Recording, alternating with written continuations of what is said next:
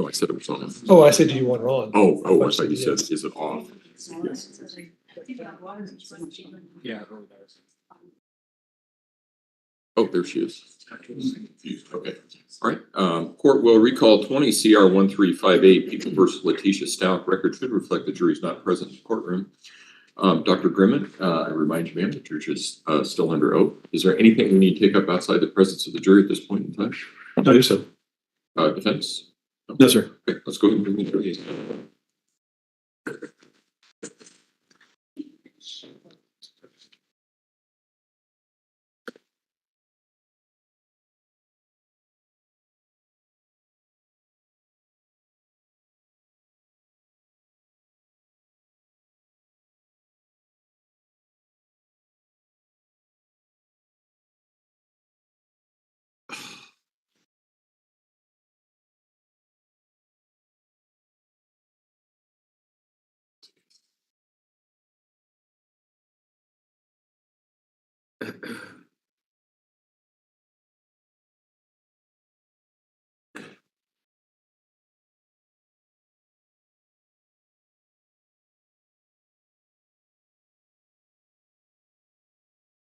All rise for the jury, please.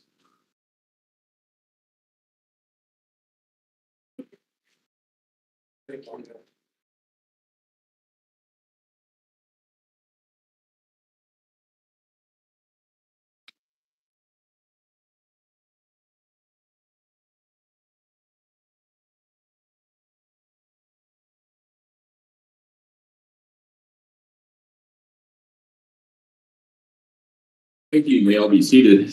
Court will recall 20 CR 1358, People versus LETECIA STAUCH. Record should reflect the jury has returned to the courtroom. When we took our break, we were in the midst of the cross-examination of Dr. Grimmett. That's where we will resume. Mr. Tellini. Yes, Dr. Grimmett. And back, we were kind of talking about attachment theory, and I'll kind of move on from the exact experiment, but from the experiment, they basically developed 3 different styles of attachment: secure, avoidant, and anxious. Are you familiar with that? Yes. And secure attachment, the theory is that comes when a child grows up and they are given the appropriate attention by the parent. The child cries and the parent comes in to soothe them. The child is hungry and the parent comes in to feed them, correct? Yeah, the child perceives their needs are met. And the theory behind attachment theory is that then children who grow up securely attached are then able to have secure relationships. They can have a romantic partner. They can explode, romantic relationships or other relationships that actually work and are functional. It sets a good foundation for that. Yes. The theory with avoidant attachment, people with that, maybe had a caregiver who was not attentive. The child would cry and nobody would come to soothe it. The child would be hungry, nobody would feed it.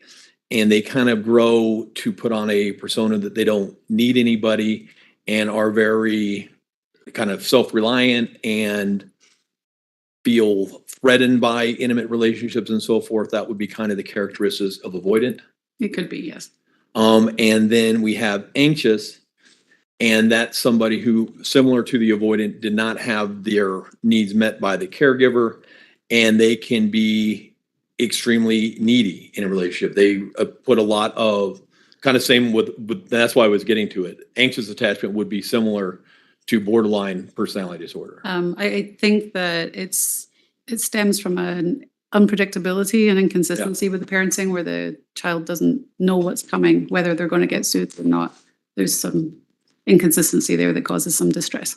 And kind of back talking with borderline, that's with the romantic relationships, they're consumed with it at the beginning and then think that it's going to be taken away and are very threatened by the fear of abandonment. Yes. And then later on, they actually came up with disorganized attachment. Yes.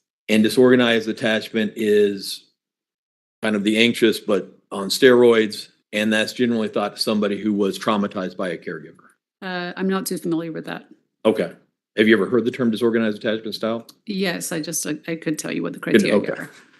But so the same theory of the causes, at least back to anxious, there's some tracking and some similarities between the anxious attachment theory and borderline personality disorder. Yes. And you were, as part of the discovery that you reviewed, were you given hours upon hours upon hours of phone conversations between Al STAUCH and LETECIA STAUCH that were recorded by the FBI? Not hours and hours, no. I did listen to some pretext phone calls, but I don't recall them being hours. Okay, you're lucky. Somebody who, in the face of a missing child or a homicide investigation, who is incredibly preoccupied with the relationship status and whether or not Al STAUCH is going to take her back, that would be extremely consistent with borderline personality disorder. Yes. Yes. I mean, so where it appears like this is just irrational, the focus on this. It's an irrational focus. I would say it's consistent with borderline personality disorder, but also be consistent with other things. Sure, it could be consistent with narcissistic personality disorder. Right.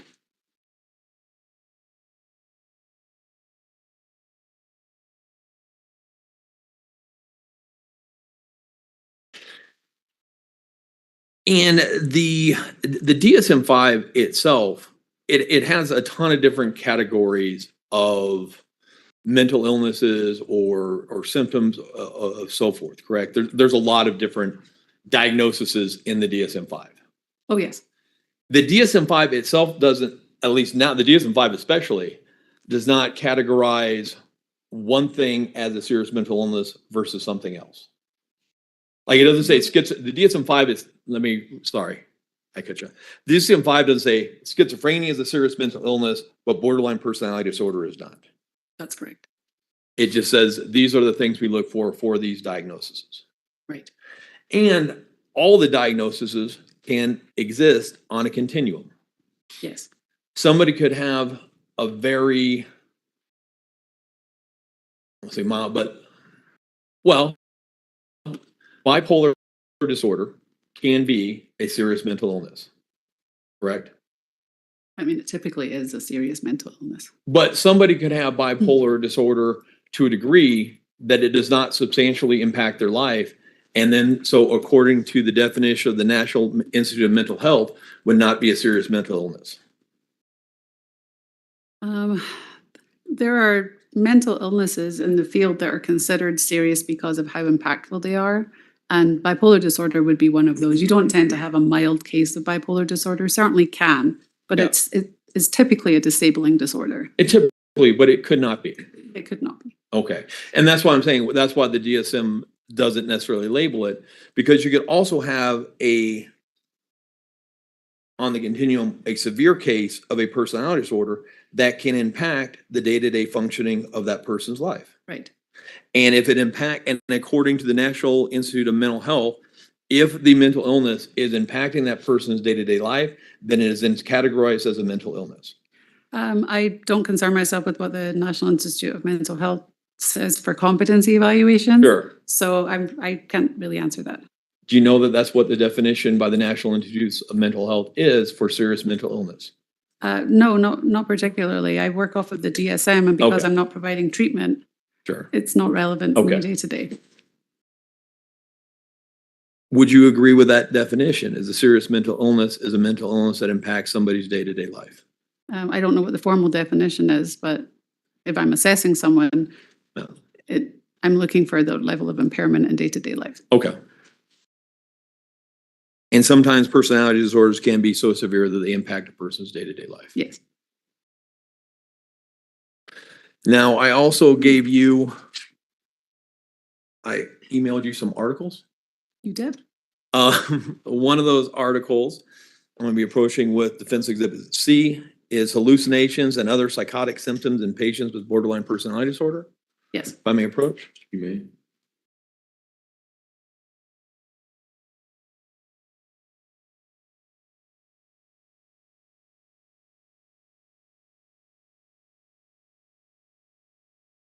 Take a look at that and see if that looks familiar. Yes. And just so everybody understands, you said one of the things that you do when you're confronted with, a patient or something new is you do research in your line of profession. Yes.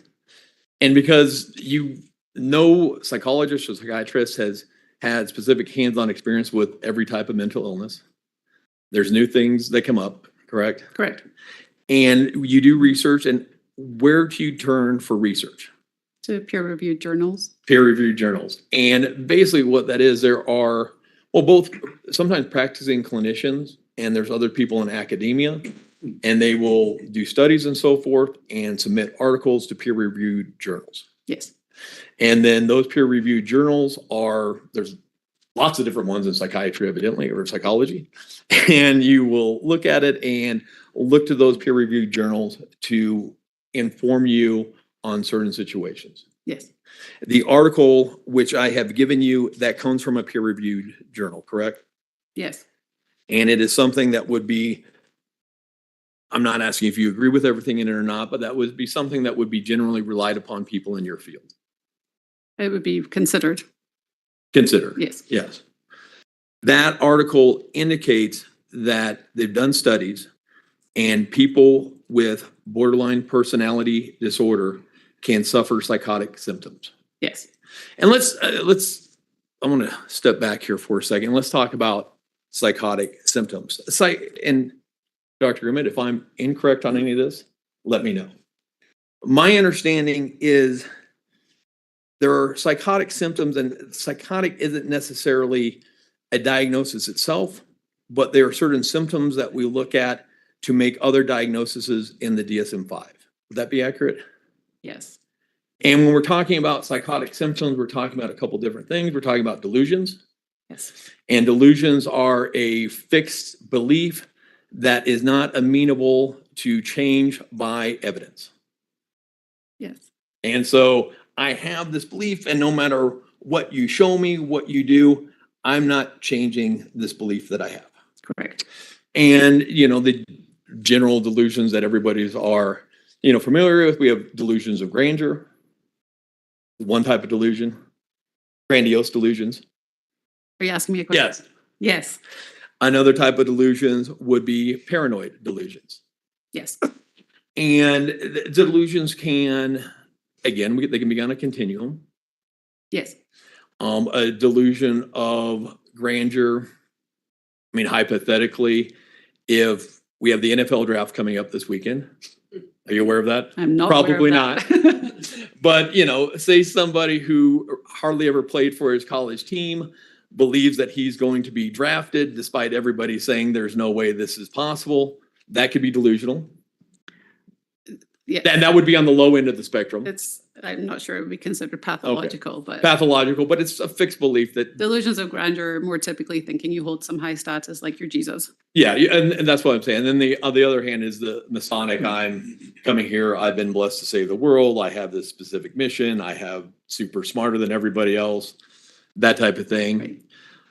Paranoid delusions, the government's after me, they're putting stuff in my head.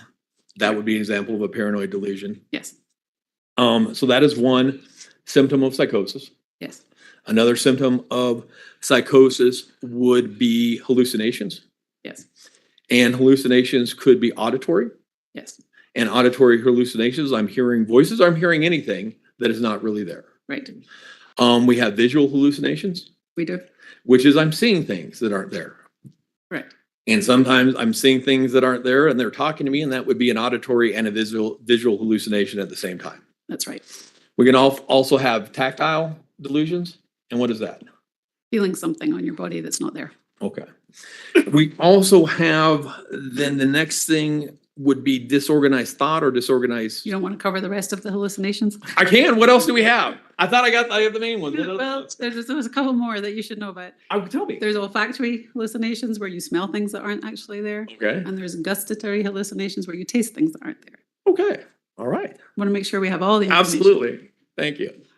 We also have disorganized thought. And what is that? Not being able to follow your own line of thinking, not making sense in your thoughts and how they come out your mouth. And that can also be on a continuum, correct? Yes, I mean, it can go anywhere from kind of tangential thinking all the way to what's called word salad. yes. And what is word salad? When the words that come out your mouth are not logically connected to each word, so it sounds like you're just saying words and it's not a sentence. And tangential thinking is where somebody is jumping from one thing to another without anything necessarily connecting them. Correct. And then we kind of have the other ones. We have abnormal motor behavior. And what is that? Well, that can be lots of things. It might be like a stereotypic shaking. It might be picking, pilling, or having underactive movements where you don't respond. And then finally, we have the negative symptoms. And what are those? So the hallucinations and delusions are considered positive symptoms. That means there's a symptom present when you wouldn't expect there to be something. A negative symptom is when you expect to see something that's not there. So that would be underactive motor, flat affect, no change in emotional expression, a lack of energy, lack of interest, lack of engagement, apathy, those kind of things. Sometimes people who are psychotic can just sit in a room and stare into nothing for hours upon hours at a time. Yes. And we use these to make, diagnoses. I mean, generally what we think about psychotic symptoms, the main diagnosis we have is schizophrenia. We have schizophrenia, bipolar disorder with psychotic features, major depression with psychotic features are typically bipolar disorder, and major depressive disorder with psychotic features are the typical ones. And there's certain criteria for somebody with psychotic symptoms for schizophrenia. I think it has to be, you have to experience psychotic symptoms for about a month, and then it has to be persistent for over 6 months, correct? You have to have symptoms for over 6 months. You have to have hallucinations, delusions, and disorganized thinking or the negative. You have to have multiple symptoms of psychosis, Right. not just one. But there are lots of other mental illnesses that can cause transient psychotic features, correct? Yes. Okay. I mean, sometimes PTSD can cause transient psychotic features. Uncommonly, but yes. Okay. Dissociative identity disorder can cause transient psychotic features. I'm not familiar with that. Okay. And that article indicates that people with borderline personality disorder can suffer from transient psychotic features. Yeah, and that's one of the criteria in the DSM-5. Yeah. And it indicates that between 20 to 50% of people that suffer from borderline personality disorder suffer from hallucinations. In this sample. Yes. That these hallucinations can be both auditory and visual, sorry. Yeah. Sometimes that 50% of the hallucinations had malicious content. Right. So this was a sample of 143 people, just because you don't have the article. I know. And Mr. Young's, after I'm done, he's going to come up and you guys are going to discuss why he thinks his article is garbage. But I'm just going. If I may, at this point, I'm going to object to this line of testimony as to irrelevant. There's nothing tying this to what she did in this case, and certainly nothing tying this to the defendant. So, Well, first of all, the jury will disregard counsel's statement regarding what Mr. Young may or may not do. As you know, counsel can't testify in this case, and nothing that they say is evidence. Secondly, you qualified this witness as a witness in forensic psychiatry. Psychology. Or psychology, that's right, I'm sorry. Forensic psychology. This witness has not said it's outside her expertise, so it's within her expertise. And there were some questions regarding the presence or absence of dissociative disorder, dissociative identity disorder. So I will allow the questioning. Overruled. And according to this study, 50% of the hallucinations are malicious content. I don't recall specifically, but yes. Can you direct me to where on the?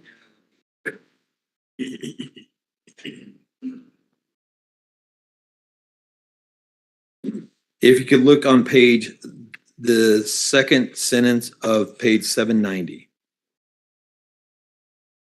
Thank you. Yes.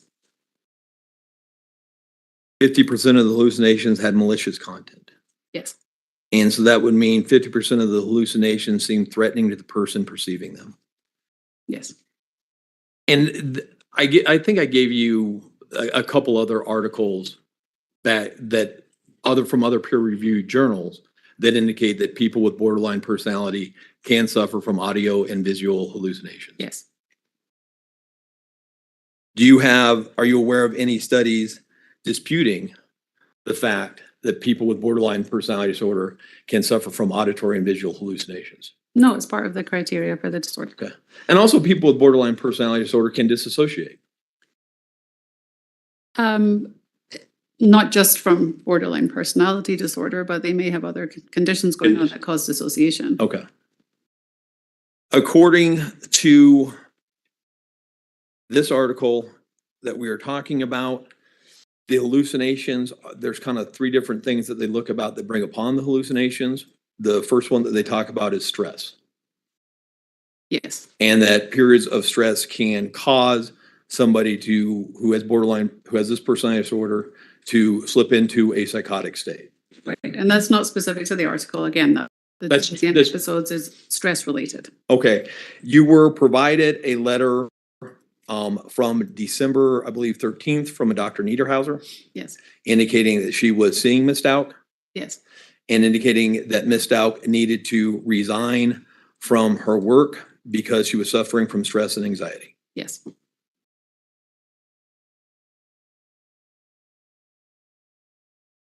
Another thing, according to this article, that can impact the degree somebody with borderline personality disorder suffers psychotic symptoms is whether or not they experience childhood trauma growing up.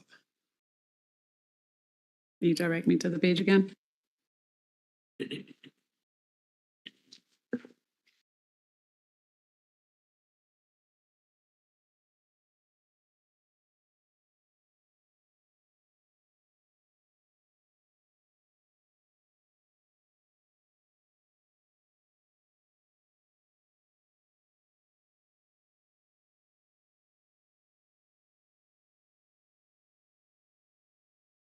And I'm looking at page 790. So the same page that we were on, it kind of has number 2 or what factors influence psychotic symptoms in borderline personality disorder. The first one, it indicates stress. The second one, hallucinations, childhood trauma, and disassociation. Okay. I just feel like we addressed this when we were talking about the underlying factors for Sure. borderline personality disorder. So I didn't perceive anything in this article to be different than what we've already discussed. That's why I feel a bit confused. Okay, no, but when we were discussing whether or not childhood trauma causes borderline personality disorder or whether or not it's a correlation, and I think you pointed out, some people can have borderline personality disorder, but not necessarily have childhood trauma. Right. And this seems to indicate that people who have both childhood trauma and borderline personality disorder, those people seem to suffer psychotic symptoms more than people who have borderline personality disorder without childhood trauma. It's just very difficult to work through because most people don't experience just one Sure. issue. So if they have borderline personality disorder, they usually have accompanying other dysfunction, whether it's another mental illness or other personality disorders. So trying to narrow it down to say this causes this, there could be a number of reasons why somebody's manifesting symptoms, and me and my role would not be able to say this is coming from that. Sure. And I wasn't asking that. I'm just saying that that's what this article seems to indicate, correct? Okay. And it also says that it can be impacted by whether or not a person feels lonely. Yes. It also indicates that people with borderline personality disorder can feel stress more acutely than other people. And I think that would be, I mean, that's pretty much accepted. Would you agree? Yeah, they don't handle stress well. and I think you talked about it. I mean, someone with borderline personality disorder, they send a text, and if that's not responded to correctly, I mean, they get Their world is ending. yeah. Sorry. The world is ending. Okay. All right. So let's now, and actually, Your Honor, at this point in time, I would move for admission of Defense Exhibit C under 803-18 Laurentiis Prosecution, May I vote R? you may. Since Exhibit C that you have there in front of you, did you use that in any way, shape, or form in formulating the opinions that you gave to the jury today? No, I was only provided this last week or the week before. Does it have any impact on your testimony or your opinions that you gave to the jury today? And our objection would be based on relevance. May I see Exhibit C first? Yes. Let me approach. Yes, please.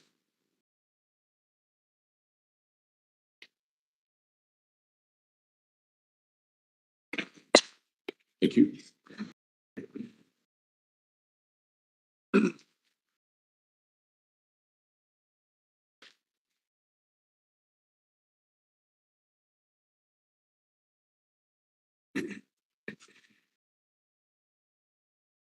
Also hearsay for that matter.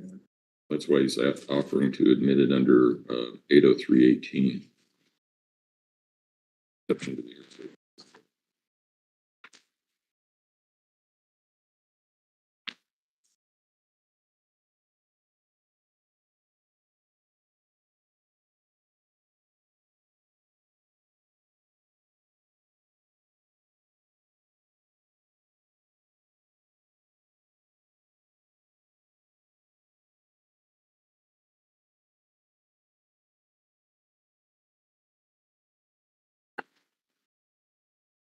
All right.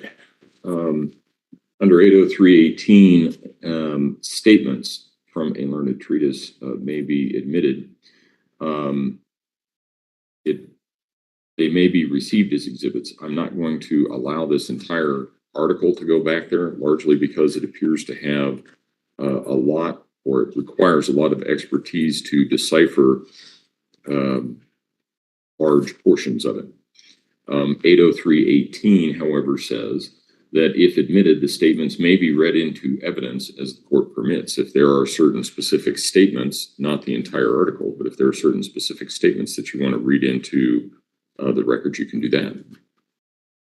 And again, Your Honor, I'm asking it to be admitted as impeachment on Dr. Grimmett. She has diagnosed Ms. Stout with a personality disorder with borderline features.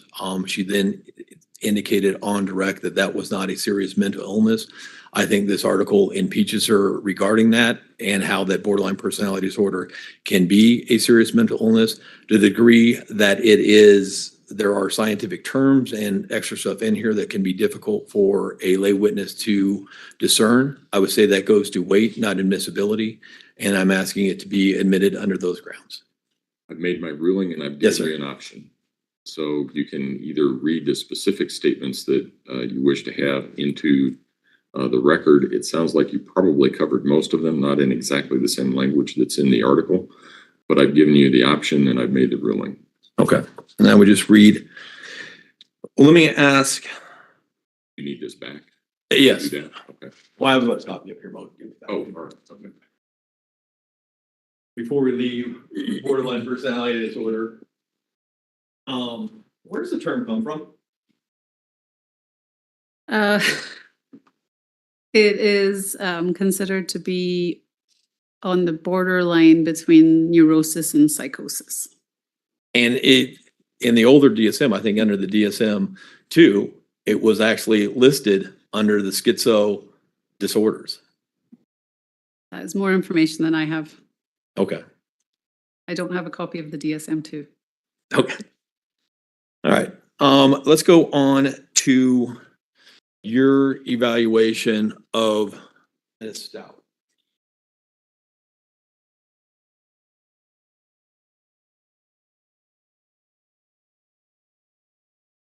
One,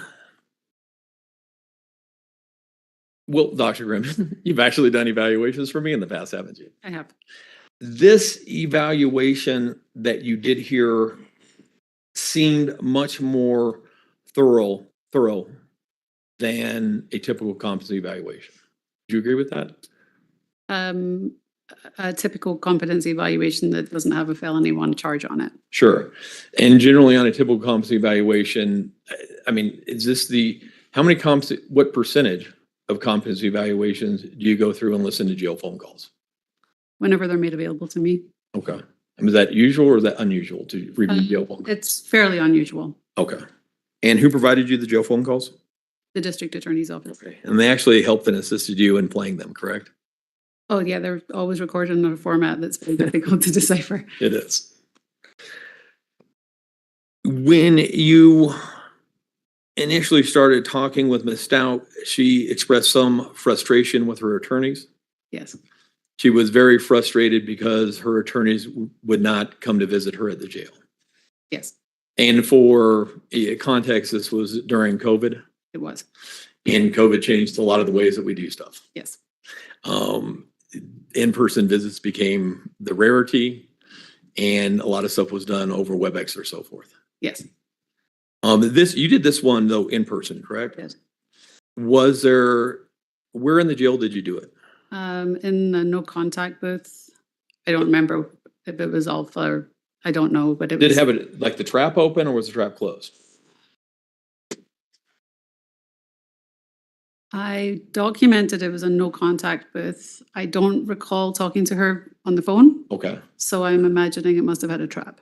Okay. And just so that the jury's, aware, this is where you go, it's like you see on TV, the person comes in, there's a big, it's not glass, it's some type of clear plastic in between you and them. And then there's like a little trap door that opens and Yes, shuts, and the communication is done through there. yes, She was also in shackles, she was. and that kind of prevented you from doing some types of testing, correct? Yes, Specifically, I mean, there was some further testing that could have been done, regarding malingering and so forth, but that is somewhat prohibited by the nature of the examination. yes,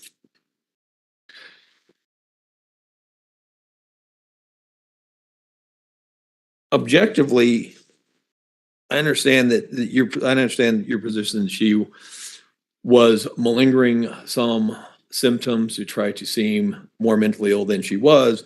Objectively, though, she indicated to you that she did not want to be found crazy. First of all, I never said she was malingering. Okay. Okay. It I had was concerns about feigning, but I did not use the vocabulary of malingering, so I just want to be clear. what's the difference between feigning and malingering? Feigning is intentional exaggeration or production of symptoms. Malingering takes it to the next level, assuming what the secondary gain may be. Okay. And just to be clear, somebody can have a serious mental illness and feign symptoms. Yes, They're not exclusive. I outlined that in my Yeah. conclusion, yes. I mean, and it's not necessarily even that uncommon. Not in forensic settings. no. Not in forensic setting. So a lot of times you can have somebody who has a mental illness, but they will try to exaggerate those symptoms in hopes that you will come with a diagnosis that is helpful for them. Or they're so mentally ill that they don't understand how they present and they think they have to act worse. Otherwise, I might miss it. Okay. And to be fair, that makes the job of a forensic psychologist more difficult. Difficult and interesting. To figure out where the mental illness ends and where the feigning begins can be tricky. Right. She did indicate to you though very clearly that she did not want to be found crazy. Yes. And then you actually even heard her on some jail phone calls with her daughter Harley, indicating that she passed the first test, the first competency exam with flying colors, and she was going to pass yours with flying colors. Yes. So she would have known that she was found competent, and so she viewed that as passing, and she was going to pass your exam as well. Well, I recall that she had said, I don't recall whether it was to Harley or someone else, that she wasn't intending on passing as well or doing as well in the second time Yeah. that she did on the first. But there's at least one phone call to Harley that she passed the first one with flying colors, and she was going to pass yours with flying colors. Yes.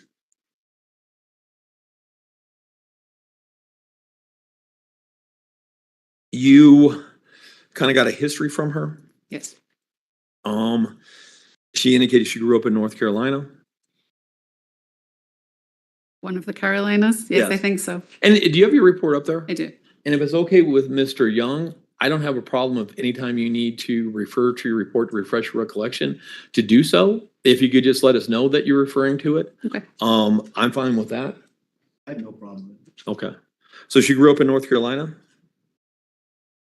Yes, She was raised by both her mother and father until they divorced when she was 2. yes, She indicated that she didn't really have any contact with her father after that until she was much older. 17, I believe. She indicated being raised a lot by her grandfather, Yes, who was very religious yes. and would alternate between kind of a good guy, bad guy thing. Kind of a sometimes nurturing, sometimes harsh authoritarian. I didn't go into what she meant by that. Okay. She did indicate that she was molested by her stepfather. Yes, How much detail did you get into that? none. None. And that she was also angry at her mother because her mother didn't protect her from the molestation. Yes. That the mother had chosen the stepfather over her. She just, what I wrote in my report is what she told me, Okay. that she hadn't forgiven her.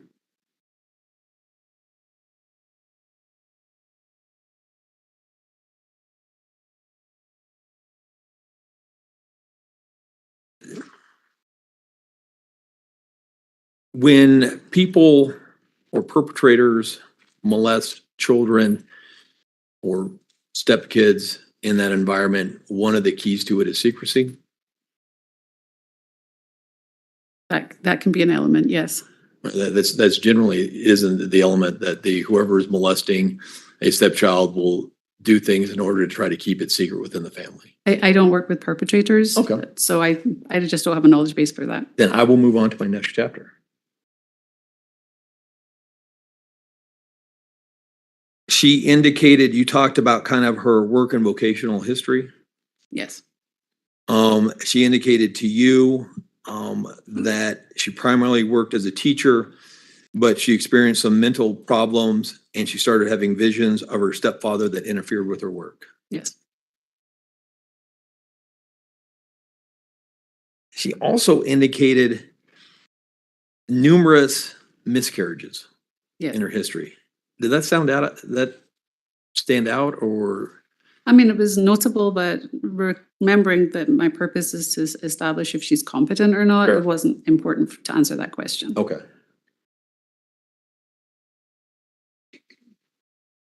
She indicated that she had been hospitalized in Canada, She said that, yes. that she was prescribed Zyprexa at Uh, one point. Well, I don't know if she was prescribed or offered, but she said she refused it. At one point she agreed to Geodon, Geodon, and that's an antipsychotic. yes. It's kind of an unusual antipsychotic, isn't it? No, No? Is that the brand name or is that the, it's the brand name. okay, It might be Palperidol. Don't quote me on it. But it's common. okay. And then she was also described in taking lorazepam. She was not taking at the time of the evaluation, but she had. Okay, and that would be for anxiety? She said it was for bipolar disorder, but it is a benzodiazepine, I mean, typically for anxiety. lorazepam generally wouldn't be prescribed for bipolar disorder, would it? It can have indications for bipolar disorder. I've never personally seen it prescribed for that, but when I Okay. searched it, it did say it could be used for bipolar disorder, but it's not a first line of treatment First line for thing. bipolar. I mean, generally with bipolar disorder, you'd prescribe a mood stabilizer. I mean, prescribing is outside my scope of practice, Sure. but yes, I would expect That to would see be- that they were being prescribed a mood stabilizer. Sorry. And well, that was actually one of the reasons why you discarded the possible diagnosis of bipolar, because she was given that coming from CMHIP to the jail, but was not given a mood stabilizer. And so that lessened the degree that that was actually a diagnosis, because if it was actually bipolar disorder, CMHIP would have more than likely then also given her a mood stabilizer prescription to take to CJC. I would have expected to see that, and that was definitely one of the factors I considered. Okay, but there was, and not only rule out, but that CMHIP in the transfer from her to CJC in the jail records indicated that CMHIP had diagnosed her with bipolar. So the CMHIP records indicated she had been diagnosed with bipolar, and then she underwent a review at CJC where that prescriber ruled out bipolar disorder. Okay. So just so that I'm clear, CMHIP had said she was bipolar disorder, and then CJC and Dr. Moore said, no, she's not bipolar disorder. It was Holly Wallerstein. Oh, okay.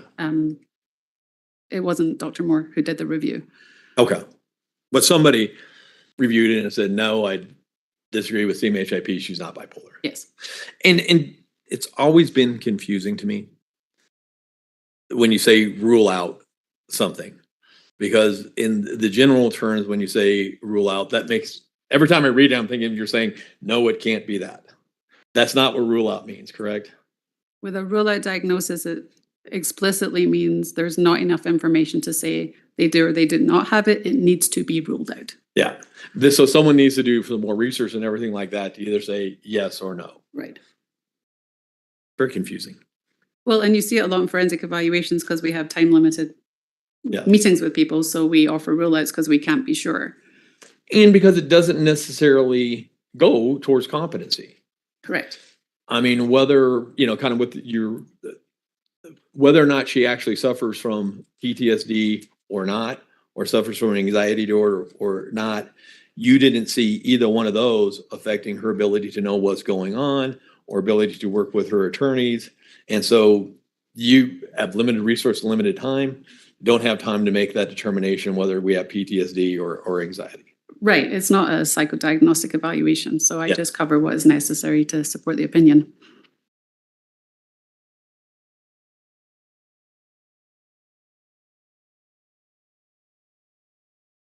A lot of some things that you considered in your evaluation were jail notes by deputies at CJC. I mean, I considered the notes. I don't Okay. know that I gave them any more weight than anything else. Sure. Was there a concern on your part regarding bias of the deputies making those notes? Absolutely. Okay.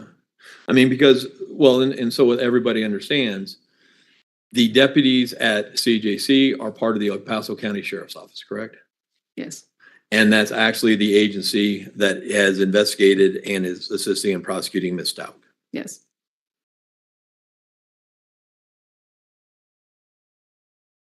And so, there's always concern for both actual bias and implicit bias. Would you agree with that? There's bias is always a concern. Yes. What is implicit bias? Bias that you're not aware of. Okay. And so deputies, even trying to be fair, may suffer from implicit bias in noting Ms. Stout's behavior. Yes. And that's something that you consider? Yes. When you gave her 2 exams, correct? You gave her the structured interview and what's the other one you did? MFAST. MFAST. Well, let me ask you this. Are you aware of literature indicating that oftentimes people with DID will have elevated scores on the MMPI-2? Yes. And what is the MMPI-2? The Minnesota Multiphasic Personality Inventory, 2nd edition. Okay. And I think what you're talking about, and so there is literature that people will have an elevated score on that test. If people who actually suffer from DID will look to be elevated, possibly given that false feigning. There are questions on the MMPI-2 that most people would not endorse that can reflect the experience of somebody with DID. And so it can look like they're exaggerating when it's real. Do you know, does the MFAST and the structured interview that you did, does that have those same type? Are there any studies indicating that people with DID can have elevated scores on either one of those? Not that I'm aware of. The questions are not of the same nature that are on the MMPI-2. What's the difference between the MFAST and the MMPI-2? Oh, they're totally different tests for different purposes. The MFAST is purely a feigning measure. Okay.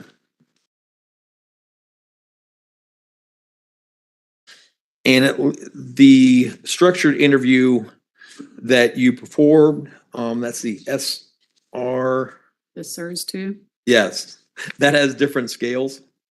Yes, so it's kind of an expanded version of the MFAST. Yes. How many different scales does it have? I want to say 6. Okay, and of those 6, only 1 indicated feigning. Yes. The other ones were, I think it said the other ones were ambiguous towards feigning. And you said, I think it said, No, I think she only elevated 1 scale. okay, And then the overall index, which considers all the scales, was general indeterminate. okay.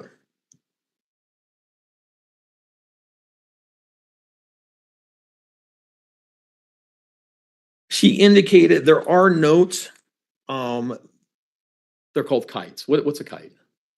A kite is a complaint, a grievance, or a request that an inmate can file to get certain needs met in the jail. Some of her kites were complaining that the solitary confinement was causing her mental health problems. I think I read a kite where she was asserting mental abandonment. And that the solitary confinement eats away at your soul and your brain feels like something's eating it. I don't think solitary confinement was the term. Maybe segregated housing. If you look on page 7 of your report, Oh, stand corrected. okay. I'm concerned why mental health has not helped me with the solitary confinement is the first line of the kite. Yes. And then the second line of the kite is I thought mental health is an advocate for mental safety. This eats away at your soul and my brain feels like something is eating it. That is what the kite says, yes. Are you aware or have you found, because I couldn't find any studies relating how solitary confinement could impact either dissociative identity disorder or borderline personality disorder?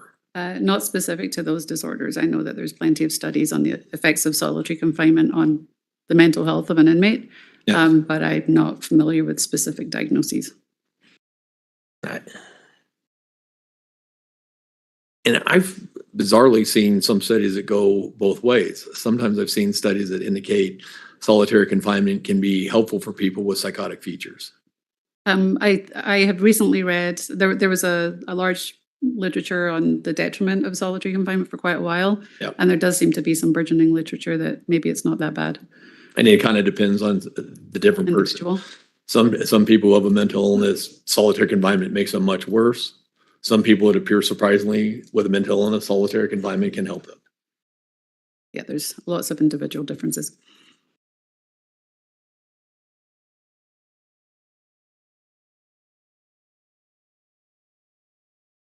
Could somebody who has dissociative identity disorder in different personas, could one of their personas as a defense mechanism try to feign mental illness? Hypothetically, I imagine so. Okay.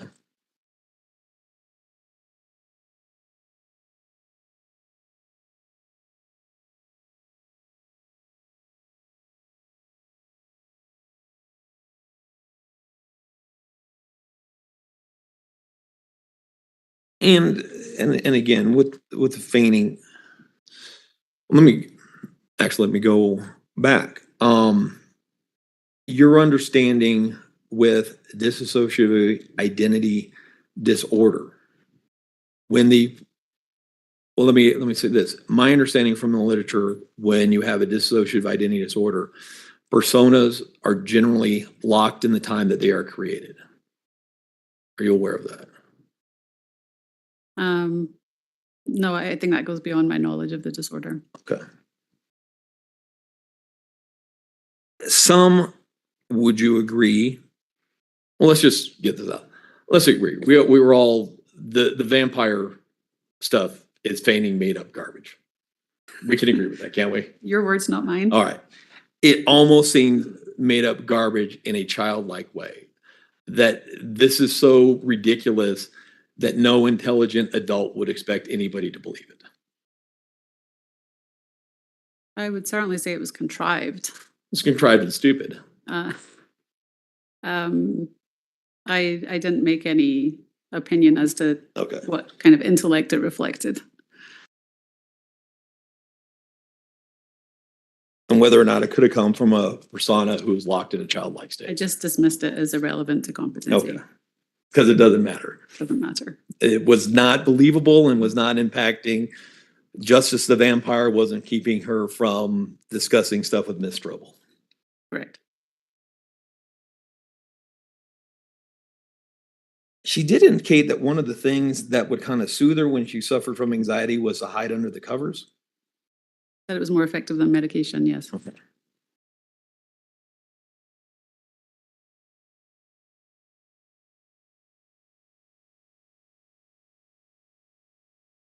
I think we covered this a little bit, but in regards to determining, the feigning and the degree, more tests would have been needed in order to be able to do that, correct?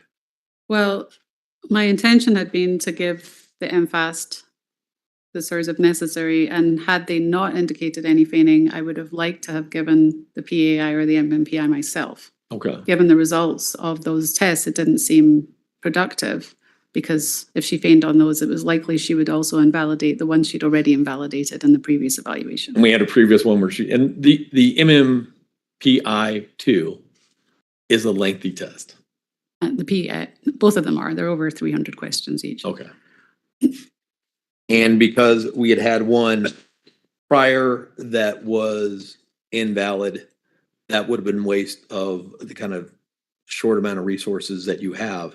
Well, just feigning is a dynamic concept. Just because you feign at one point in time doesn't mean you're always feign. Sure. So the fact that she'd invalidated it previously didn't mean I necessarily thought she would invalidate it again. But after she did not do well in the measures I gave her, that was an indication that she wouldn't be forthcoming on the test. When you were discussing things with her and you're discussing with her, oftentimes her thoughts were kind of circular and almost tangential to a degree. I don't know that her thoughts were circular. Her speech is circular. Yeah, speech. I think I portrayed her in my report that she wasn't tangential. She always stayed on topic. She just provided a lot more information. I don't recall having to redirect her. I might have cut her off because she was trying to give me too much information, but I don't recall her being tangential. And I guess what I'm getting to is I kind of read your report, and if I read it incorrectly, let me know, that you gave some consideration as to whether or not her manner of speech would reflect disorganized thought. And there was they had some similarities in the interview that you had with her, but then you went and listened to the jail phone calls and it didn't seem to be that way. Would that be accurate? Well, it was those things and the kites where she wasn't making sense. Yeah. So I was looking at all of that, and it seemed like with the phone calls, she was able to be very concise, given that there was a time constraint for the phone calls.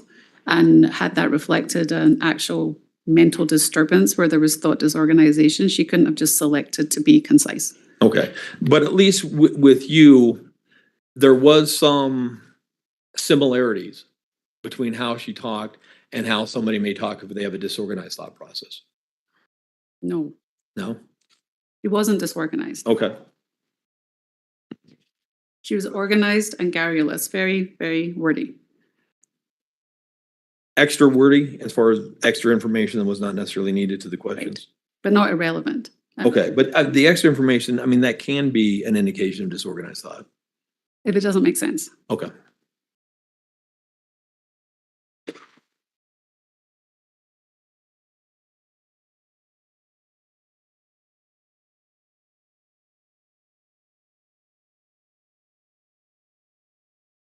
And you indicated that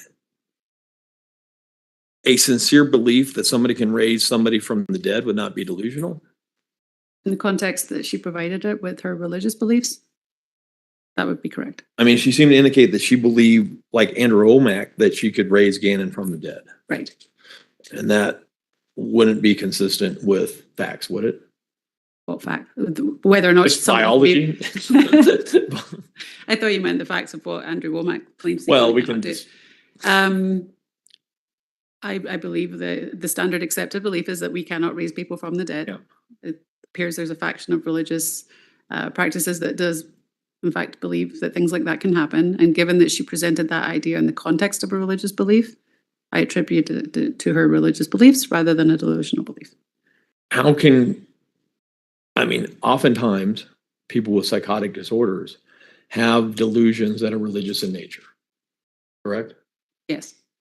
So how can it be distinguished between a delusion, which is basis of a psychotic disorder, versus delusion that is based upon religious upbringing? It's a great question. She believed what other people believed. It's a shared belief. Okay. So it's a shared belief specific to that religious organization, or I don't know what the correct term would be. So it didn't have the personal meaning to her outside of the context of that larger religious group. She was in step with what they purport to believe in. Therefore, I consider it to be a religious belief.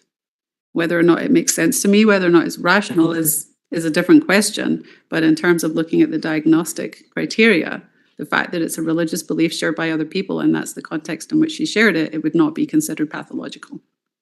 Would it be pathological, though, considered as to a specific person, not just the belief that the dead can be raised, but that she has that innate ability herself to raise a specific person from the dead? If she had presented that idea to me without the context of the religion, I would certainly have had more concern. But she said, I know about this guy, and he said he did this, and I tried to find him because I want him to help me too.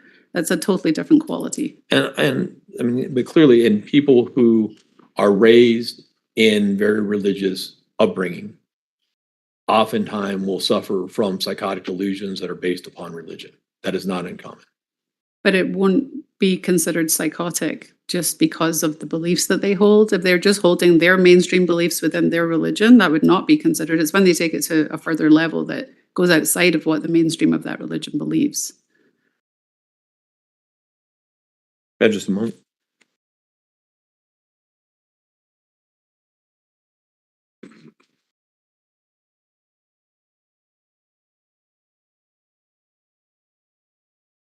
Oh, yeah. Thank you, Dr. Bennett. Redirect. Yes, thanks, Jim.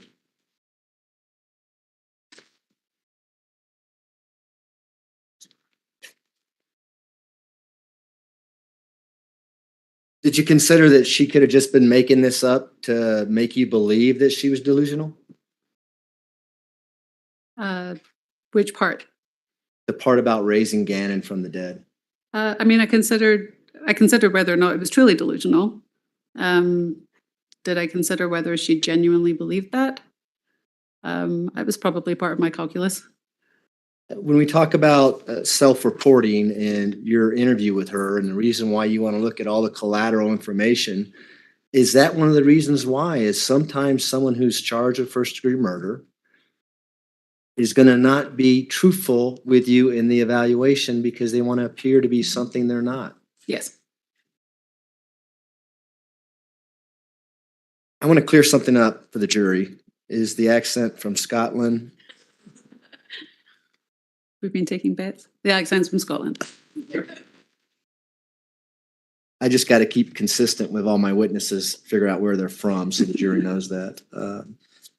I want to go back to Mr. Cellini's initial cross-examination when we were talking about trauma and that trauma is related to post-traumatic stress disorder. Do you recall that line of questioning that he started out with? Yes. Are there studies, or in your opinion, are there any time frames as to when someone might be experiencing delusions or psychosis as a result of trauma? I don't know that there's a whole lot of research on trauma and psychosis. It is something that happens. It's not part of the diagnostic criteria. So anecdotally, it's something that we see. Trauma itself, the development of PTSD can happen fairly quickly after a trauma happens, or there can be a delayed onset, sometimes up to a couple of years before people start manifesting symptoms. Sometimes not until another traumatic event happens that it all comes crashing down. This sexual assault that Ms. Stauch was telling you about that occurred between her and the stepfather, did she give you a time frame as to when that happened? No, Did you find any collateral resources that it actually happened? I didn't investigate it. And is that because it didn't play any relevance to your purpose for the evaluation? Correct. Hypothetically thinking, is trauma that happens 20 years ago, is that going to trigger something 20 years from the trauma? With nothing in between, Nothing in between. it wouldn't be typical. Why? Well, there would have to be an explanation of what's happening 20 years later that it's an issue now. What was the person able to do, or why was it not impactful at the time? I would just have a lot more questions. Would the trauma that's impacting your psychosis or delusion, whatever we want to call it, would it have to be related to whatever the trauma was to begin with 20 years ago? No. Why is that? The body experiences trauma and it doesn't have the brain to make sense of it. So it's very physical. So the body just responds to the danger, not necessarily the context or the meaning of the danger. So it doesn't matter what kind of trauma it is. Would you expect there to be stress or trauma in relation to killing an 11-year-old boy by stabbing them 18 times, hitting them with a blunt force object 4 times, and then shooting them once and attempting to shoot them 2 more times? Would there be some trauma associated with that? There certainly could be. Would there be some stress associated with that? I would imagine so. Would you expect others to see that an individual who just did that, for instance, in a cross-country drive to Florida? I would expect if the person was traumatized by that happening, there would be signs of that. And if the individual was Miss Stauch's daughter, who she'd known for 17 years, who's been by her side the entire time, do you think her daughter might notice that there might be some stress or trauma related to that action of killing an 11-year-old boy? I would think so. Dissociative identity disorder, is that a particular disorder that leads someone to murder someone? I don't believe that there's a high base rate for that. Is there anything in the DSM-5, a mental illness, that has a criteria that says someone with this mental illness is going to go out and kill an 11-year-old boy? You understand why I'm asking that? Yeah. Does mental illness lead to murder? Not in and of itself, typically. Are there people who have serious mental disorders or mental illness that are able to function in life and society and obey the laws? Those are 2 different questions. Can they function to varying degrees? Does a mental illness cause you to break the law? No, it does not. People who suffer from dissociative identity disorder, do they have recall or they remember the events that might lead them to a forensic setting? I think that's probably a debatable issue. There would probably be an argument that an alter may have been responsible and the memories don't cross over. So that's hard for me to answer. And is that because there's not a lot of data on that information? There's not a lot of data, and I would imagine it varies because somebody with dissociative identity disorder could commit a crime as the primary persona, the host, and it has nothing to do with the alters. So then they would have memory of it. So there's too much information there. And so just to clear things up, when you're doing a competency evaluation, you're evaluating Ms. Stauch on the day you're seeing her. Yes, In an insanity evaluation, you have to evaluate her on the day of the crime. right. And would you look at her actions and the evidence associated with her actions in making that determination? For the sanity evaluation? Yes. Yes. Would it necessarily mean much in an insanity evaluation how her mental illness may have progressed due to solitary confinement in a jail setting? It wouldn't speak to her mental status at the time of the offense.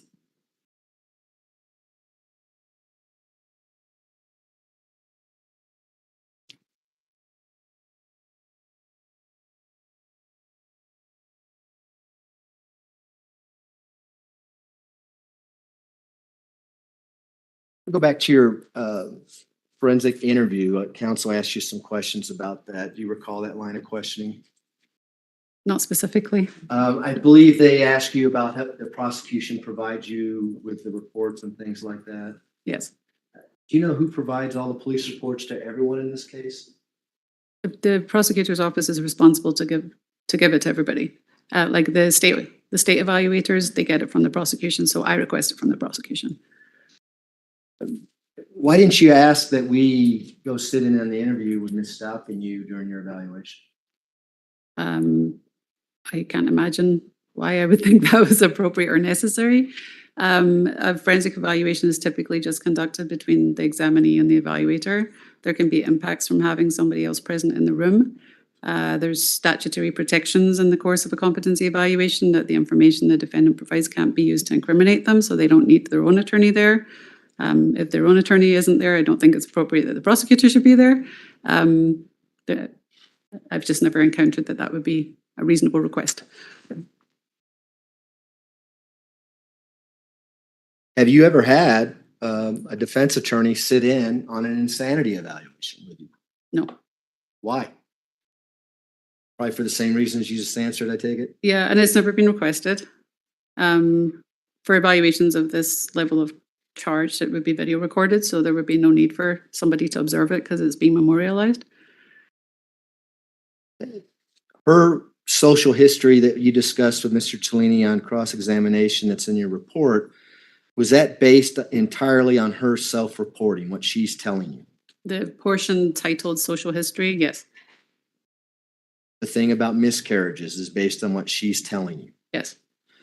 The notes that Mr. Cellini asked you about from deputies, were there other notes from mental health professionals within the jail that you relied on or at least considered in making your determinations? I reviewed our entire jail record, so I was looking at jail deputies, mental health staff, so the prescriber, Dr. Moore's notes, and any deputies that had been tasked with making behavioral observations of her, all of them. I can just have a second, Your Honor. You may. Those are my questions, thanks. Do any of the jurors have any questions for Dr. Grimmett? Looks like we have couple coming. Council, retrieve those. Mr. Young, if you would retrieve those in council approach, please.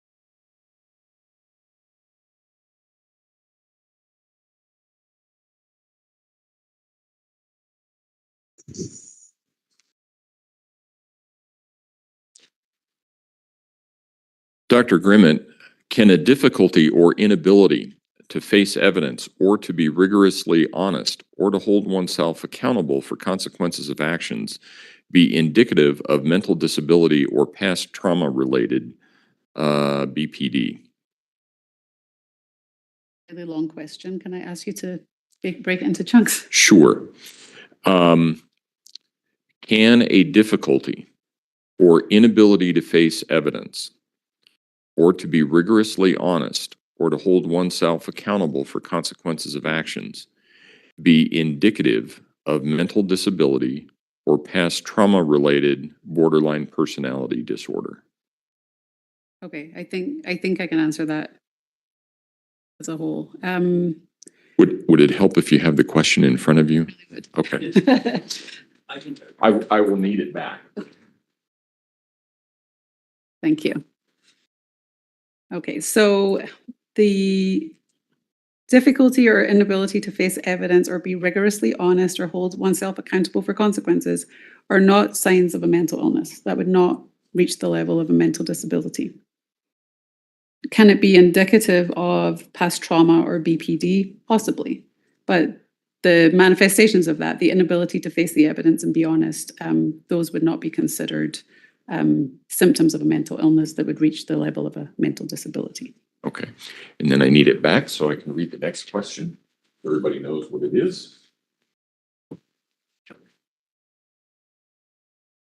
Can compulsive lying indicate mental disability? Compulsive lying is usually associated with an antisocial personality. It would not be a symptom of a mental illness, so it would not reach the threshold of a mental disability. What does it take for a theory put forth in a psychology peer review publication to become mainstream enough to be published as part of some version of the DSM? Very good question. My honest answer is the DSM is very political. There are groups of people that want to put forth ideas, and there's committees, and there's voting, and there's agendas, and sometimes it can seem a bit capricious as to what gets accepted and what doesn't. But with enough people endorsing ideas and testing out those theories and seeing that they're accurate and gaining momentum, that helps it become more acceptable in the field and possibly into the DSM.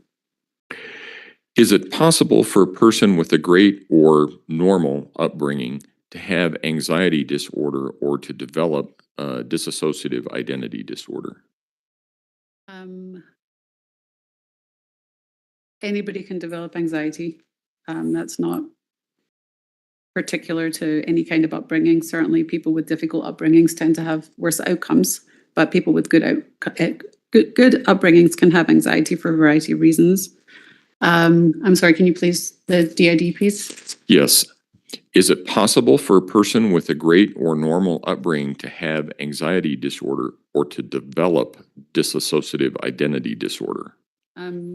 Dissociative identity disorder is very highly correlated with trauma. So you don't just start to dissociate by having a normal upbringing and nothing bad happened to you. It's generally accepted that DID comes from some kind of bad event. Right.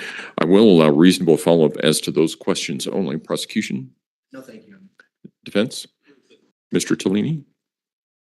Could we sincere belief that people are going to believe me, despite the fact that I have repeatedly lied to them about other stuff, be delusional? I'm not going to allow that. I'm not sure. Tell me where that fits in on the questions that I've allowed. The first question about whether pathological lying or refusal to face the evidence in front of you could be signs of mental illness. All right, go ahead.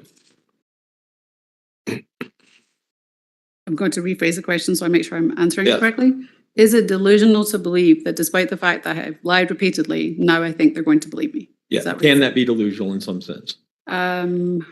I think that practical approach to that would be it might be irrational, but it doesn't necessarily cross the threshold into a delusional belief. Is it fixed? Or is there any ability to consider an alternate point of view? There's other questions I would need to ask before making a statement about that, but just because something's irrational doesn't mean it's delusional. Okay. And then as far as the question regarding when does an article become mainstream and in the DSM-5, the DSM-5 actually states that people with borderline personality disorder can suffer psychotic-like symptoms, including hallucination, body image distortions, ideas of reference, and I'm going to say this wrong, hypogenic phenomena during times of stress. I can't say it. Can you pronounce this for me? Approach. Hold on. Let's finish the question, and then I'm not going to allow that question, but you can go ahead and finish it. Well, and Your Honor, it is asking when the publication become mainstream and in the DSM-5, and it appears that the ideas presented in that article are part of the DSM-5. Which is a different question than what is being asked. So I'm not going to allow that.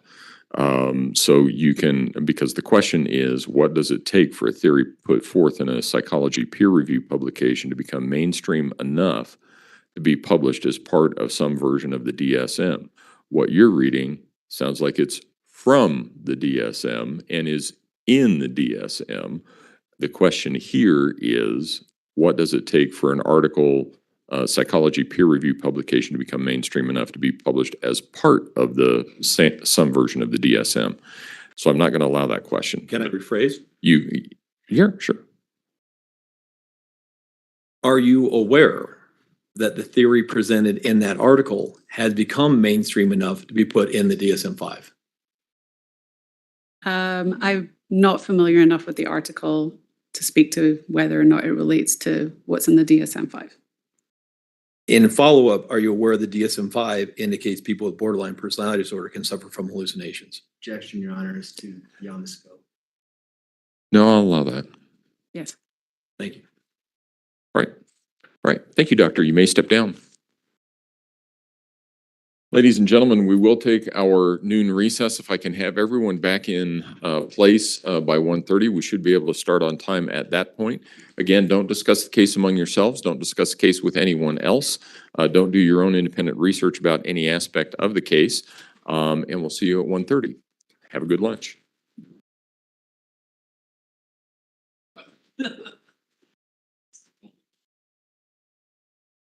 Safe travels. Take care.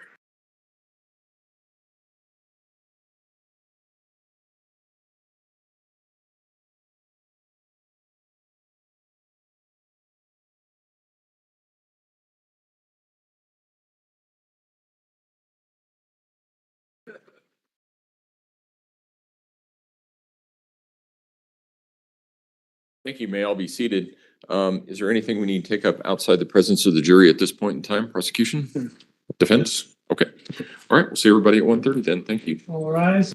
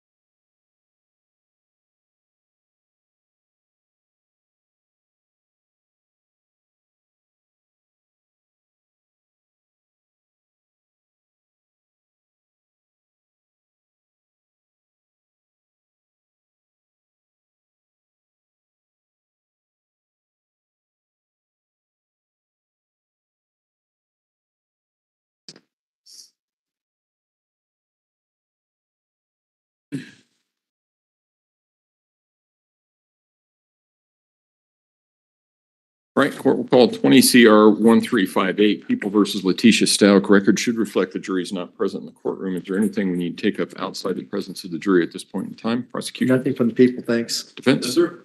Okay, got everybody ready? Yes. Let's go ahead and bring him in. I'll, the defense exhibit C, I just offer that as offered. Yeah. I don't know. I gave it back to you because it had to go to Dr. Grimmett. So upload it. Okay. And then, yeah, since it's offered, just upload it as Exhibit C. What? Yes. I can't just get it. No, it's okay. I'll figure it out. Yeah. Actually, maybe we probably ought to do that because otherwise it's going to be in a different format. Just as long as it doesn't go back to the jury.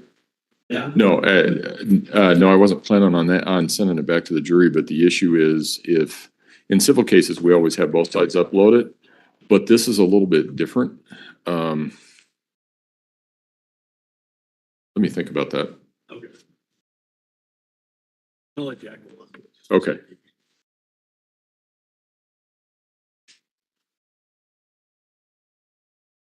All rise for the jury, please.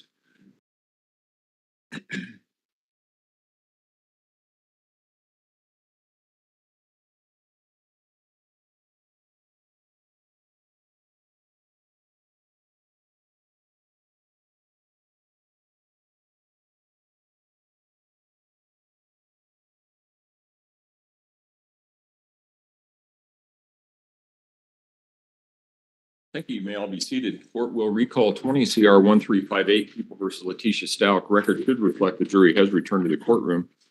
Good afternoon, ladies and gentlemen.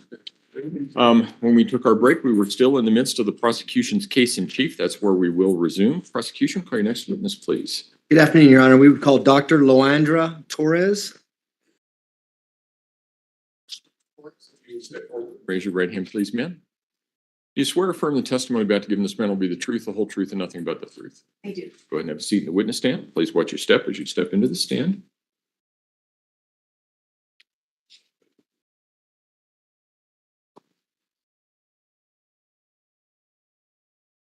Mr. Young? Thanks, Judge. Good afternoon, Doctor. How are you? Good afternoon. I'm good, thank you. When you get settled, I'll have you introduce yourself to the jury and spell your first and last name, please.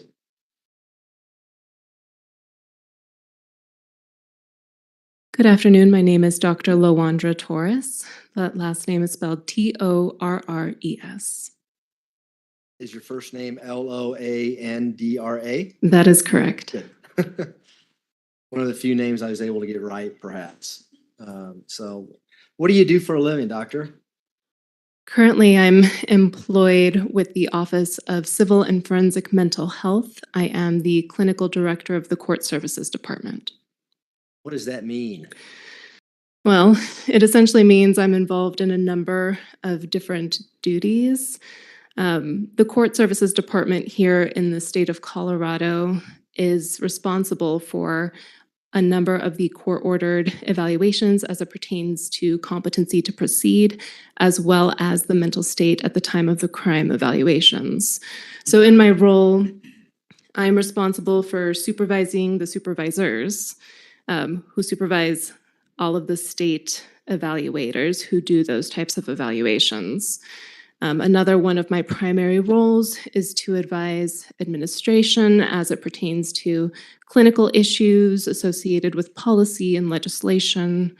And my tertiary role is that I am the associate director of our formal forensic psychology fellowship with the department. Are you a psychologist? I am a psychologist. How long have you been a psychologist? I have been licensed since 2012. And have you been doing that same role, or at least in that, at some point with that agency throughout your whole career? Not throughout my whole career.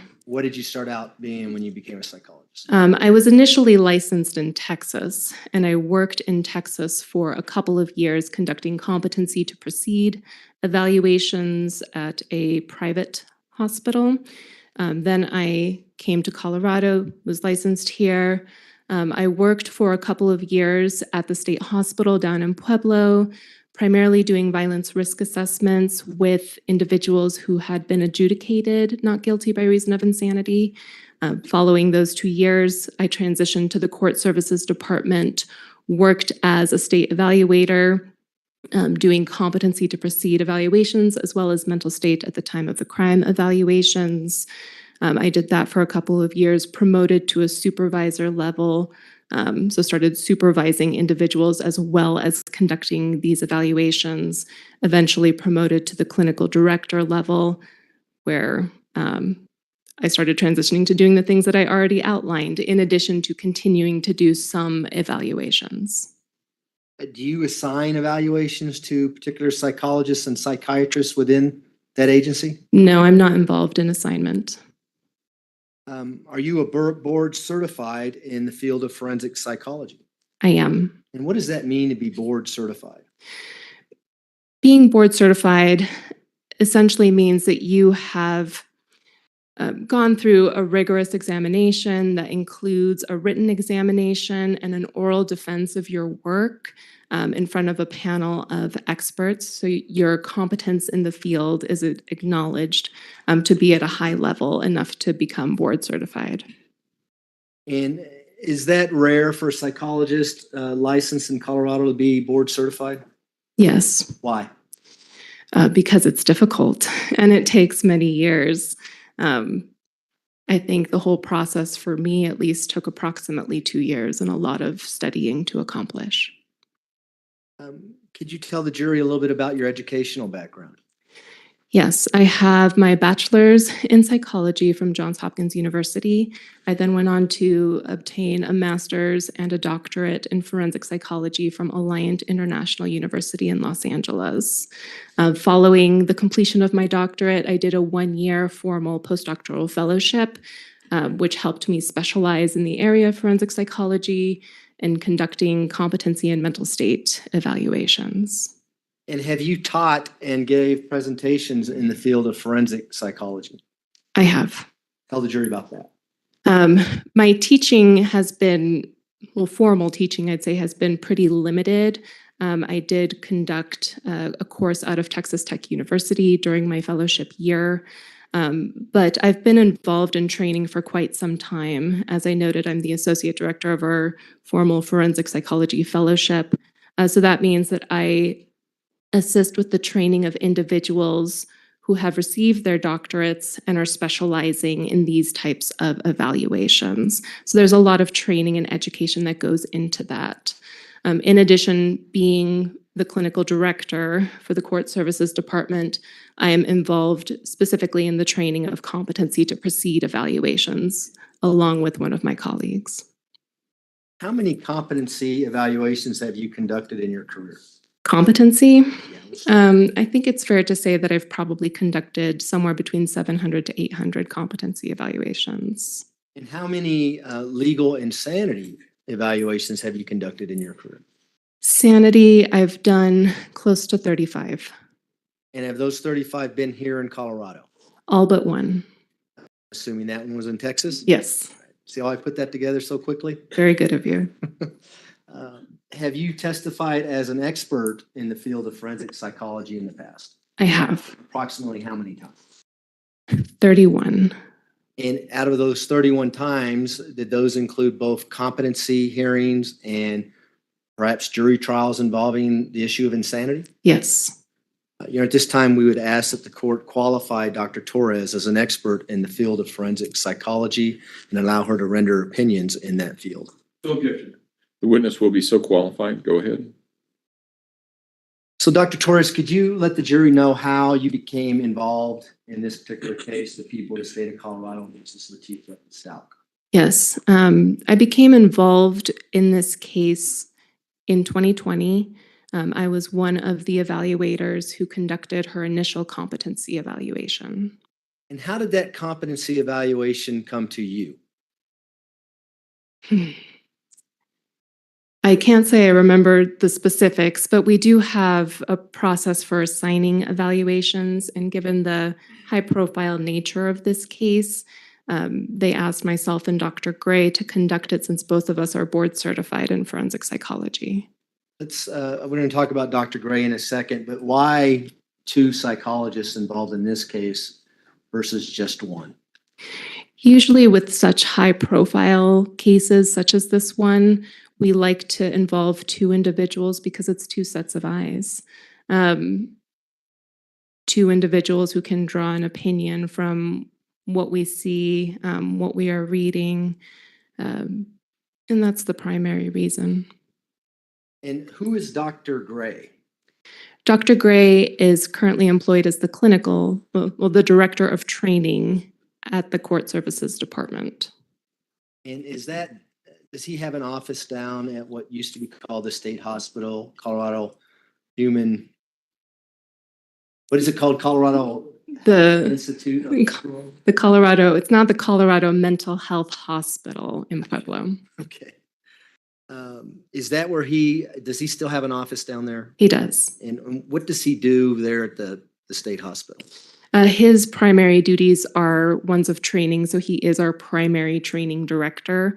When I noted that I do training for competency evaluation, he is the other colleague I referenced. He is also the primary director of our postdoctoral fellowship, overseeing the training of our postdoctoral fellows. He is also involved in organizing the yearly or bi-yearly trainings that we have as a department, which revolve around a number of different topics, those associated with competency, those associated with clinical diagnosis, etc. And did this case come to you and Dr. Gray for evaluation based on a defense counsel raising competency in this case on June 5th of 2020? Yes. And could you, the jury's heard a little bit about a competency evaluation, but could you let the jury know what you did upon receiving an order from the court to do that competency evaluation? Sure. We have a pretty standard process that we follow. The first thing that we do whenever we receive an order for competency is that we contact both sets of attorneys, the defense attorney and the prosecuting attorneys, to ask any questions about why the issue of competency was raised, what concerns there might be, if there are any concerns at all. Following that consultation, we then review all of the information that we have available to us. In this case, there was a good amount of discovery that we had to review in preparing for the actual interview. Once that is completed, we conduct an interview for competency to proceed. In this case specifically, it occurred over the course of 2 days, meaning that there were 2 separate meetings, and we conducted some psychological testing as part of our evaluation. And I'm going to talk about that competency evaluation here in a little bit, but did you also conduct an insanity evaluation based on the defendant's not guilty by reason of insanity plea that took place in February of 2022? Yes. And so I may be jumping back and forth as we talk about those, but did Dr. Gray assist you in that evaluation as well? Yes, both of us worked on the sanity evaluation as well. And did you use information that you gained or you looked at in the competency evaluation from June of 2020 for the evaluation you did on insanity from February of 2022? We did incorporate, we did consider our competency evaluation. The discovery was pretty much the same for both cases. And for our sanity evaluation, we had access to a number of other documents like medical records, health records, employment records. And did you receive additional discovery based on the time frame between the competency evaluation and the insanity evaluation? We did. And I think you already answered this, but I'm going to ask it anyway. Why were you and Dr. Gray chosen to do the insanity evaluation on this particular case? We were chosen to do the sanity evaluation for similar reasons in that both of us are board certified and it is a high profile case. But in addition to that, we had already reviewed the discovery from the competency evaluation, which makes it a little bit easier. It facilitates the evaluation moving forward. It means another evaluator doesn't have to review all of that information. A tertiary reason would be because we had already seen her at one point in time, which could be helpful in terms of coming to conceptualization for the issue of sanity.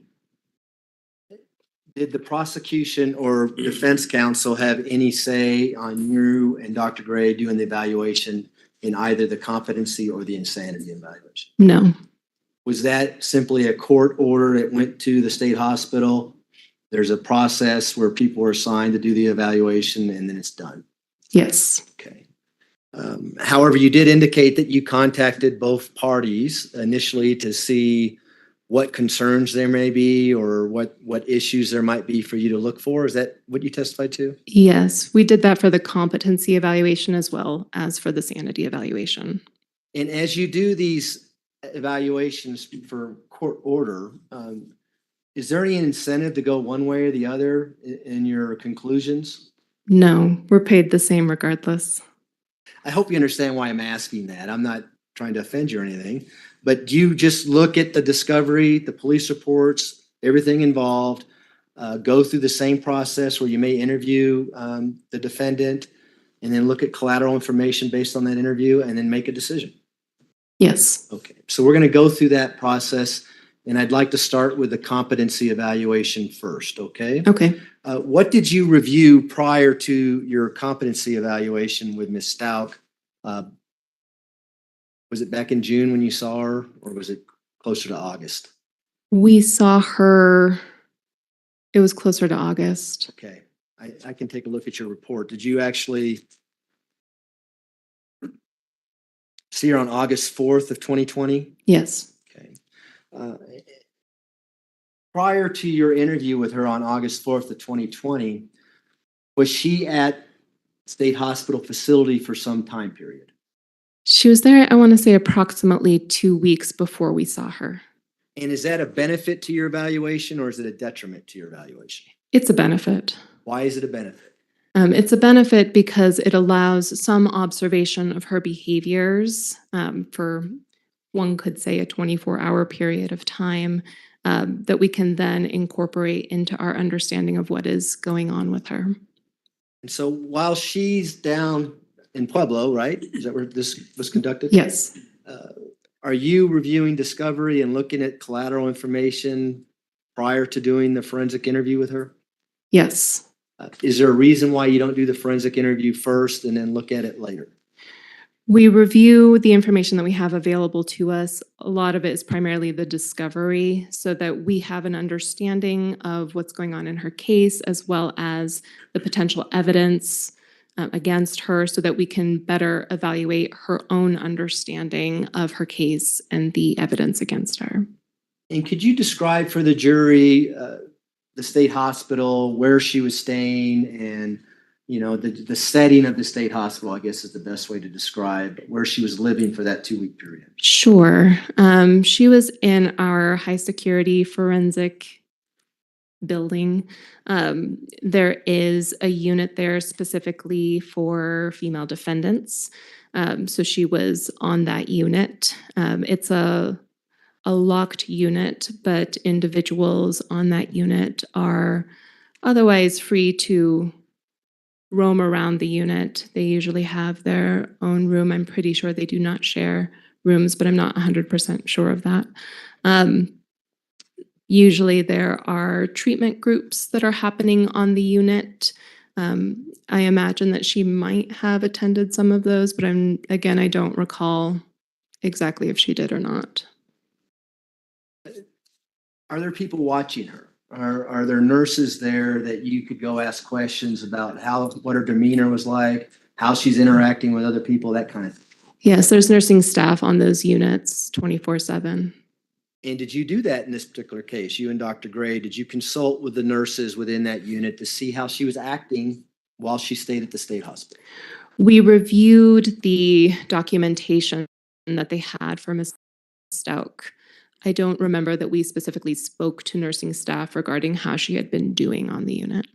And what documentation did you review? Just kind of summarize that for the jury. Any of the mental health notes and records that are kept. So those would include interactions that she had with nursing staff. Those are kept on a daily basis.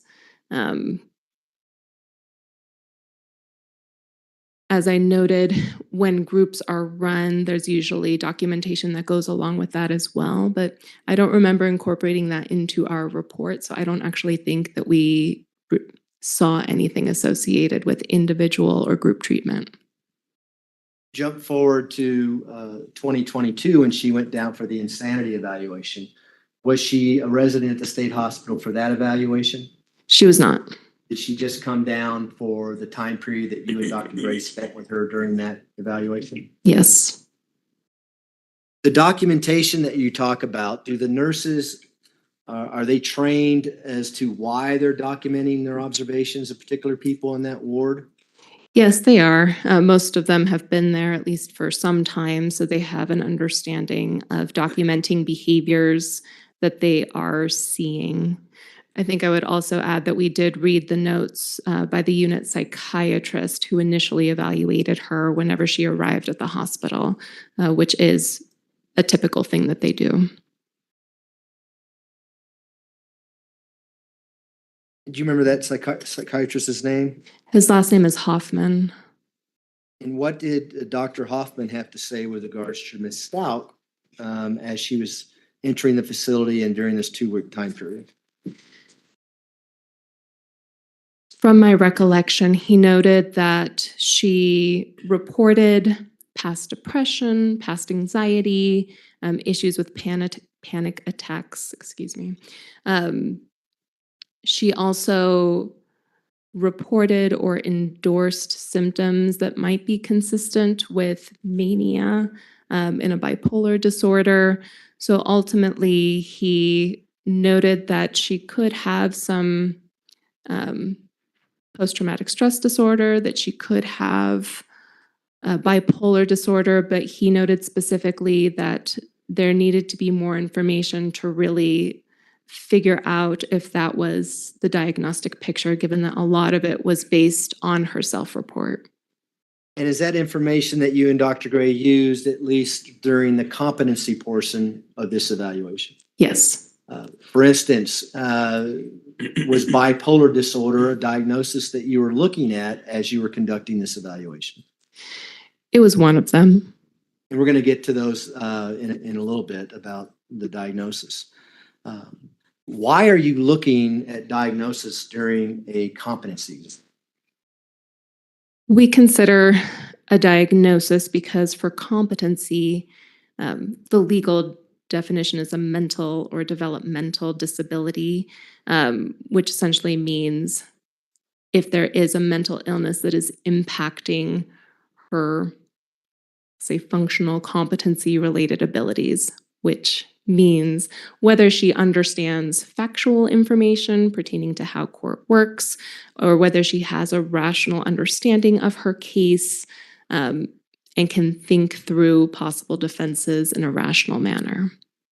And did you find that she could in this evaluation? Did you find her competent to proceed in the court proceedings? Yes, ultimately we found her competent to proceed.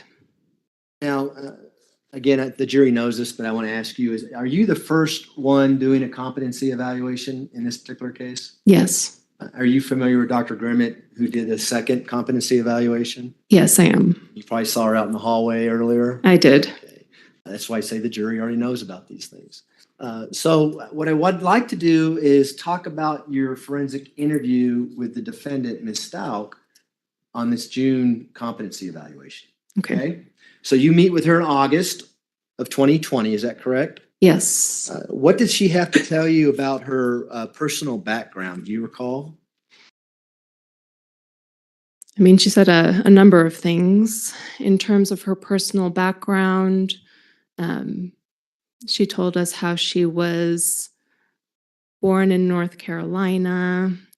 She described a somewhat disruptive childhood, just as it pertains to some emotional, physical, sexual abuse at the hands of a stepfather. This individual, the stepfather, probably came into her life when she was about 4 years old, but she noted that the sexual abuse maybe started happening late in childhood or early adolescence, maybe between the ages of 9 and 12. She noted that she witnessed domestic abuse. I'm actually not 100% sure if she told us that during the competency evaluation or during the sanity evaluation. And if I could interrupt you just there, in your report, if you have that in front of you, if it helps you refresh. And any time the doctor needs to look at either reports, I don't have a problem with her just looking at it to do the whole regret. There's a lot of information in this case. There is, yes. So if you need your report, we can take a look at it. But I do want to address what you talked about, the sexual assault when she was younger by a stepfather. Do you remember that aspect of it? Yes. And I'll just refer you to page 2 of 10 of your report. Do you recall her saying that she was approximately 12 years old when that happened? That is what she told us during the competency evaluation. Did she tell you something different in the insanity portion of the evaluation? During the insanity evaluation, she said it started around age 9. And that's almost what? Almost 2 years later, a year and a half to 2 Oh, years. the sanity evaluation was close to 2 years later.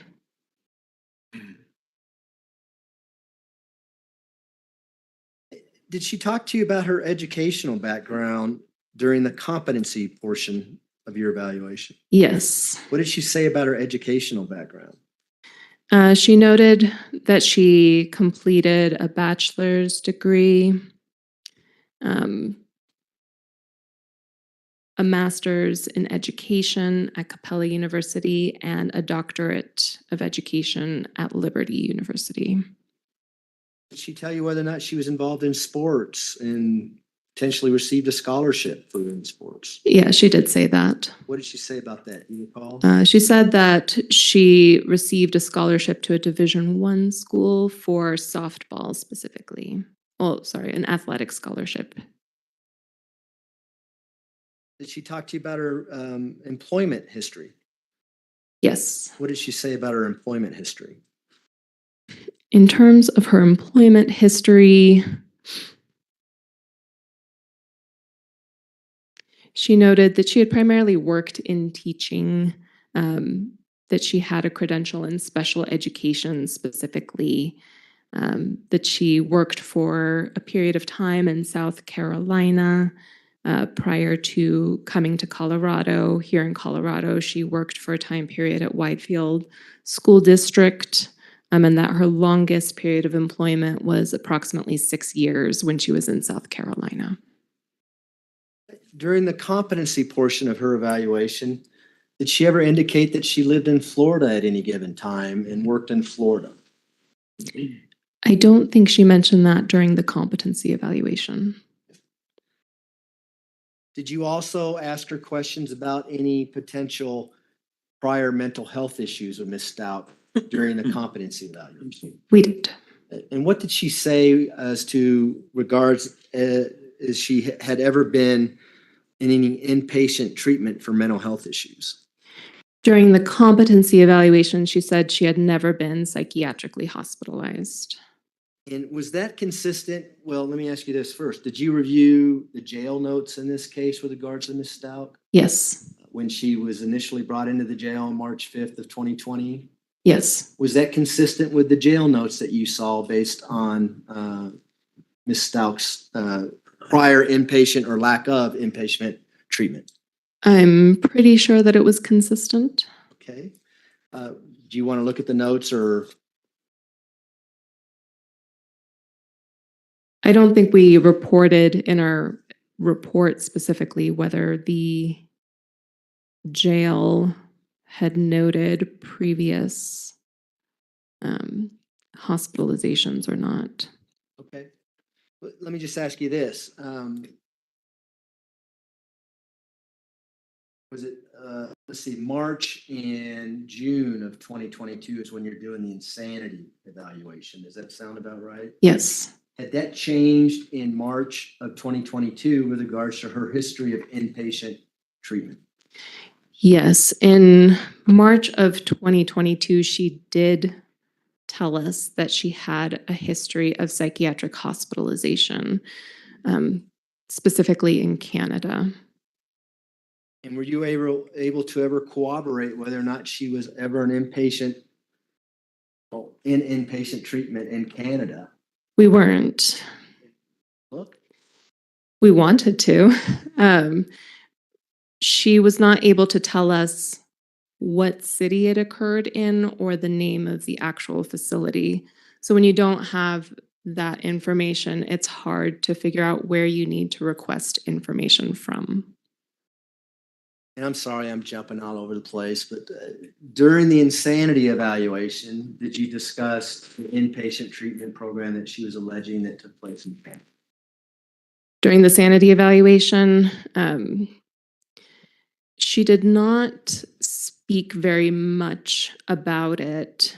If I'm remembering, she said that she could not remember it herself. We're going to play a portion of video testimony, and we'll talk about that then. Okay. So let me go back to what we were talking about here. Were you familiar with Dr. Grimmett's report that happened after your competency evaluation, but before the insanity evaluation? If that makes Yes. sense? Are you also familiar that she told Dr. Grimmett about this Canada inpatient treatment? Yes. Now, was there some consistency with the amount of time that she spent in each version that she was telling different doctors? I'm gonna take a look at my sanity report. Okay.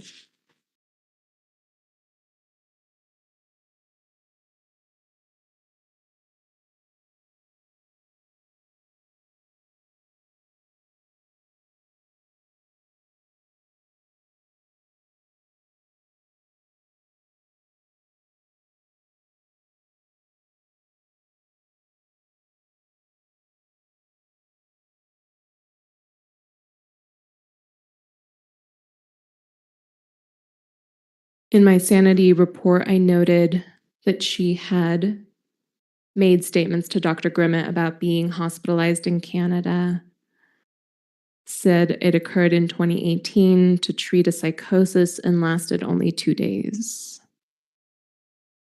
And do you recall what she's telling you all during her insanity evaluation? Outside of the specifics, I noted in my report that she gave some vague information, but that she didn't recall the name or location of the facility itself. We'll cover it when we play the video later. Okay. Okay. Back to the competency evaluation interview.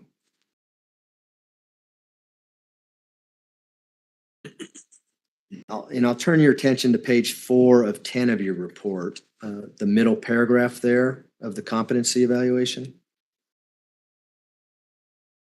Do you have a paragraph there listing things that nursing and the psychiatrist that you alluded to earlier talked about how she was doing on the ward during the competency portion of this? Yes. And what was going on based on your note there in your report?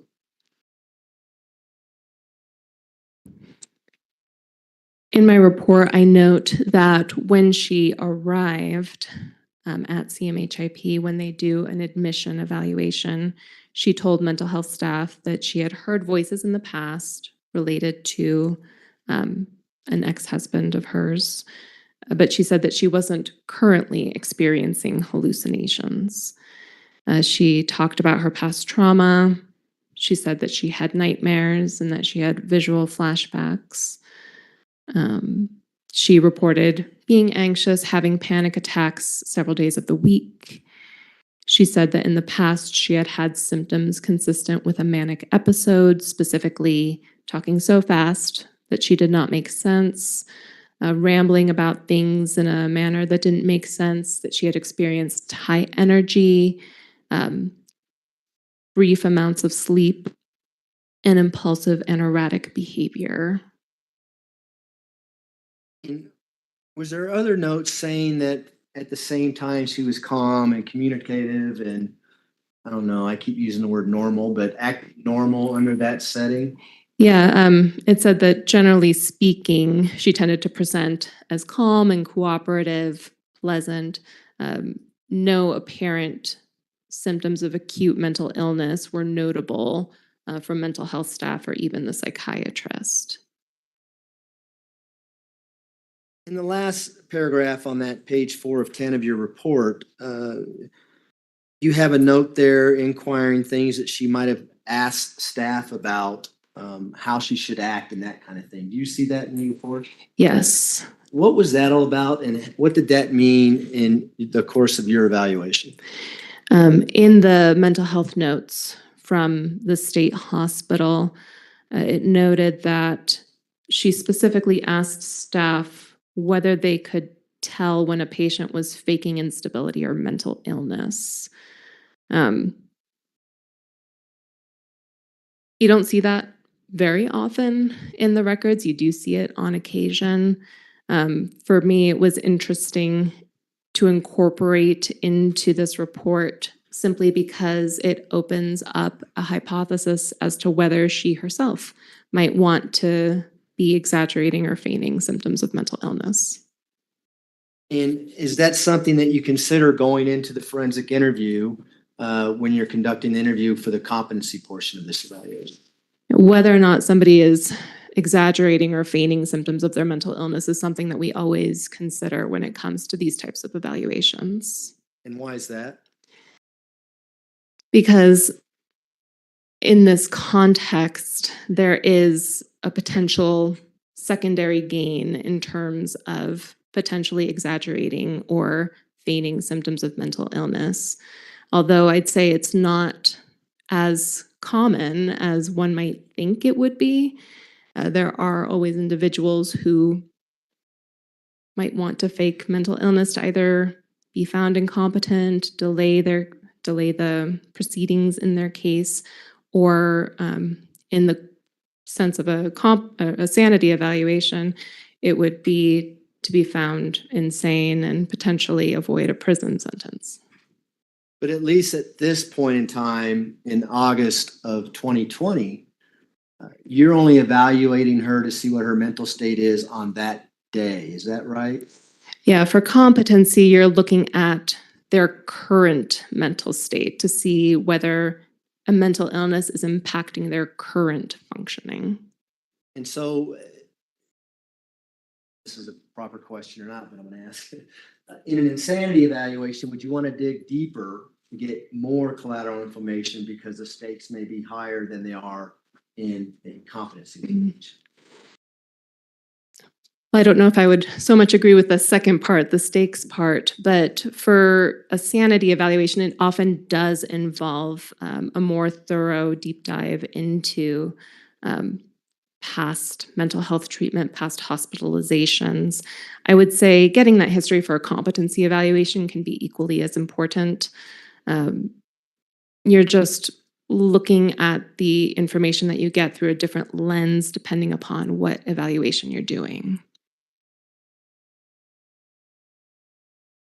Did you conduct or did you have the results of any psychological testing with regards to the competency evaluation that you conducted back in August of 2020? Yes. For the competency evaluation, we had one of our colleagues, Dr. Hashimoto, do some psychological testing, and specifically, she gave the Personality Assessment Inventory, or PAI for short. And then we also did the MMPI-2, so the Minnesota Multifacet Personality Inventory, second edition. And why are those tests and results relevant in your evaluation? Both of those tests, they're similar and different, but both of them are used to help with issues of diagnosis. It has a variety of scales that look at different types of diagnostic symptoms. So, for example, anxiety, depression, past trauma, schizophrenia. Both of those tests also have validity measures on them. Both of them can give information as to whether someone might be exaggerating symptoms of mental illness, or conversely, they're defensive about symptoms of mental illness. So we give these evaluations to help our diagnostic understanding of what someone might be experiencing or going through. It's just another data point. We give them when the diagnosis is a bit unclear. We also give them to see if there's any concern about further exaggeration or feigning. So what were the results with regards to Ms. Stauch and the psychological testing that you've been talking about? Both of those measures were invalidated. The first one that we gave was the personality assessment inventory. That one was invalidated due to, I'd say, potentially careless responding, or potentially having, we call it an idiosyncratic read of the items on that test. But what that means is they read the item and it's not exactly answered in the way that the item was written, or it's not pulling for the right information. So as a result of that, the entire profile was not interpretable. In response, Dr. Gray and I, during our interview, because we saw her 2 days in a row, we asked her about some of her responses to some of those specific test items. And then given that that was invalidated, we gave a second measure. That's when we gave the MMPI-2 to see if we could get some information from that. Unfortunately, those results were invalidated due to exaggeration. When you say invalidated, are they invalidated based on Ms. Stauch's answers to the questions? Yes. In 302 questions, does that sound about right? Or is it close? There might be a little bit more, but that's about right. A lot of questions. Yes. Multiple choice? True, false. True, false. Yes. The PAI is on a Likert scale. I don't know if that matters, but. I don't even know what that means. Oh. What does that mean? I'll tell you what matters. No problem. A Likert scale is, to put it simply, do you ever experience this? Give a response 1 through 4. So the way it's worded specifically is, you don't ever experience this particular symptom, or you sometimes experience it, or you frequently experience it, or you often or always experience it. So scale 1 to 10 type thing? Yeah, except it's 1 through 4. It's only 4 choices. Okay. Going back to the forensic interview with regards to the competency evaluation, did Ms. Stauch ever give you any self-diagnosis of potential mental illnesses that she felt she had? During the competency evaluation? Yes. During the competency evaluation, I don't recall specifically, but I do know that she talked a lot about being manic. She talked about slipping in and out of reality. Is that consistent with bipolar disorder being manic? Mania is a component of bipolar disorder. And just because somebody says that they're manic doesn't necessarily mean that they are or have been or have bipolar disorder. Did she ever bring up anything about having another personality or multiple personalities during your competency interview with her? She did not. Did you ask anything about that? During the competency evaluation, we weren't specifically looking for a dissociative identity disorder. But interestingly enough, when we were reviewing her responses on the PAI, the first test that we gave that had been invalid, one of the questions we asked her specifically about talked about having 3 or 4 personalities. and she had responded true to that item. So we asked her about that, and she essentially told us that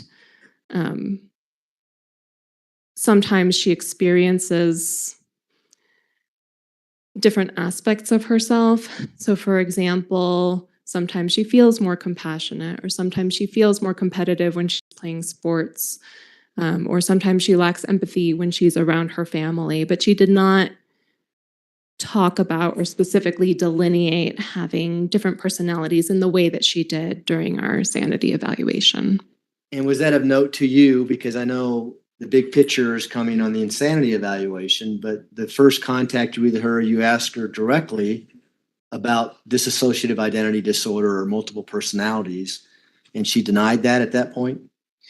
Yeah, she definitely didn't endorse it in terms of the criteria for dissociative identity disorder and how they're written.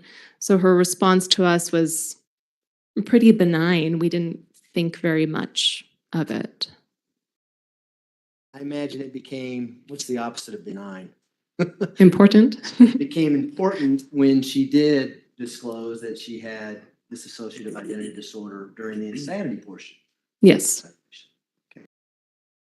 And we'll talk about that when we get there as well a little bit more, okay? Needless to say, did you make some diagnosis of Ms. STAUCH based on what you knew during the competency evaluation? Yes. And what diagnosis did you reach for Ms. STAUCH? We ultimately diagnosed her with a personality disorder, specifically a specified personality disorder noting borderline and narcissistic features. Tell the jury about that. What does that mean? Sure. A personality disorder is essentially maladaptive personality characteristics that are evident throughout the lifespan.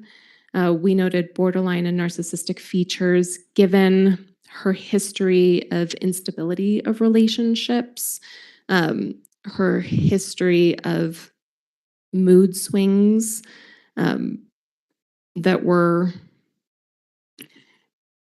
I want to say, best delineated by her public defender at that time. When we consulted with the public defender, she was the one who described an intense reactivity of emotion to different things that just somebody who goes from 0 to 100 very quickly. We also noted her own self-report of impulsivity. Those were the primary features of a borderline personality that we noted with her. In terms of narcissistic features, she really touted her intelligence and her abilities.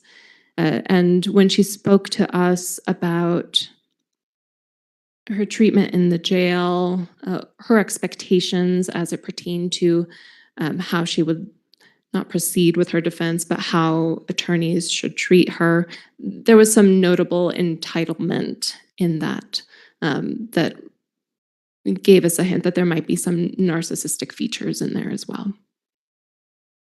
And the jury's heard about rule out, but did you have any rule out diagnosis with Ms. STAUCH? We did. Can you just explain again what that means and whether or not that was relevant into your determination that she was competent to proceed? Rule out diagnoses are essentially provided when you feel like you don't have enough information to say, yes, she meets these criteria for a particular diagnosis. We did a rule out for bipolar disorder as well as post-traumatic stress disorder.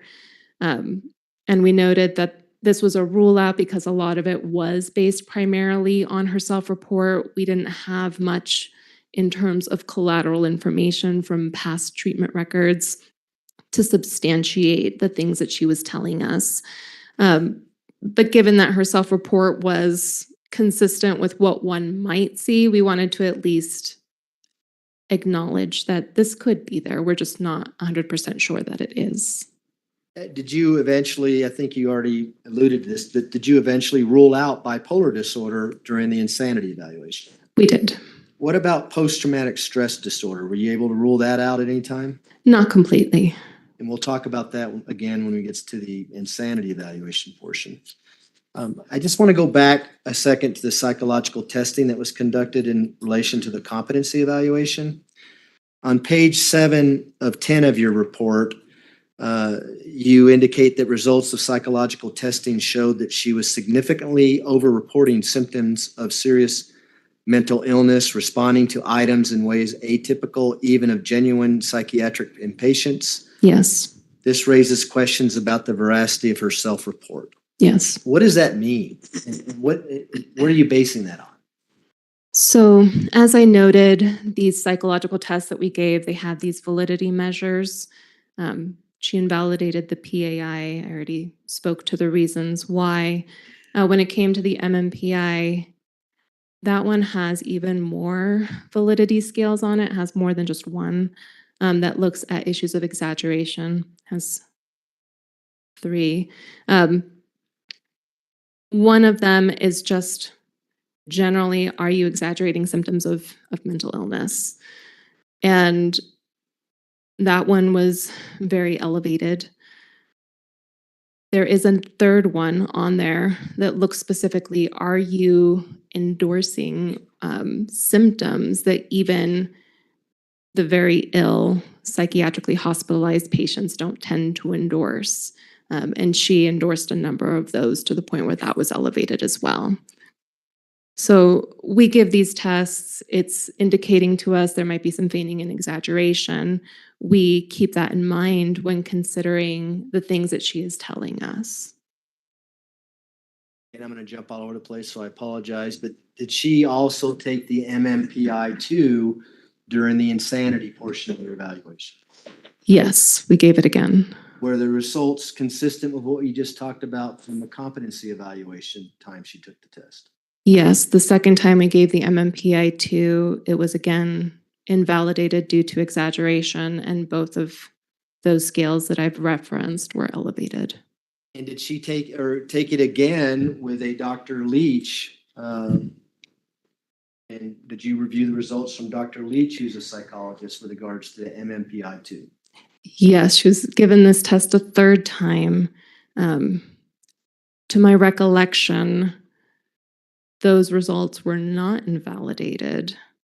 But I don't remember specifically anything else about that testing. I'd have to go back and look through the notes. Do you have your notes there on that? If you're not, I can approach with. I have the summary that we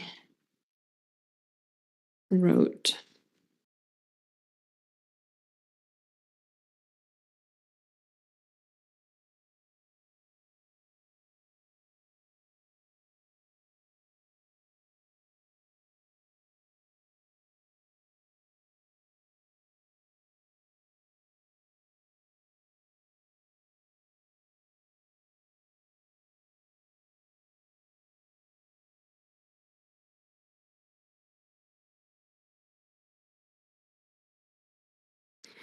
All that we wrote about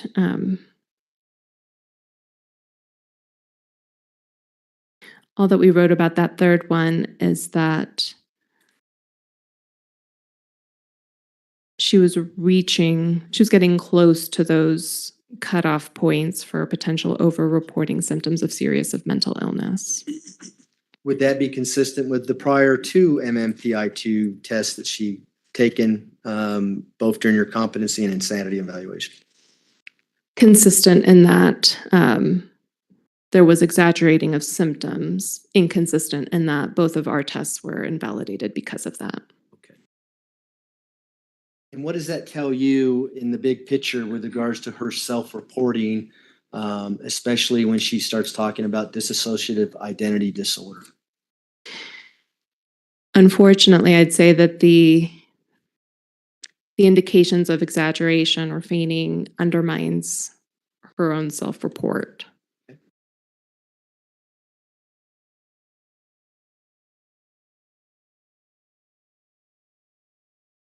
In your report on the competency evaluation, in several sections, you allude to psychosis as to whether or not Ms. STAUCH was hearing things that weren't there or seeing things that weren't there. Why do you note that in your report? What's the relevance of that? During competency evaluations, we are taking into consideration what defendants say to us, but we are also observing them, looking for any signs of mental illness. Given that psychosis is one of the biggest things that we see for people who are eventually found incompetent, we're always assessing for psychosis in these types of evaluations. Individuals with psychotic disorders sometimes don't have the insight or awareness that they're ill.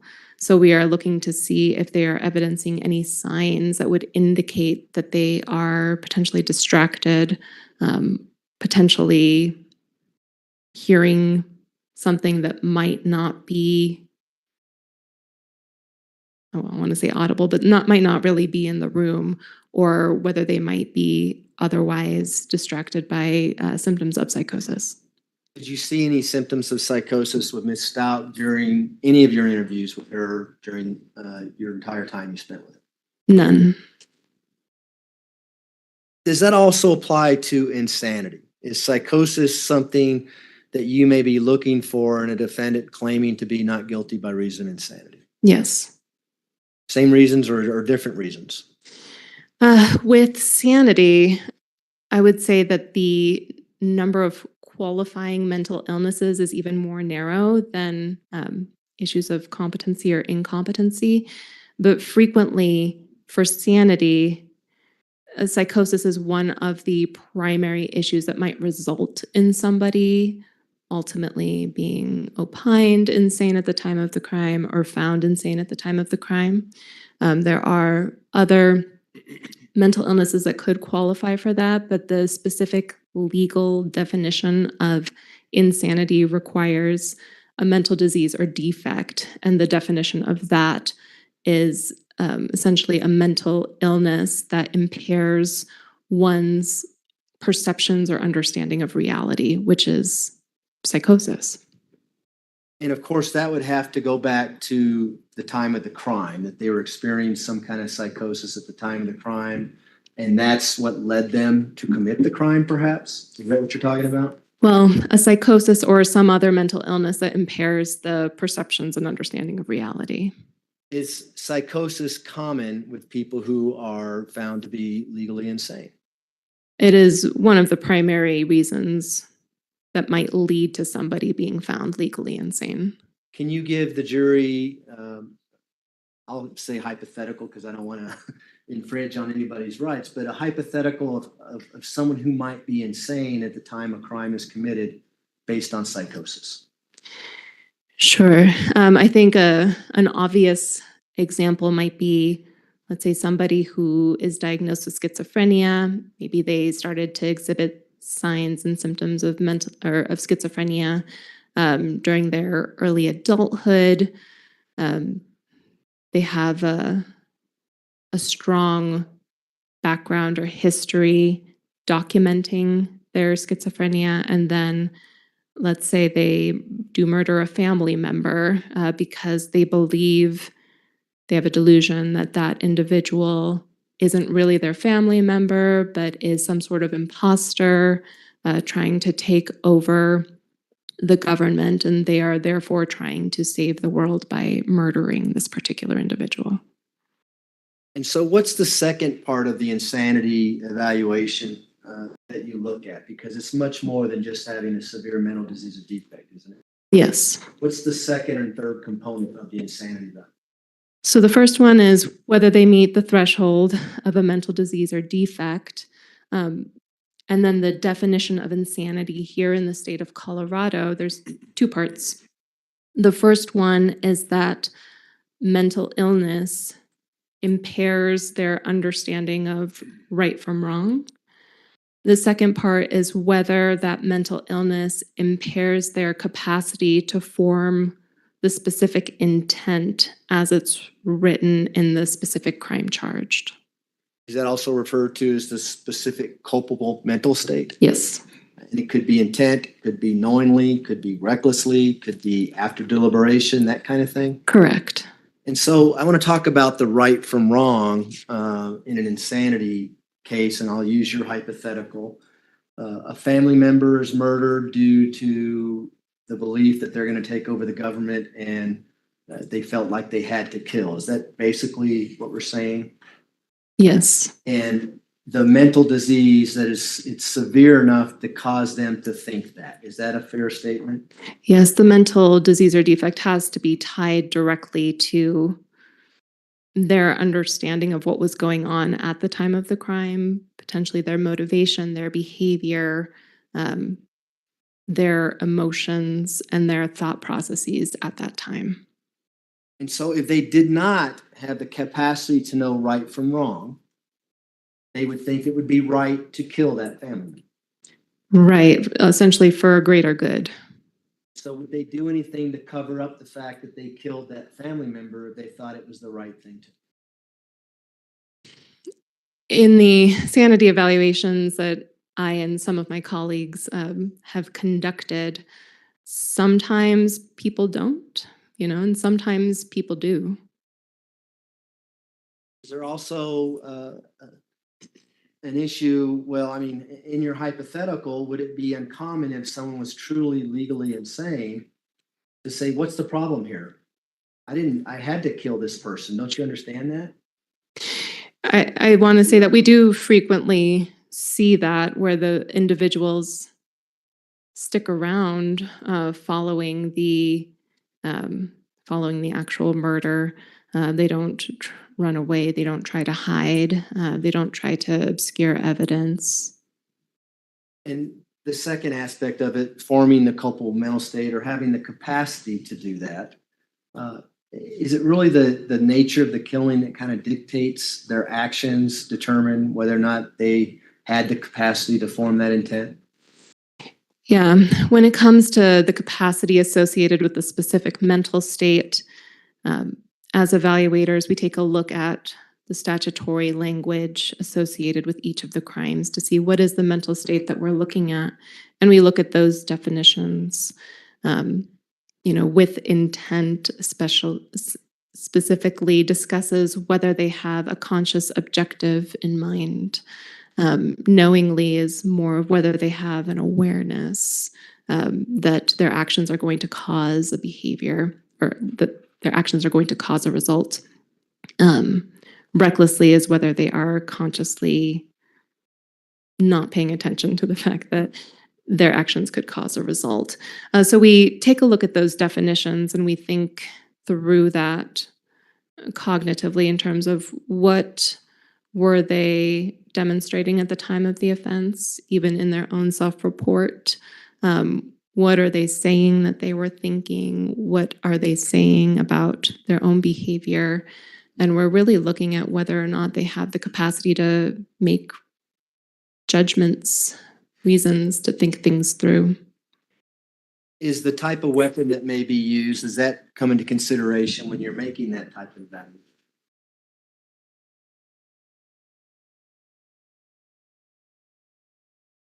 It can be. I would say it's not often a central focus of the evaluation. Let's jump into your insanity evaluation of Ms. STAUCH, okay? Let me see how we're doing on, Judge, we're doing okay on time? All right. Yeah. We now are in February of 2022. Defendant pled not guilty by reason of insanity. Is it the same process on how the state hospital is informed and then you and Dr. Gray are appointed to do the evaluation for the insanity? Yes. So did you request anything in addition in the discovery, the police reports, things like that, in preparation for your insanity evaluation? We did.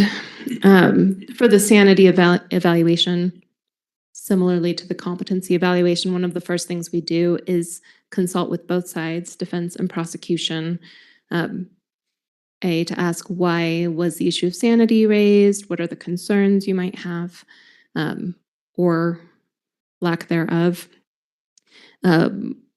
In our sanity evaluation, we received a number of additional records from defense, Mr. Tellini specifically and his team. We reviewed the discovery material. Again, we reviewed the competency evaluation that had been written by Dr. Grimmett that had been new at that point in time. We also reviewed our own competency evaluation. And in addition, we conducted some collateral phone calls with individuals familiar with Ms. Stauch. And who did you contact, the individuals who are familiar with Ms. Stout?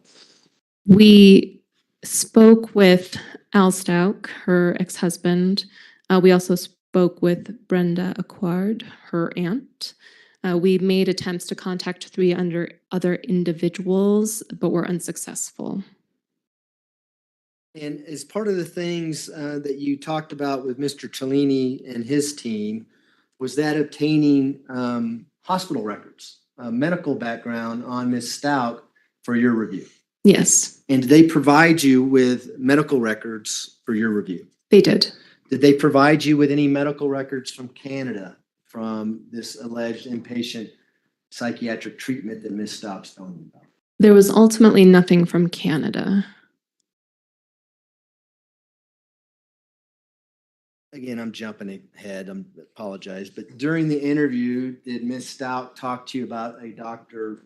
Fleischman or Fleischman? Does that sound familiar? Yes, And was that an individual that she said she was having therapy with for a year in Florida? yes. Did you get any records from a Dr. Fleischman with regards to psychiatric treatment that he may have done with the defendant?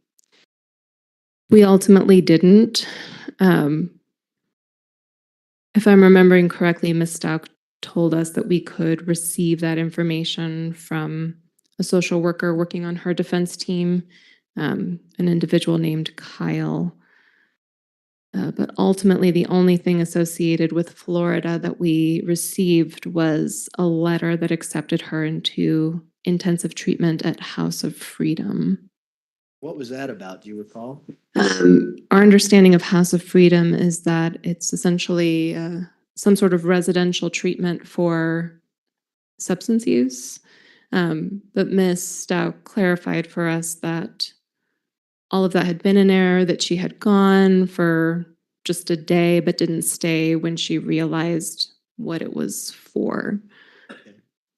Did you have any indication back in her personal background that she even lived in Florida for a year period? There was nothing to my recollection that she lived in Florida, just that she frequented Florida.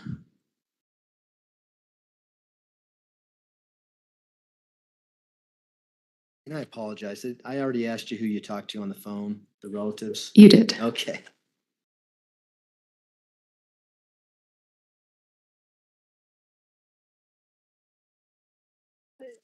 Did you review the discovery again in preparation for your insanity evaluation? Yes, And why did you do that? because 2 years had passed and sometimes it's very hard to remember who you saw a couple of weeks ago, let alone a couple of years ago. Sure. So tell us about the interview, and we're going to get into some video portions for the court's benefit. I don't, if the court wants me to jump into the videos before the break, or we can wait and do it after the break. Let's try to go about 3:15. Okay. I don't know where that puts your evidence, but let's try and do that. Well, at this time, there is a stipulation for the admission of the forensic interview for the insanity evaluation that was conducted on March 24th and June 29th of 2022. And so in my hand, I have People's Exhibits 723 through 728. Each exhibit is a morning or afternoon session with the interview with Ms. Stauch, and they're broken up based on how we received them in discovery.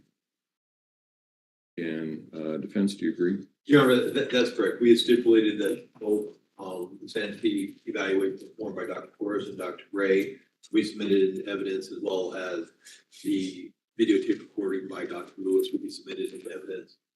Well, neither side is going to play the entirety of all the interviews, but then bits and pieces may be played as each party wishes. All right. I think for purposes of the record, though, because there's 6 of them and they are all videos, but it sounds like they're of different sections. For purposes of the record, you need to identify what each one is. Sure, Your Honor. And if it helps, People's Exhibit 723 is labeled Stauch, March 24th, 22-1. People's Exhibit 724 is labeled STAUCH, March 24th, 2022, 2. People's Exhibit 725 is labeled STAUCH, March 24th, 2022, 3. People's Exhibit 726 is STAUCH, June 29th, 2022, 1. People's 727 is labeled STAUCH, June 29th, 2022, 2. And People's Exhibit 728 is labeled STAUCH, June 29th, 2022, 3. Right, exhibit 723 through 728 will be admitted. Go ahead.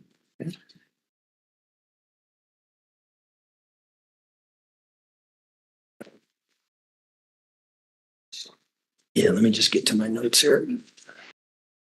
What I'd like to do now, Dr. Torres, is I want to play a portion of your interview that was conducted on March 24th, 2022, which is a portion of People's Exhibit 723. And then I'm going to have some follow-up questions afterwards. This is about 7 minutes long. From where? Over here. We're going to play it on the TV screens. All right, I'm at the feed. And so for the record, we're going to play People's Exhibit 723, starting at 1828 in the interview and stopping at 2532.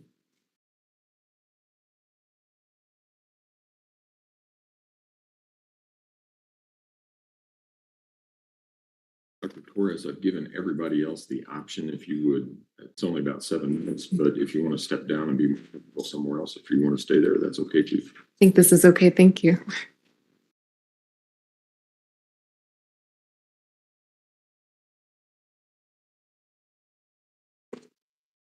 You mentioned that I just want to make sure the volume's good, John. We paused it at 1832.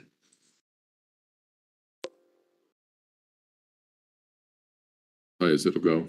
around the time this went Did you want to ask the jury if that was sufficient volume? Does that work? That's about as high as it'll go anyway, so not much I can do about it after We got that. some control over here too. It's not all the way up on here yet either. Okay. All right, sounds like started creating different personalities. Yeah, could you tell us more about them? So I wasn't allowed to go to people's houses in the night, or I was scared to let people come to my house and spend the night because I didn't ever know if he was going to have like an episode. Like when he had like episodes, we'd have to like run into the car and drive around till he passed out and sleep. You know, and then sneak back in the house. So I didn't ever know like if I had friends stay over the weekend. Like I didn't want them to be exposed to that, you know, because people pick on, you know, in school, people pick on, you know. So that, around the time I was like 10 or 11, I just started like almost like being able to like take myself out of the situation and let another part of me be the one get molested. And that was when I came up with Harmony. And Harmony can like tell you about abuse and death. I try not to do it because I've stored it in a place far away, you know what I mean? But so I started let Harmony be the one be molested and not me. Because that way, if my friends ever ask me, you know, like, why come you can't come over? I could create like a perfect picture in my world that you can come over one day, it'll be great, we'll do this, we'll play ball, we'll hang out. I didn't want them to go to that world where they had to know, like, we living abuse. I was getting molested because my friends would have been like their moms and stuff like that would have been like, you need to tell somebody, you need to do this. So. And I was always scared of losing softball too, so that was like my outlet. Sure. So you created it. Mm-hmm. And it's the personality, so did you create anyone else? Remember I told you I lived in a trailer? That was in 1996. That was during the Olympics. The U.S. women's gymnastics team that won a gold medal. And that I played another personality doing that. That's Christina Brigana, and she's friends with like Carrie Strub, Dominic Dawes, and a bunch of people that are on the team. And like I had the whole trailer to myself, so she would like be able to like create apparatuses and like do like balance beams off stuff, you know, like 'cause maybe days my mom would be gone, you know. And, so that was just the way I would cope with, not knowing if my mom was going to take us back there. Because I knew she would. Every time she said she was never going back, we'd go back. So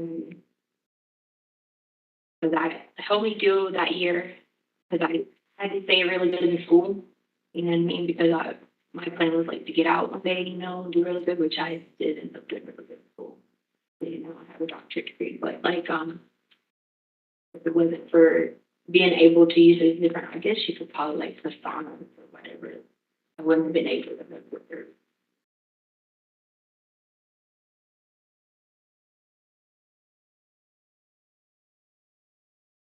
We have Harmony. Christina was the other one. That was from when I was little. As I got older, there was more. There's LETECIA, and there's Taylor, and there's Maria. She's protector.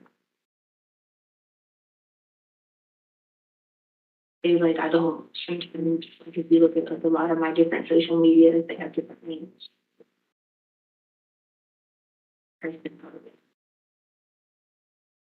Different phrase, different one word.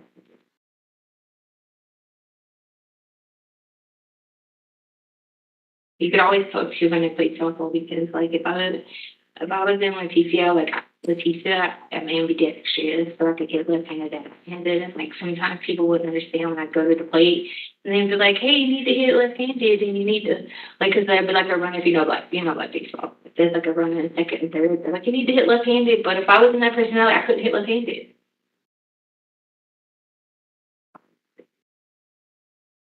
We have, as you got older, there was LETECIA. Taylor? Mm-hmm. You said Taylor was the protector? Yeah, Taylor's my main person. No, Maria's my protector. Taylor's my main personality. Thank you. Maria. Mm-hmm. Victoria is the only personality that I have like empathy in, because I store so much of, you know, trauma. If you want me to like be like, if a friend's talking to me and they need me to give them advice, I have to switch to Victoria to actually try and be empathetic at all. Like severely empathetic, you know what I mean? I just don't have to. All right. Taylor's the main personality. Maria's the protector. Victoria is the one who has the most empathy and kindness. And then LETECIA, she's bipolar. She would be doing the most. Like, you'll notice when I'm on LETECIA, actually the psychiatrist the other day came to take my meds. She was doing the most. She's bipolar tech, and she was up for 4, 5, 6 days at a time, you know. So I think it's Kepler or something like that. You're currently on Kepler. Kept something. Yeah. Kept from. I was gonna put me back on the Lexapro, but I'll be eating too much on it. I don't like it. So who are we talking to right now? Yeah. Okay. When you say Taylor is the main personality, what do you mean by that? It's like, okay, so you notice like where LETECIA, she's like more like into her like thug life. I guess you can say like rap music, that kind of thing. But Taylor's everything is like LETECIA or wanted to be, because she gets to be like, yeah, kind to everybody, but like successful. She has a whole separate world, you know. She's married to Tyler. They have kids.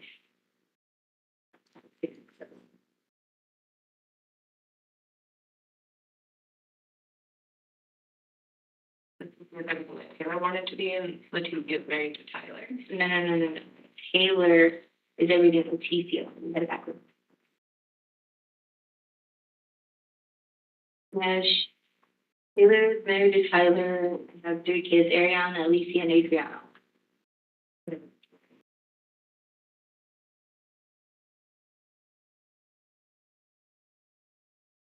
Okay, we stopped it at 25:32.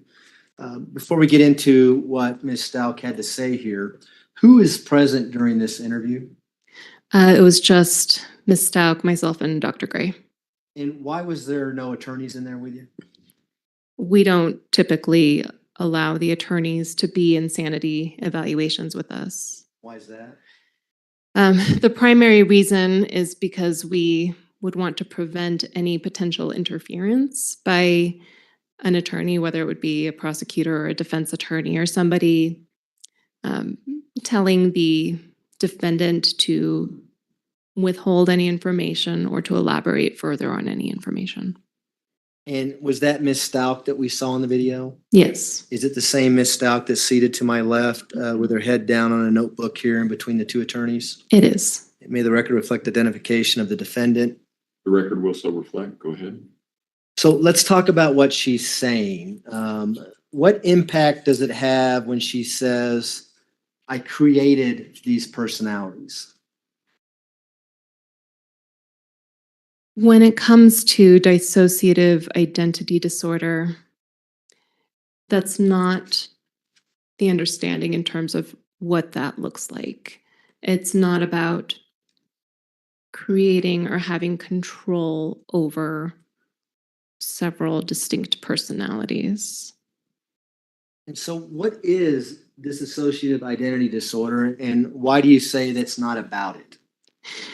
Dissociative identity disorder, in short, it's when somebody is experiencing two or more personality states, and it's usually accompanied by some sort of amnesia, blackouts, a period of not remembering what you were doing.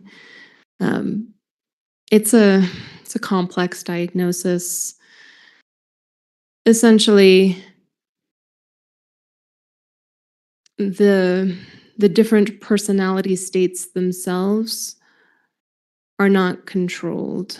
When an individual has this diagnosis, they might not even initially be aware that they are exhibiting different personality traits, hence the blackouts or the loss of memory for periods of time. And the emergence of these different personality states, we call them alters, but the emergence of them can be very random, not necessarily I'm going to now go into this personality state and now I'm going to go into the second personality state. So the fact that she told us that she created them herself, in terms of our conceptualization, we started to wonder about the possibility that she was exaggerating or feigning this particular diagnosis. And does this relate back to the competency evaluation when you asked her directly about the way she answered on the psychological testing with regards to, I believe you said 3 different personalities? That, I would say, was more in retrospect. When we were doing the sanity evaluation, I don't even recall remembering that specific detail from the competency evaluation. When you went back and reviewed that, that's when you saw that detail? Yes. Okay. What about the fact that she mentions that one of her personalities or her personas was involved with the gymnastic team and that she's friends with the gymnastics team? Is that something unusual, perhaps, to have that persona? Again, for me, it was her report that this was a creation of hers, and that it's associated with something that was happening, per her report, in 1996, the Olympics that year. And if I'm remembering correctly, she noted that that was just another personality that she created at that time. With people who actually suffer from dissociative identity disorder, would they know the other personas? Sometimes. Explain. So it's going to be, I'm going to say, case by case dependent, but the research suggests that the clinical presentation of a dissociative identity disorder, they used to think that there was no memory or awareness of these other personalities that one might be experiencing, but now it's thought to be more porous, meaning that there is some awareness that this might be happening, but it's going to be a case by case thing. We're going to see some more examples of this in some video takes, but just one last question about this. You mentioned earlier that there's some amnesia or blackouts. Would people who suffer from dissociative identity disorder remember what they did when they are in another personality? They might have some awareness of it, and sometimes they might not. Is it on a spectrum? Are there more severe issues with people who may suffer from that diagnosis than others? Yes. And is that consistent with all the mental illnesses in the DSM-5? Some are worse than others depending on the person. Yes, even within a particular diagnosis, someone might have a more severe presentation than another person.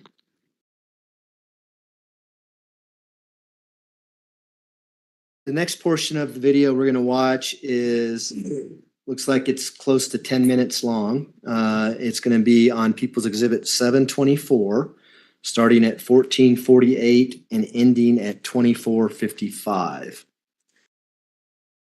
Again, if you want to sit back here or sit up there, whatever you're more comfortable. This is fine, thank you.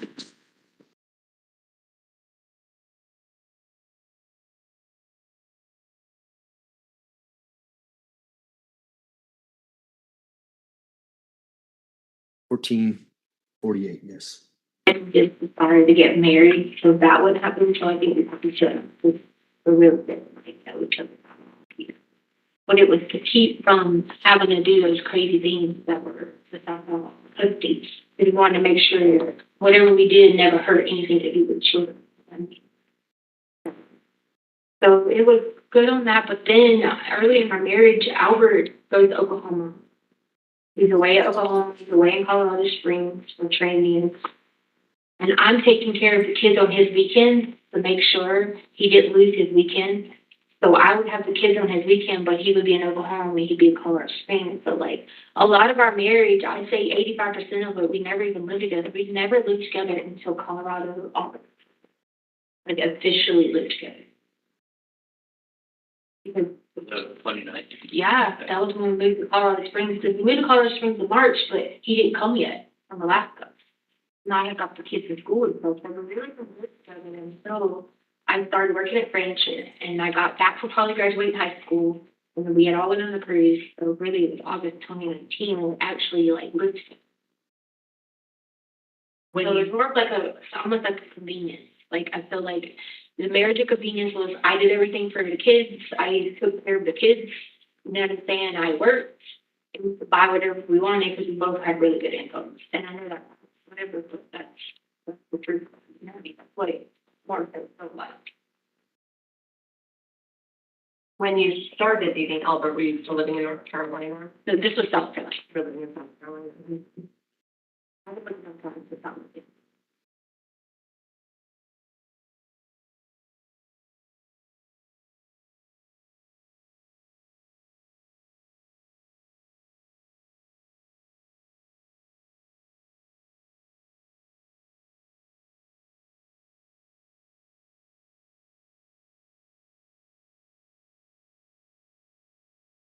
Did you and Albert ever have any problems with the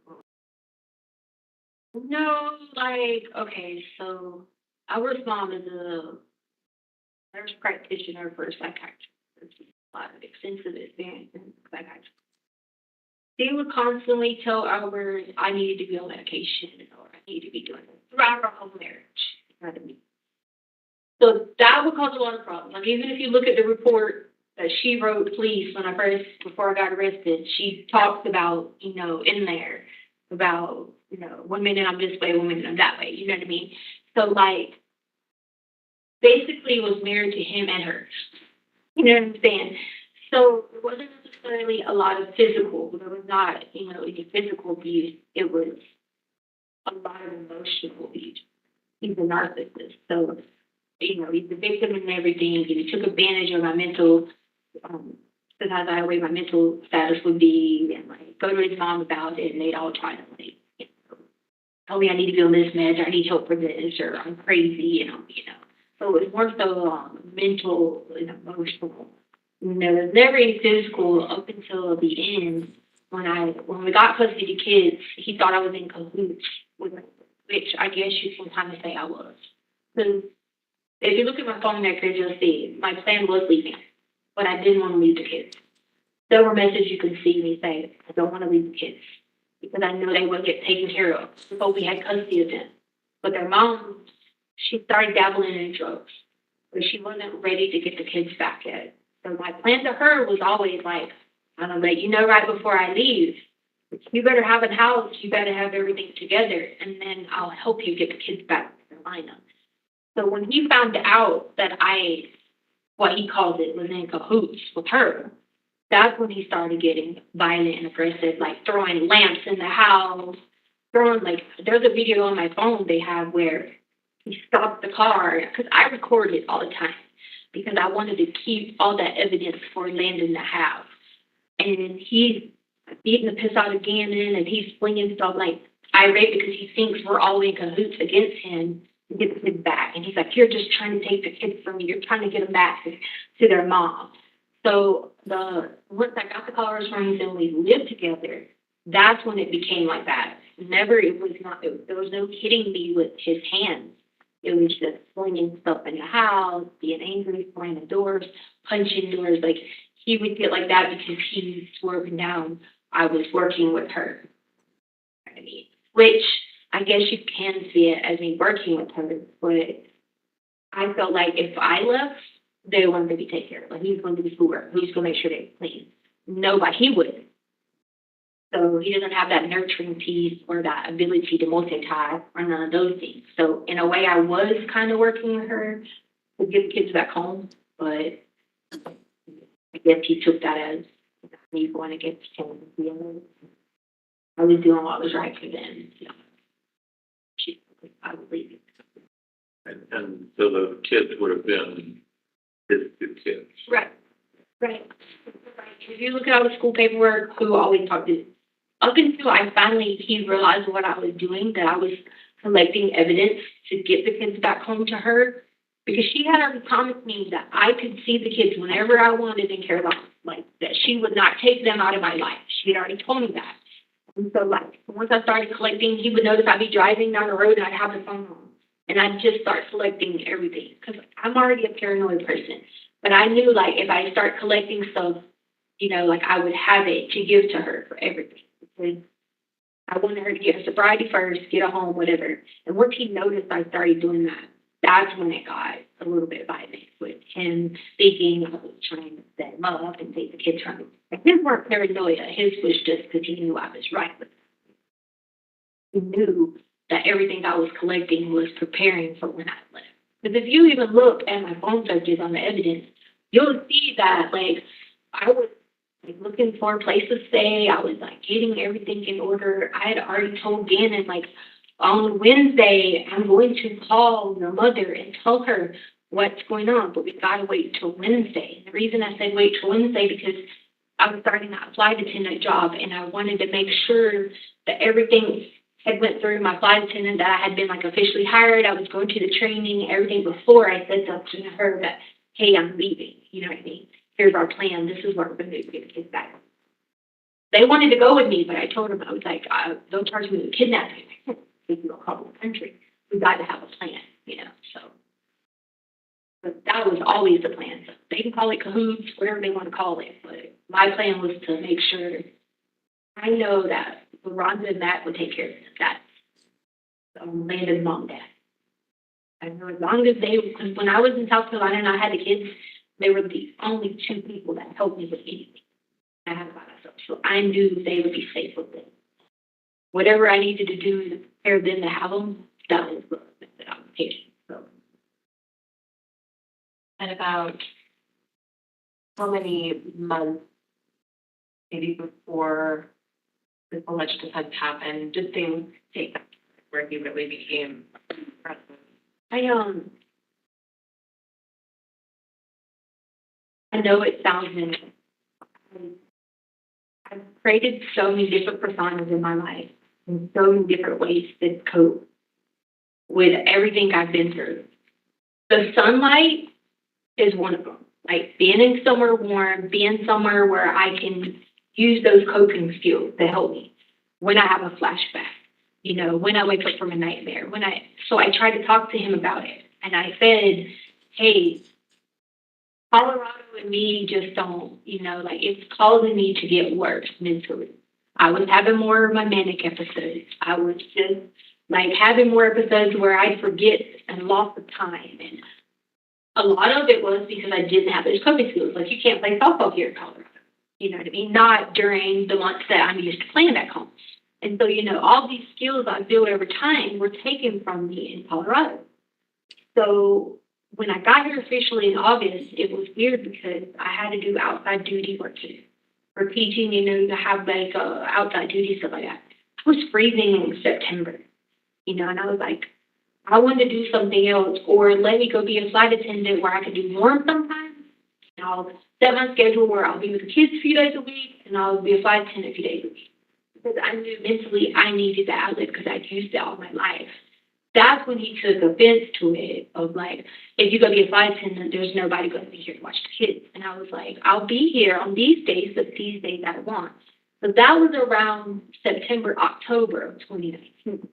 Because I had applied for a flight attendant job and I was supposed to start it the next year because they would have like a waiting list or whatever. That's when it got like that when he saw that I was actually going to be leaving or be gone part-time. He can't operate without having someone do everything. So that's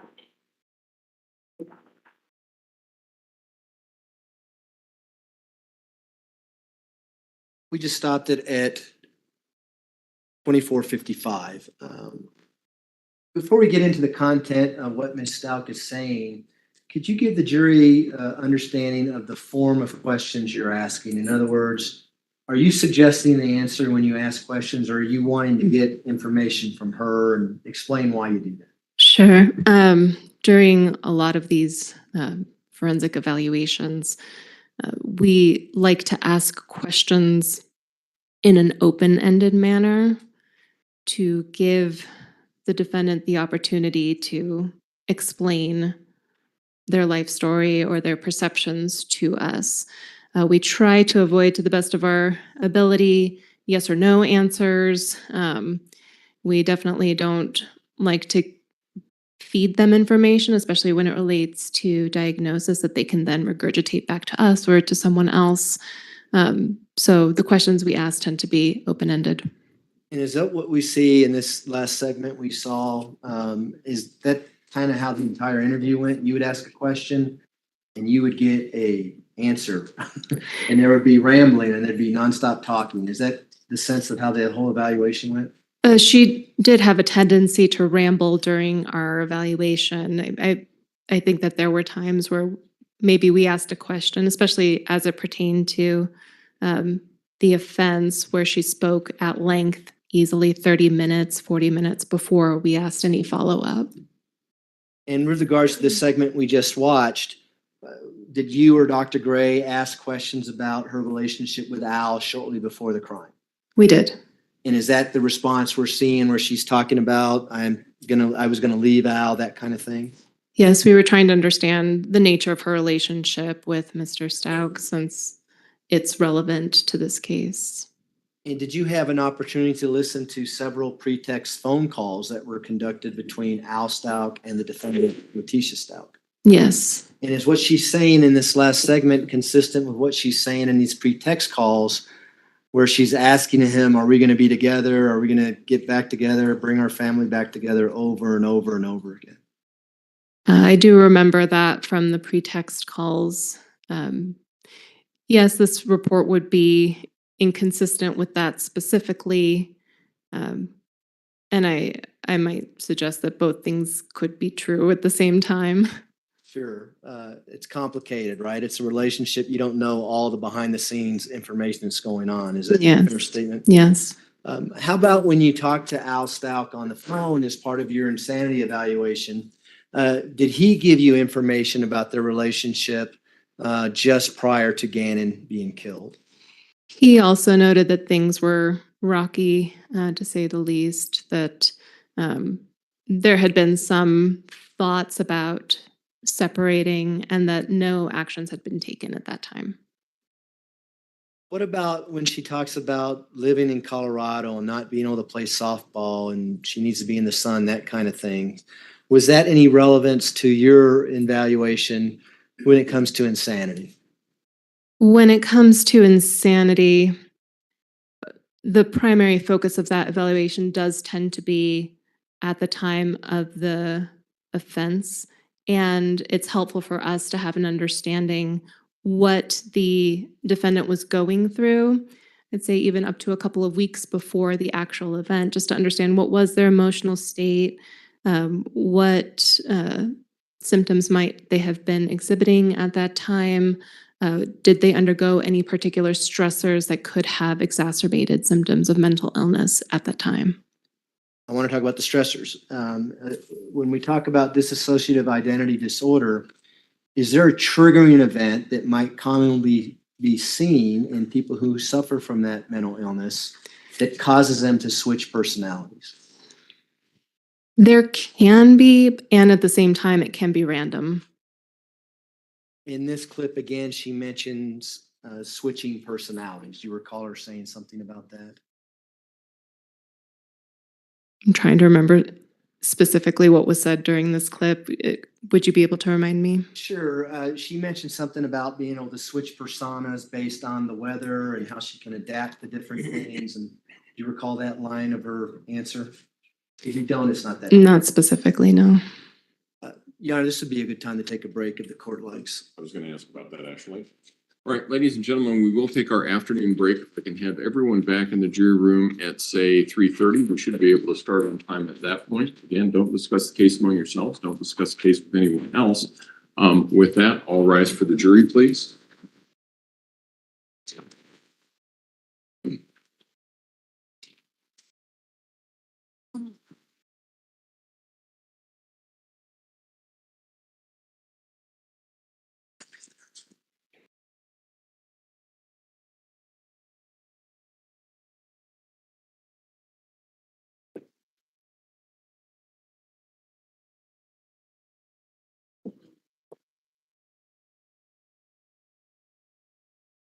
Thank you. You may all be seated. Record should reflect the jury has left the courtroom. Dr. Torres, you can step down if you would like to do that. Thank you. Court will be in recess. All rise.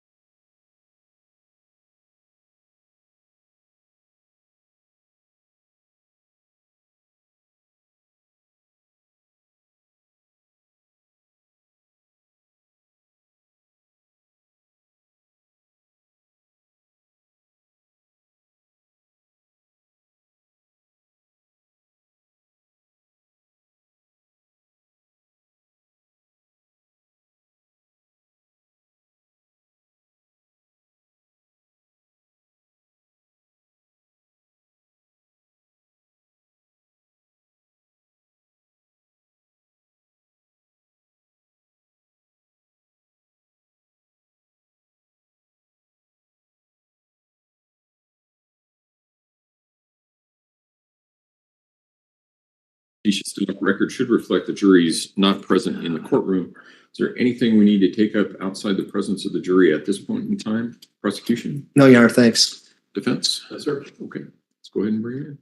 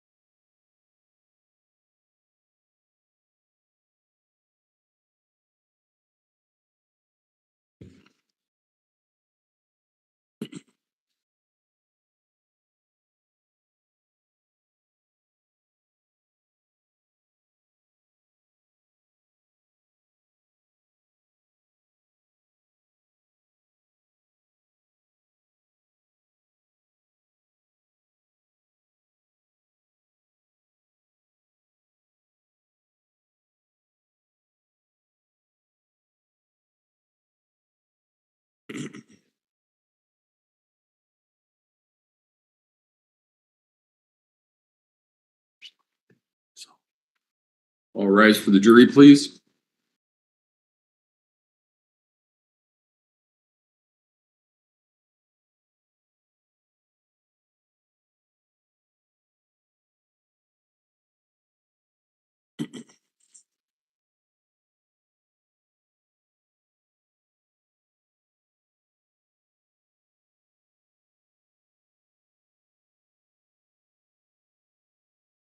Thank you, now seated.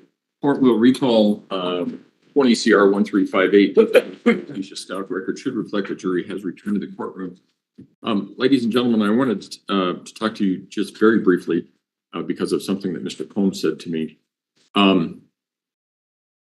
Regulation of room temperature in this room has been challenging. So I want you all to know that if you need to bring something in, such as a jacket, a parka, a scarf, a wool cap, or gloves, mittens, those sorts of things, if you need to bring that in and you've forgotten to do it and you've left it back in the room and we need to take a break for you to go get that, we're happy to do that. So just let us know if that's an issue. So with that, Mr. Young. Thanks, Judge. Same thing for you. I appreciate it. Thank you. You and I didn't have an opportunity to go over these videos prior to your testimony. Is that right? That's correct. And so you don't know what's coming up on the next video. Is that a fair statement? I don't. I'm going to do a better job of kind of giving you a preview of that, and then I'll ask you what to look for. Would that work for you? Yes. Okay.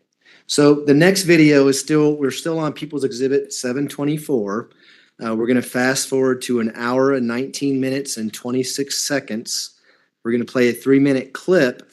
In this video, I'd like you to watch for evidence of dissociative identity disorder. And then I'm going to ask you some follow-up questions on what that means to your evaluation of Ms. Stout in that disorder based on what we see on the clip. Is that fair? Okay. All right. So with that, Your Honor, we'll like to play 1 hour, 19 minutes and 26 seconds, and we'll stop it at 1 hour, 22 and 25 seconds. That's the thing, okay? So Leticia believes that Sam Hunt are always together. Y'all know who Sam Hunt is? Country singer, right? Okay, so he always kind of laughs at me about this because I be telling him Sam Hunt writes these songs about me all the time, you know what I mean? And so we went through, when I'd be in my bipolar episodes, we had everybody convinced back home that Sam Hunt was Harley's dad because Hunt's our last name, you know what I mean? And then I don't know, because I be getting this ego of why wouldn't you want to be like, I still do the same thing now, even at the jail, when I don't even have nothing but an orange suit. You know what I mean? But I still be thinking the most, you know what I'm saying? So, I am aware of the discrepancies in my personalities and being, working with special needs kids throughout the time I have, I know when I recognize something's abnormal to be around somebody. I'll be like that, and then next thing you know, I won't come out of my room. Especially around like holidays and stuff like that. Like, I won't come out of my room. I'll just be sitting in my room the whole time. Like, in my marriage, Albert would be like, "Won't you come in here and watch TV?" And I'd be like, "No, I'm staying in here." "Why do you want to stay in here?" But then I go into the mode of like, well, I mean, I spent a lot of time in my closet growing up. Why not? And I would just not eat, flow with me. The world's going to end. I want to die. And then I'd fluctuate back into it again. So, like common sense, I knew something, wasn't right. Like, I'm not a stable person. I'm not a person that you're going to say that being a professional that I am,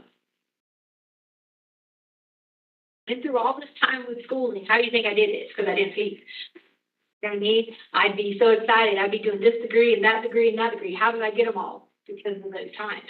But then there'd be times when I wouldn't be turning in my schoolwork, and I'd have to message the teacher and be like, "Look, the best right now, like next week I'll catch up and do 3 weeks worth of work, but just not this week, And so like you learn that's just not normal. Like if you guys, one of y'all came to work with each other like that, and you consistently came like that, you'd be thinking one or two things: are you on drugs, or is something really wrong? And I don't do drugs, so. Like the more and more that happened, like I became cognizant of it. And then Harley, as she got older, she started noticing. She'd be like, "Mom, you'll be this personality, then you'll be this one, and then I don't even know sometimes." And she just learned to like to deal with it. And then sometimes they can't even pry me out of the room because I won't leave for days. So as it happens more,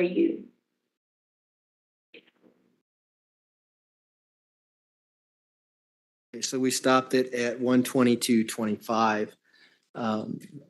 She's talking about discrepancies in her personalities and that she's aware of them. Do you recall her saying that? Yes. Tell the jury, how does that impact, if it impacts it at all, your diagnosis or lack of diagnosis of dissociative identity disorder?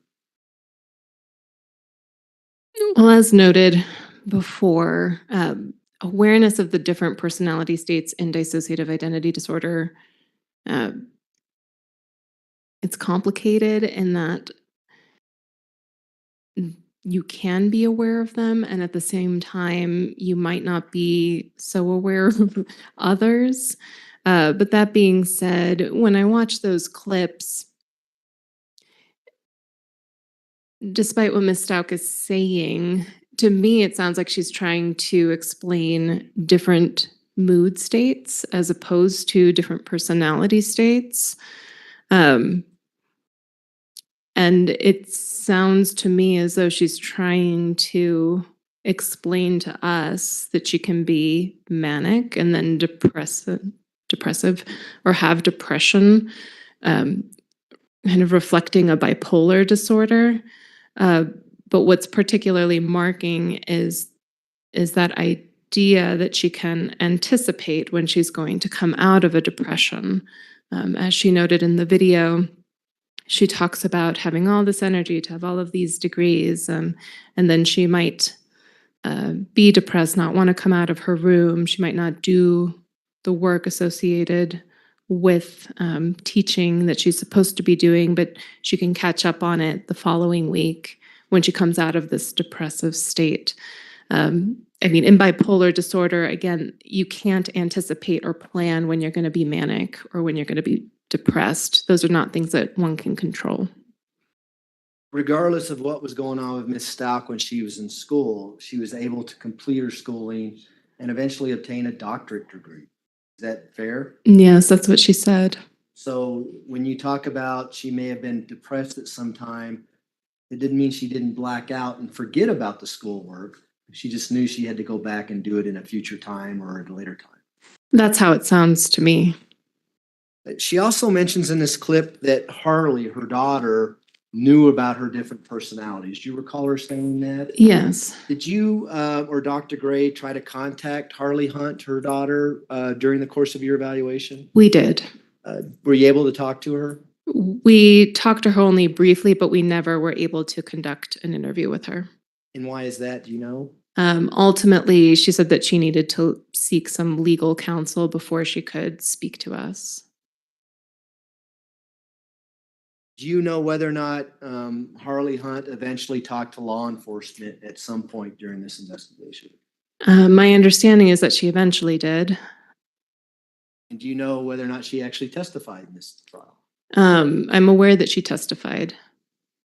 Would it be surprising to you that she testified that she didn't know anything about her mom? Your Honor, I'm going to object. This is an inappropriate question asking this witness to comment on. No, I think you can I think the question is phrased is objectionable. You, number one, you are reciting what some other witness had to say and you can't testify. Number two, I think that you can rephrase the question to ask her, in a hypothetical fashion, if a witness had testified or if the facts were to establish X, what would be your opinion? I think you can do that. And I understand. I'll rephrase the question, Your Honor.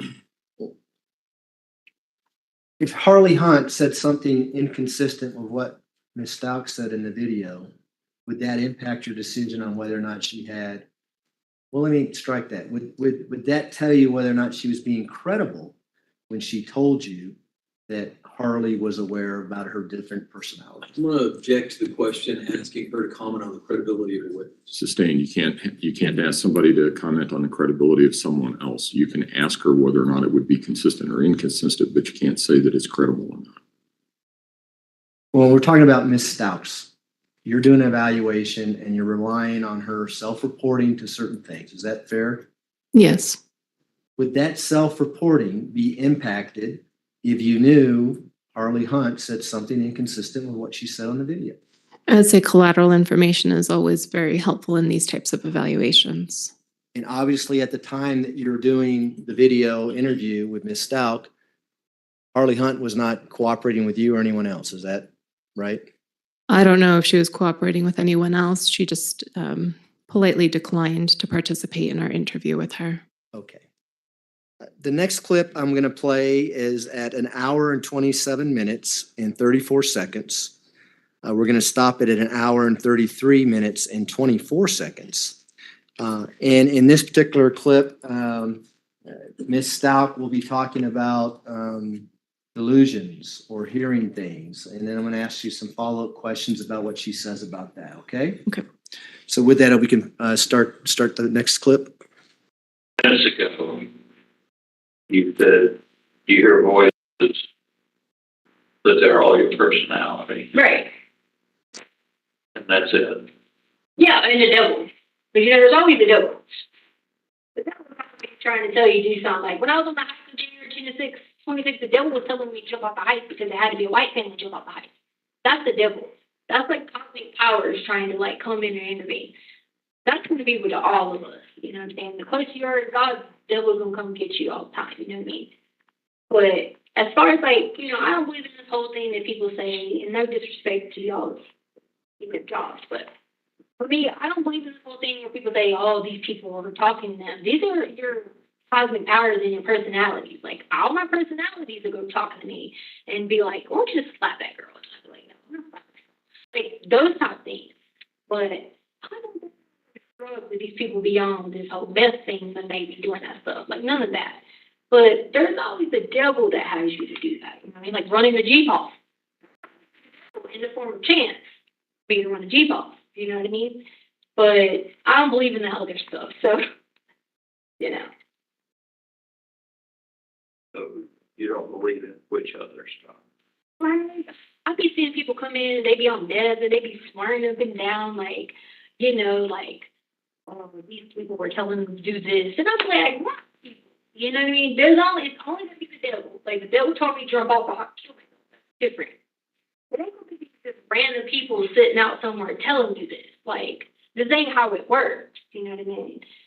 Yes, does my different personalities tell me to do different things? Yes, but that's still a part of me, just in a separate world. That's not, I don't know. I just feel like they be just a little bit delusional like that. So I believe in, if they want to say anything wrong, that's the devil or that's yourself.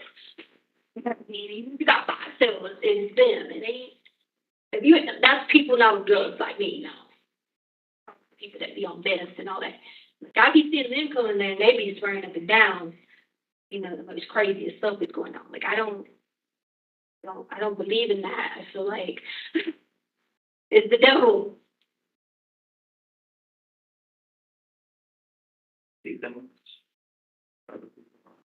Not, have I? Yes. I've been in forms of psychosis in my life where I saw things. Or maybe you can call them delusion. But on a regular basis, no. Like if I'm in a different world, like if I go to a world like a Janelle's world, I see everything Janelle sees. But that's because I've created those worlds. I've been able to be like, I know what Janelle does. Or if I go to Christina Browning and I'm doing gymnastic stuff around cell, like I know that I can make a balance beam, or I can put apparatus out or whatever. But I know those are things that I leave this place to go to that place, so I put them. You see what I'm saying? It's not something that there's oh, that looks like the sun is in here. Like no, it's not like that. I actually created those worlds. I know what goes in there. I put it there. You know what I mean? Sounds like it's almost a conscious choice on your part. Pretty much. Yeah. Except Maria. Now I'm choice on that part because I can't control going to Maria.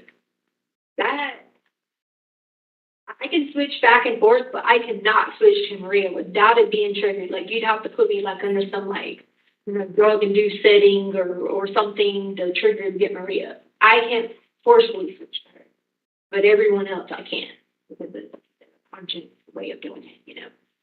Like every time I go to court, I tell Miss Robinson, the lady out here, she goes with me to court. I'll be like, bye-bye, Miss Robinson. I'm leaving. And she's like, don't leave yet. And I just go to a whole other world. Like sometimes I'll be calling my name. She'll have to snap me out of it. And I'll just be in a whole different thing doing all different stuff. But I've created that as a way to deal with things in life. It's not something that, that is like a chemical imbalance or something, I don't think. I think it's just me. But then not Maria, though. She's a trained sniper now, so she can do the most.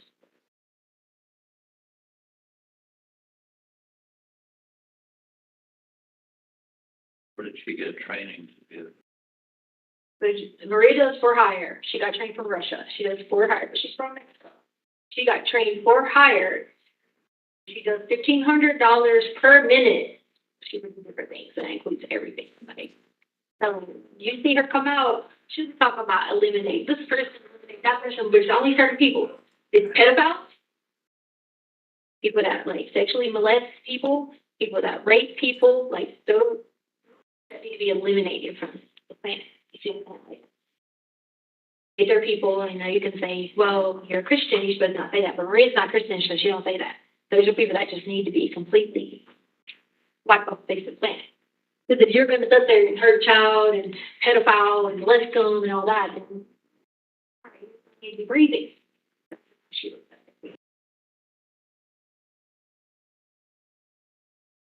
So we stopped it at 133.24. There's a lot to unpack there. Yes, there is.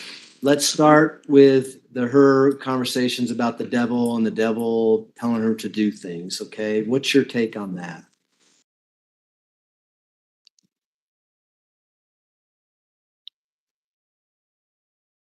Our take on that is ultimately, it seemed like an exaggerated symptom, that one specifically. She talked about auditory hallucinations, hearing personality states, again, in dissociative identity disorder. The research related to clinical presentation says that's possible. Hearing the devil wouldn't be associated with a dissociative identity disorder. Hearing the double could be associated with a psychosis, but again, given Ms. Stauch's history, there's nothing there to corroborate that she's had any significant psychosis that persist, that one might hear that symptom and say that symptom goes with this particular clinical presentation. What was also striking was, at least as it pertains to issues of psychosis, is that individuals who do have a psychotic disorder specifically are usually hesitant to draw attention to their symptoms. They can be difficult to assess because they might deny symptoms, or they might just withhold information as it pertains to those.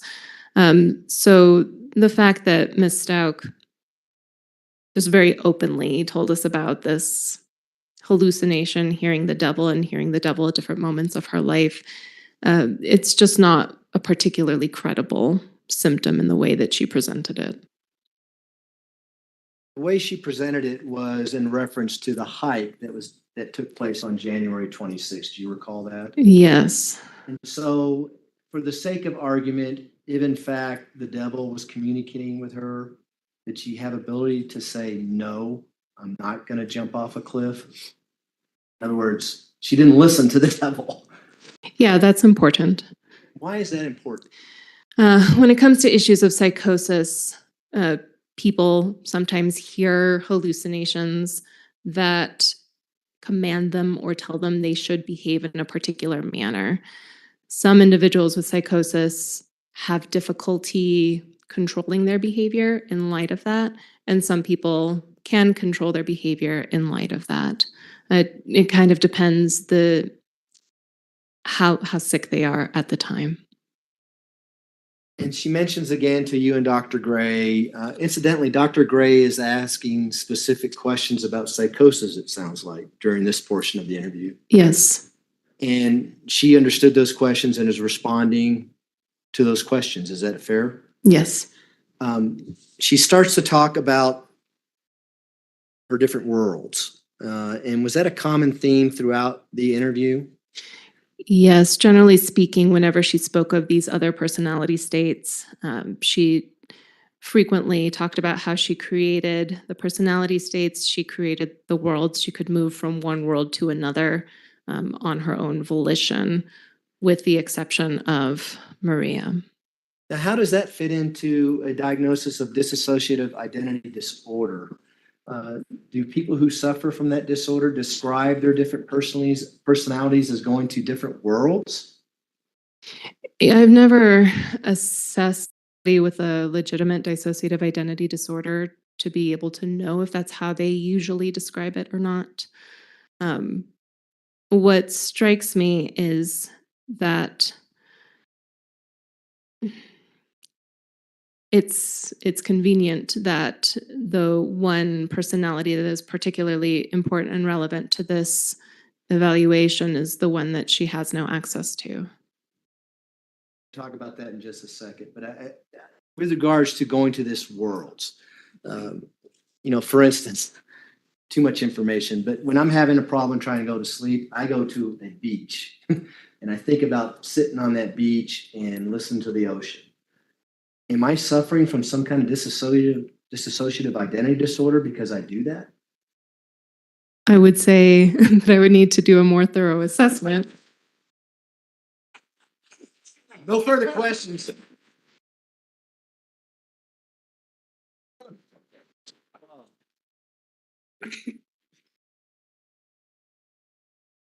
Yeah, I did.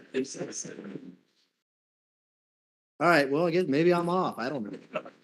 I'm never going to think about that again. Let's talk about Maria, okay? You just said that there's an exception to her different personalities with Maria. How significant is that to your evaluation? as I said, Maria ultimately ends up being one of the most relevant personalities associated with the evaluation of her sanity at the time of the offense. She talks about all of these other personalities. She explains to us that she is unaware of a couple of her personalities, that she learns of them through the evidence. She seems more aware of a separate set of personalities. And then when it came to Maria, she said that she could not tell us what Maria was thinking at any given time. Just like she noted that she can move from one world to another in these other personality sets, Taylor, Christina. I don't know that I could remember all of the names off of the top of my head. When it came to Maria, she said that she couldn't do that with Maria. But it's also interesting to me that she seems to have an awareness of Maria's existence in terms of her being a trained sniper, where she was trained, the idea that Maria speaks different languages. All of that seems a bit far-fetched to me in terms of this idea of dissociative identity disorder. Because dissociative identity disorder, the minority of, well, I'd say the majority of individuals who experience it as multiple personality states coexisting at the same time within them, which is where the identity confusion comes into play. It's not usually presented so overtly in terms of, I have this separate personality with all of these different qualities than me. Is it inconsistent to say that she knew this much information about Maria and yet at the same time say she can't control switching over to Maria? To me, I would think that if she had no access to Maria, I would expect her to have less of an awareness or understanding of that particular personality. While we're talking about Maria, at some point during the interview with Ms. STAUCH, whether it was in March or in June, did you ask to speak to Maria? We did ask her if we could. And how did she respond to that? She essentially said that she couldn't just switch into Maria. She noted that, I think she said a little bit in there, that something would have to trigger that particular personality to come out of her. I think, if I'm remembering correctly, during the course of our assessment, she said that we would need to bring out specific evidence or discovery to help her return to that state. Just how she noted that she was aware of these other personalities. We asked about what Maria was thinking at the time of the alleged offense, and that's when Ms. STAUCH told us that she could not tell us what Maria was thinking at any point in time. I'm going to fast forward to November of 2022. Did you review an interview that was conducted by a Dr. Lewis with Ms. STAUCH in her insanity evaluation? I did. And did you see a portion of that interview where Dr. Lewis said, "Hey, can we speak to Maria?" And then Maria appears talking in a Spanish accent? Yes, Was that Ms. STAUCH in the interview? it was. Was that inconsistent with what you saw when you asked her if you could speak to Maria? I would say, generally speaking, it seemed to be. Dr. Lewis asked multiple times, to my recollection, before Maria emerged. I also saw Dr. Lewis doing something with handwriting, and I'm not familiar with whatever technique that was. Okay. We may be watching that at a later time, okay? The next segment I want to talk to you about is reference to Maria again, and it's in reference to an incident that happened when she was being transported from South Carolina to Colorado where there was an assault on a deputy. Do you recall that information? Yes, And do you recall talking to her about that information? briefly, yes. Okay, we're going to play this clip and then I'll ask you some more follow-up questions about that. And just so the record's clear, we're still on People's Exhibit 724. We're now at 1 hour and 39 minutes and 2 seconds, and we will stop it at 1 hour and 41 minutes and 10 seconds. If you look at that report where the drive here, that lady was trying to get me with her gun. And like you can see on the camera, well, I kept on telling her, like, I knew exactly what she was over there doing and thinking. And I kept telling her, like, I know what you're doing over here. I know you're out to get me, you're trying to shoot me with your gun. Like, I knew all that. You know what I mean? So like that was a time, an example where it was very heightened, where I was like all over the place for thinking they were out to get me with the stuff, and that I was trying to read what she had going on, and she was trying to shoot me with her gun. I don't know if you saw that report, but like you could see it in there where I keep looking at the cameras, telling them this. You know, that was an example of a time that it was like very, very high.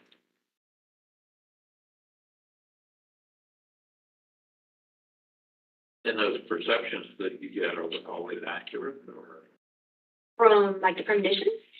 No, on the, when you get really paranoid and it seems like you know what other people are. Yeah, because like think about it. In that instance with that lady, that Deputy James, it was accurate. She did have a gun on me. So therefore, what else she been doing with a gun? Pointing at me. She was trying to kill me with it. So like that was a perfect example why it was accurate, you know. And of course, Maria came. That whole incident happened when Maria came, and she's just going to regulate on them. You know what I mean? So it's usually always accurate. Like the whole incident with the guy trying to tell me I hit somebody. I didn't really hit somebody, but these people were out to get me the whole time, and I kept telling them like, look, there ain't no way I hit somebody. Y'all were setting me up. Like, who hit somebody and there's no marks? So I knew they were doing that because his last name was Sanchez and Maria's last name is Sanchez. So how did that happen? You know what I mean?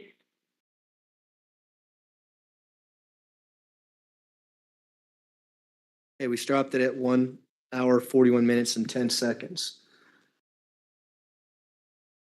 Was it clear to you when you're talking to her that she's saying Maria was the one that kind of took over and assaulted the deputy on the way back from South Carolina? Yes. Looking at the interview with Dr. Lewis, where it's alleged that Ms. Stout turned into this persona named Maria Sanchez, talking in a Spanish accent, did you review the video of the assault coming back from South Carolina? I did not.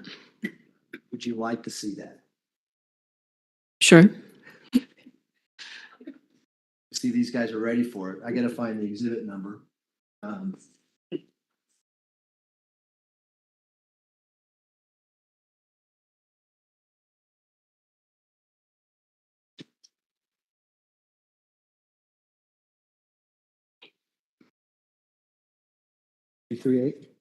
Let's try People's Exhibit 338.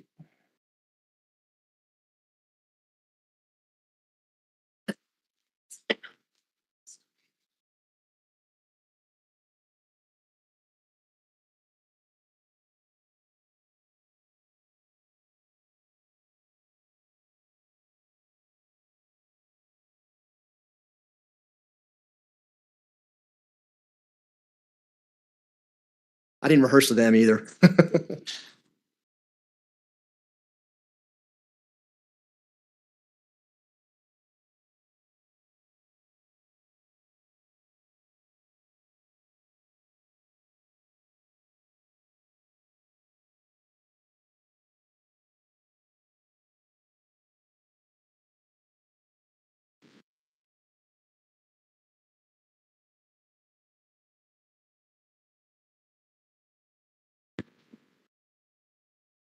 For the record, we're playing 338.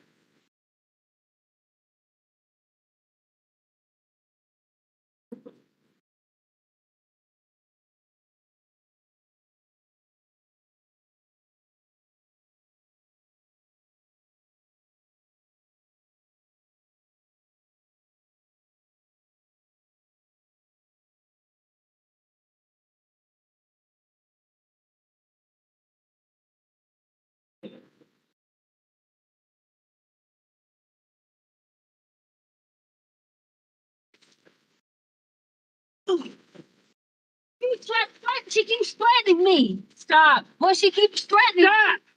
Stop. She keeps on threatening me. I have stopped it. She keeps on. Well, she got out of the restraints. She keeps on. Threatening me. I will for you. She keeps Put your arm down. But she keeps threatening me the whole time. Tisha, give me your arm. I will to you, but not to her. Tisha, give me your I will arm. to you, but not to her. Cooperate with me. Cooperate with me. I will with you, but not with her. Cooperate with me. I will with you, not with her.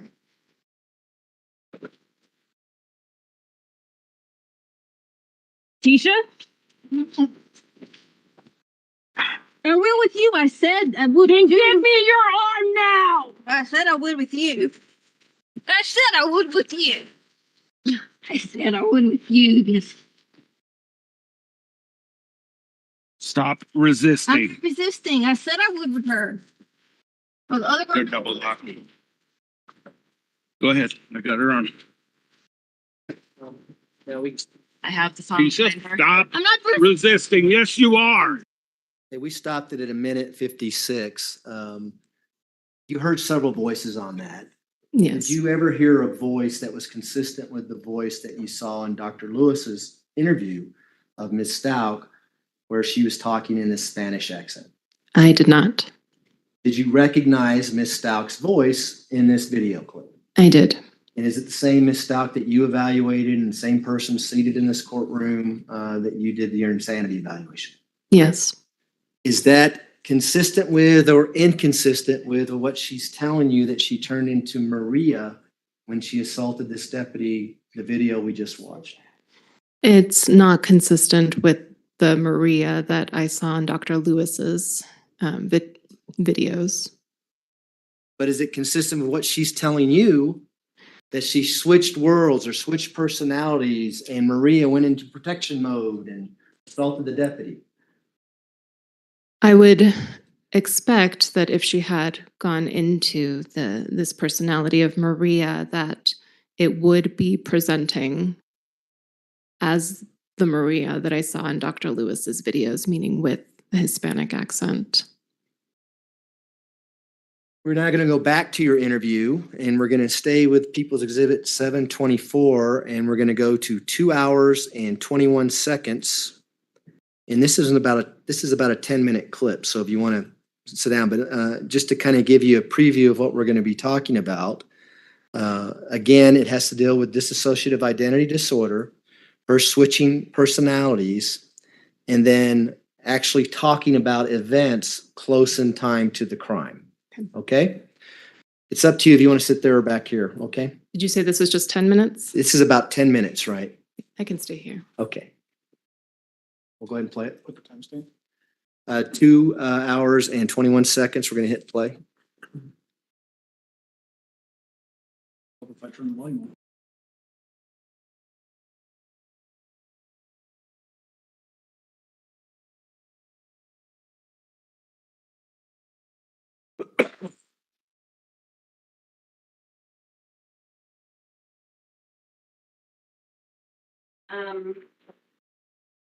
Yes, I do have a couple of questions. This kind of relates back to a few things. So you've mentioned flashbacks. Can you describe more what that feels like for you? Yeah.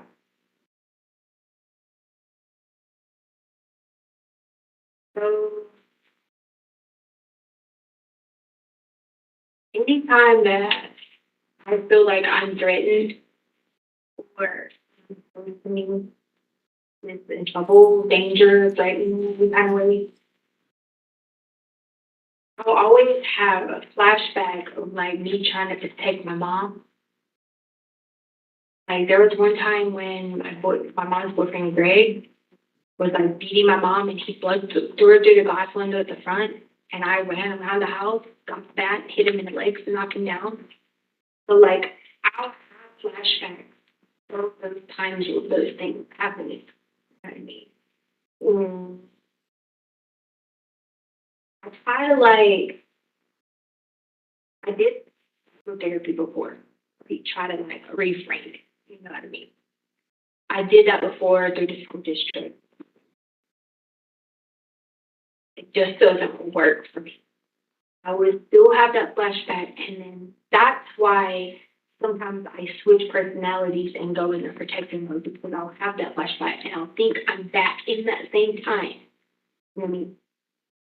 Like, for example, you know, I text my boss and tell her that my stepdad died. I had a flashback that morning when Lena came into my room. I thought, I guess it was like 3 or 4 o'clock in the morning, I texted my boss and told her that my stepdad had died. But that was because I was having flashbacks the whole time and nightmares of the day when my stepdad died, because I weren't really sure if he was dead or not. You know what I mean? And it happens a lot, because like I can see somebody walking on the street and I'll be like, that looks like him. One of the triggers is red and black. Okay, and I know you have red and black on. So I can even watch like NC State. That's one of them, you know, basketball. You go to the NC State game, red and black. You know what I mean? Because it's surrounded. It's not just one, it's surrounded. He would come in with red shirt on and black. And he always named this as like his whole thing of like his mom. So his mom was killed supposedly by his stepdad. So he always wears red and black to like commemorate this. You know what I mean? So like I can see somebody walking on the road with red and black on it, and I'll have a flashback of stepdad coming in the room, turning lights on. He'll go, "My name is James Lowry," and he has this whole like monologue thing that he does before he heightens up to the huge. You know what I mean? And so that happens. That's why when I was driving one day on the back roads, I was thinking there was somebody walking, and I was thinking it was him. And so like it gets scary, because like what if one day I was to like try to run that person over, like thinking that was really him. You know what I mean? So those are the kind of flashbacks I have, and most of them, I'd say 90% of them have something to do with him. Me and Kyle call him Jackass James, just because we like, you don't see it triggering me so much. Jackass James, because that's what, you know. Other that I have flashbacks is from prior, because the house burned down when I was younger with my mom, and my mom blamed me, and I called 911, and I got in trouble for calling 911 because my mom was saying that the way they read the report, she wasn't going to be able to like get the house fixed on her insurance, and like same thing. Got in trouble for calling 911 when said that here. What happened was I was trying to cook for my siblings, and I had a pot, and curtains used to not be in they are now, whatever. And I had to run go get my little brother, and I was trying to find my sister. And when I came back in, it caught flame on the thing, and it burnt my mom's whole kitchen living room. So like anytime there's something hot, I can smell it. Like I can smell the fire that's out there. Like sometimes, like if, for example, it can be something small, like people could be doing like a wood fire in the woods, like, you know, burning trash or like a bonfire. I don't do bonfire because I will be at the bonfire and I'll just be like, no, like, and I'll have a flashback of the time that the fire happened in the house. The reason we moved from North Carolina to South Carolina was to show and shock our house and set it on fire because we lived in a very neighborhood. So I'll have flashbacks of my mom calling me, telling me that everything we had worked for was burned in the house. So those are like just some examples of what happens. I mean, I can almost like feel like it's burning, or I can almost feel like I'm there. I smell it, I see it. You know what I mean?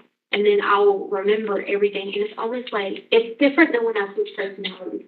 When I switch personalities, like I go to those whole different.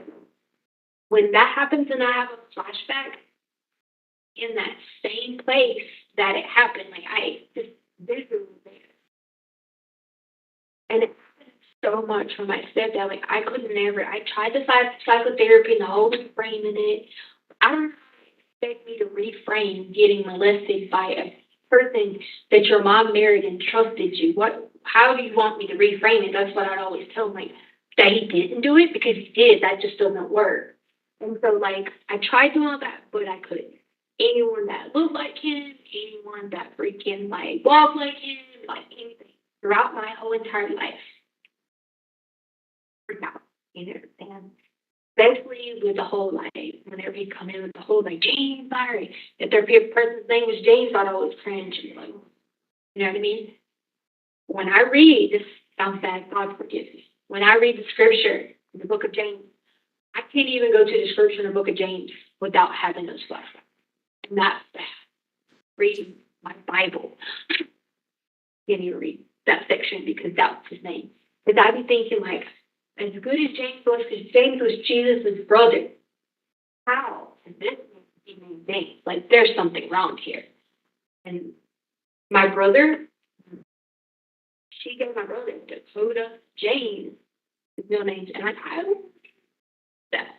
So those like times that things just like were reading a flashback in, like when they did my brother's graduation, they walk across the stage and they were like, he graduated high school and I was there. And they were like, Dakota James Byrie. I literally was like, freaking out. Like, don't tell him that. He is not like his dad. You know. Just like a lot. You're saying that these flashbacks are more than just a memory. Oh God, yeah. I'm telling you, almost like you're right there. See, so it's all your senses are activated. You know what I mean?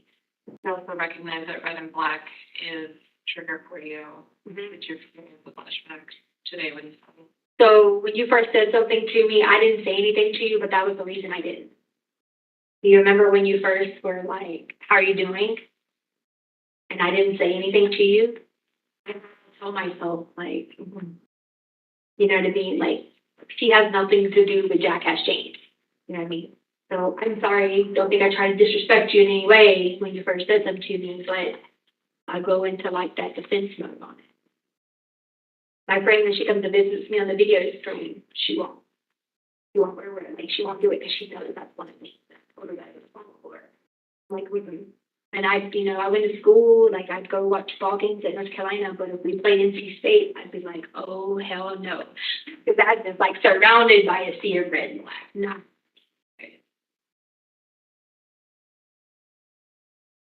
And you've mentioned triggers. We've talked about several different triggers that you have. What exactly is a safe trigger? Well, if they don't trigger a flashback, which is usually what happens.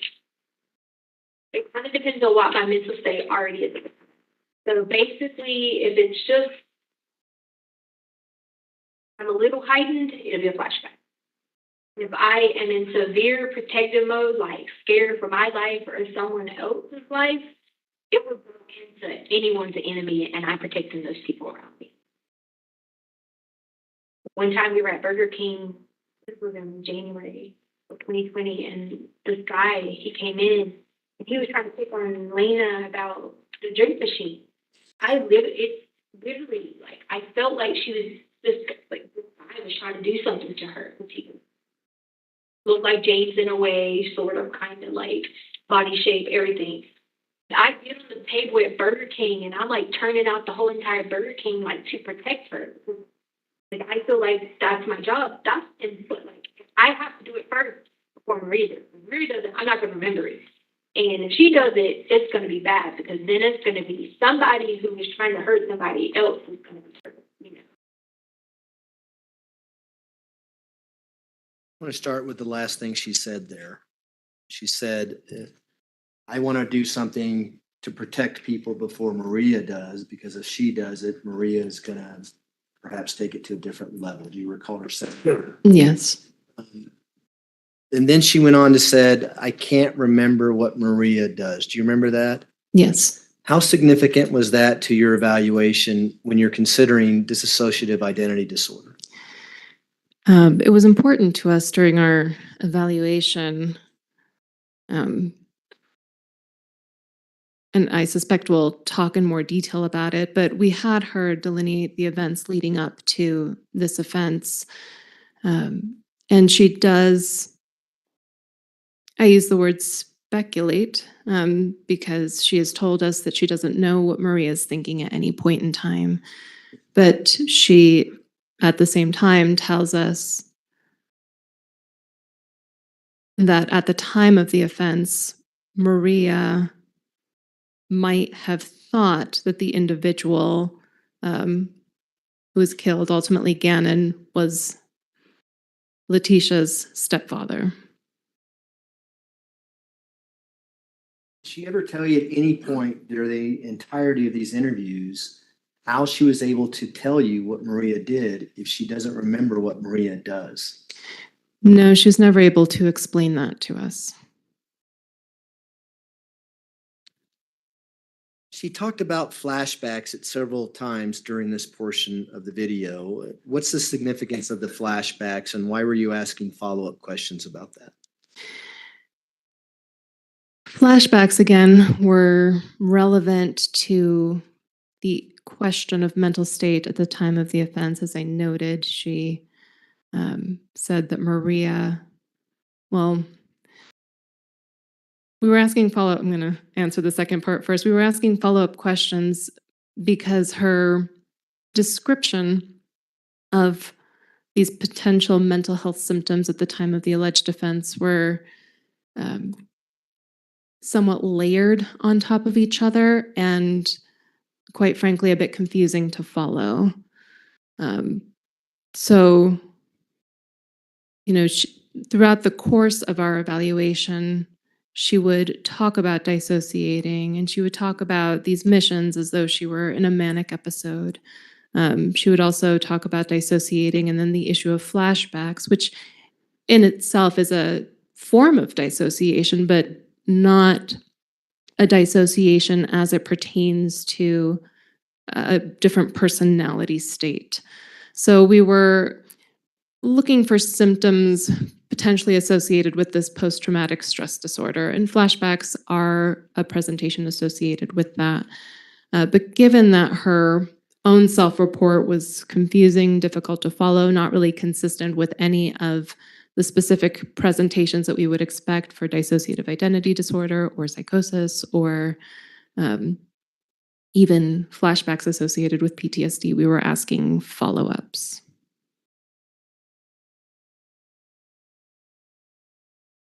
Was it inconsistent with how she described the flashbacks? Initially, she says, when I have a flashback, I switch personalities. Do you remember that? She has said that, yes. Did she later on come back and say, flashbacks are different than me switching personalities? Yes. What significance does that have, if any? Again, it's trying to understand what is this clinical diagnosis that we're looking at. When it comes to flashbacks, flashbacks are when you feel as though you are specifically reliving a traumatic event from your past.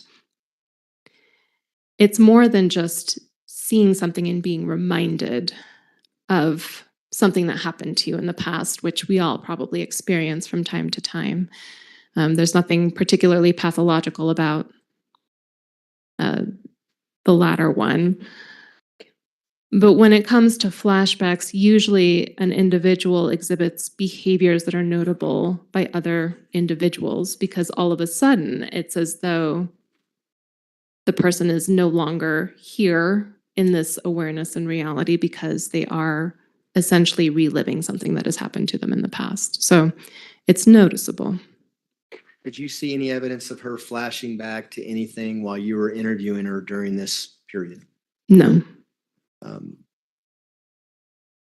It seems like that you were asking questions, and I guess I can ask, were you trying to figure out what the triggering event was that would cause her to switch personalities during this conversation? During this conversation, I think I was just trying to get a better understanding of what is it that she means when she says flashbacks. It's not uncommon to see in these types of evaluations people using psychological jargon without really using it correctly or understanding exactly what it means,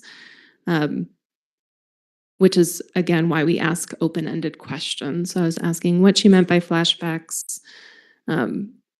because as I noted before, throughout the evaluation, she seemed to layer or conflate or use terminology but seemed to mean something else. So I was just trying to get a better picture or understanding of what it was that she was trying to communicate. And is this the first time you're hearing anything about red and black being some kind of triggering event for her?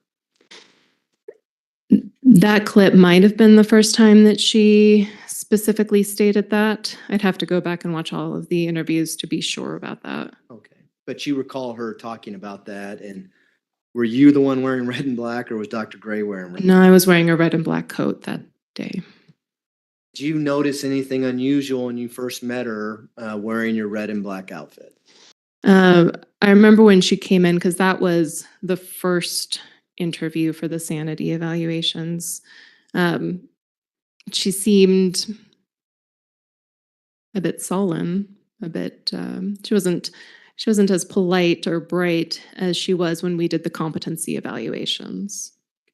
Speaking of that, did you and Dr. Gray perform some psychological testing during the course of these interviews? Yes. Did you have her remember phrases or words or numbers and sequences of numbers? We did, yes. I'm asking way too many questions in one, sorry. How did she do on that? Let's talk about the number sequences first. Sure. During the competency evaluation specifically, we gave a very brief cognitive screener. It's called, well, in short, it's called the MOCA. It's the Montreal Cognitive Assessment Test. It literally takes maybe 5 to 10 minutes to administer. And it looks at a variety of different cognitive domains. So things like attention, short-term memory. And when I say short-term memory, I'm speaking about being able to remember words over the course of a few minutes. It also looks at abstraction abilities, naming abilities, a little bit that looks at executive functioning, which is kind of an umbrella term that encompasses cognitive abilities associated with reasoning and problem solving and planning. But she did fine. She did fine on all of that. There wasn't anything noticeable that would call our attention to her having cognitive deficits or a cognitive disorder. What about brain damage? Anything to indicate that she may have had brain damage? Nothing specifically.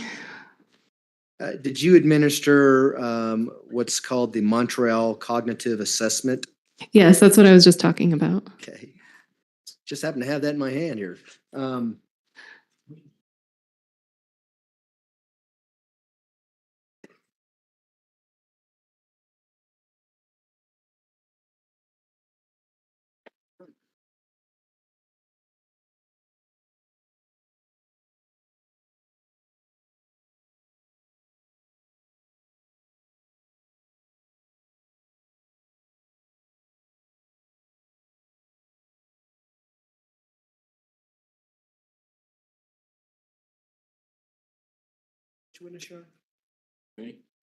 Hand you what's been marked as 7.6. People 7.6.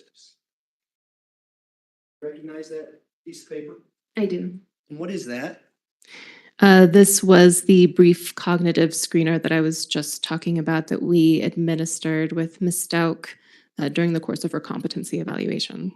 And with regards to People's Exhibit 736, is that a fair and accurate copy of the test and her results of that test, or at least her documentation of that test as you did it back during your evaluation? Yes. At this time, I'd move to admit People's Exhibit 736. No objection. Exhibit 736 will be admitted. Go ahead. In People's Exhibit 736, on the right-hand top corner, there's a picture of a clock. Yes. Could you describe that particular clock and what Ms. STAUCH did as a result of that examination? Yes. That particular task, we call it clock drawing. Essentially, it's when we ask an individual from scratch to draw a clock, to put in all the numbers 1 to 12, and then to set the time to 10 past 11. We usually try to make sure that there is no clock in the room that they can copy. This particular, I'm not a neuropsychologist, so I'd say neuropsychology is not my specific specialty, but I do understand that this particular test is sensitive to some sort of brain impairment when that is present. So Ms. STAUCH's clock drawing it's fine, for lack of a better term. She has a circle, she has all of the numbers, and the hands are appropriately set to 10 past 11.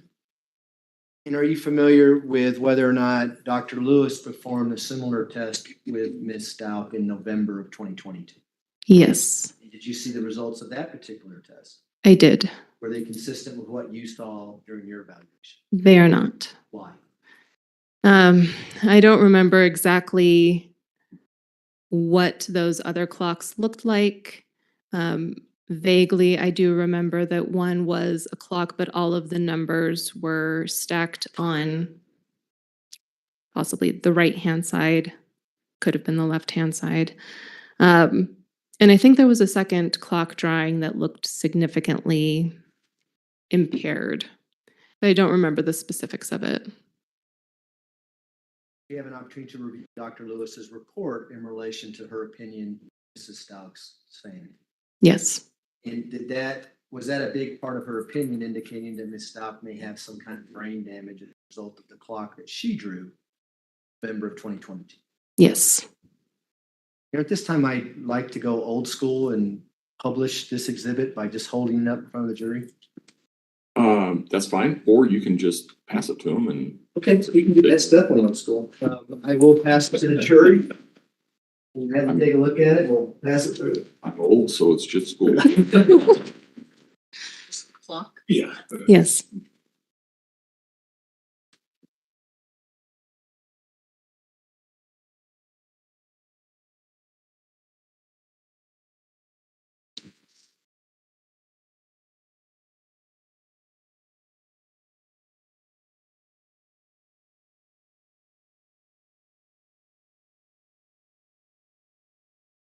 And while they're doing that, can we approach just to? Yeah. No.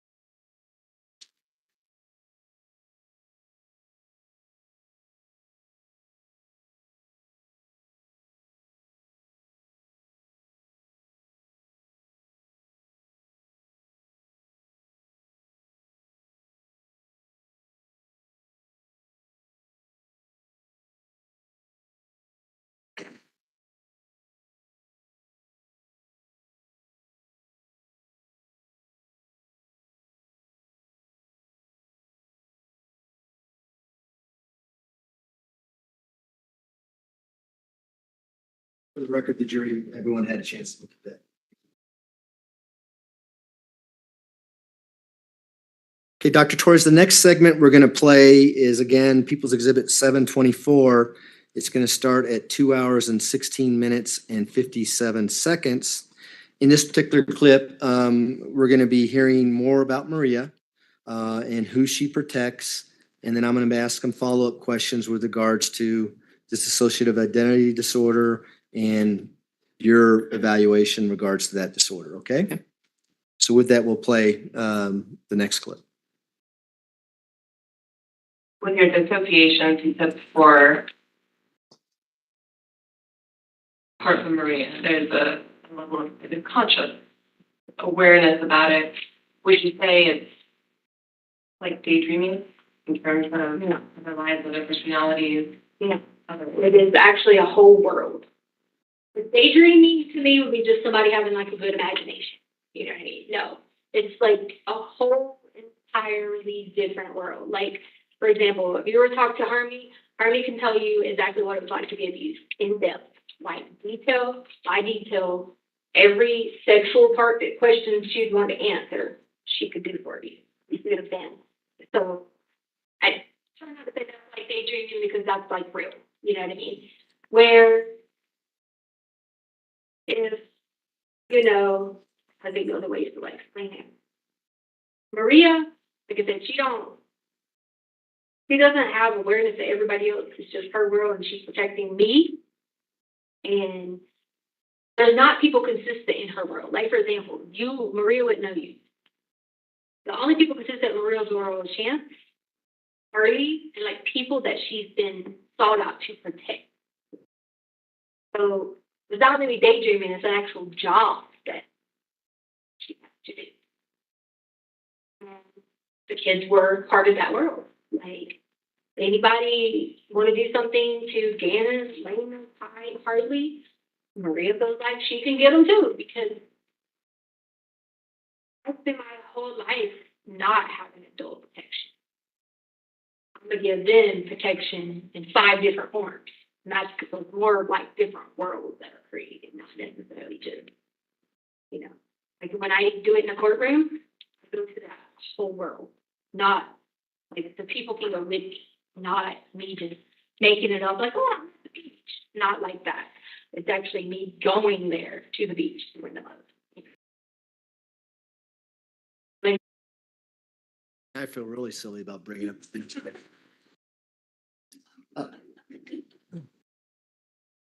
Let me ask you some questions about what we just saw.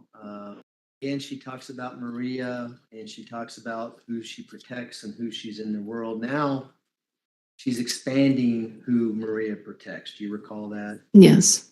And she includes Lena, Gannon, Harley, and I believe she said Chance, if I recall correctly. Do you recall that? Yes. What significance is that, knowing that we're going to see eventually her interview where she seems to indicate that she turned into Maria when Gannon was killed? What's your take on that?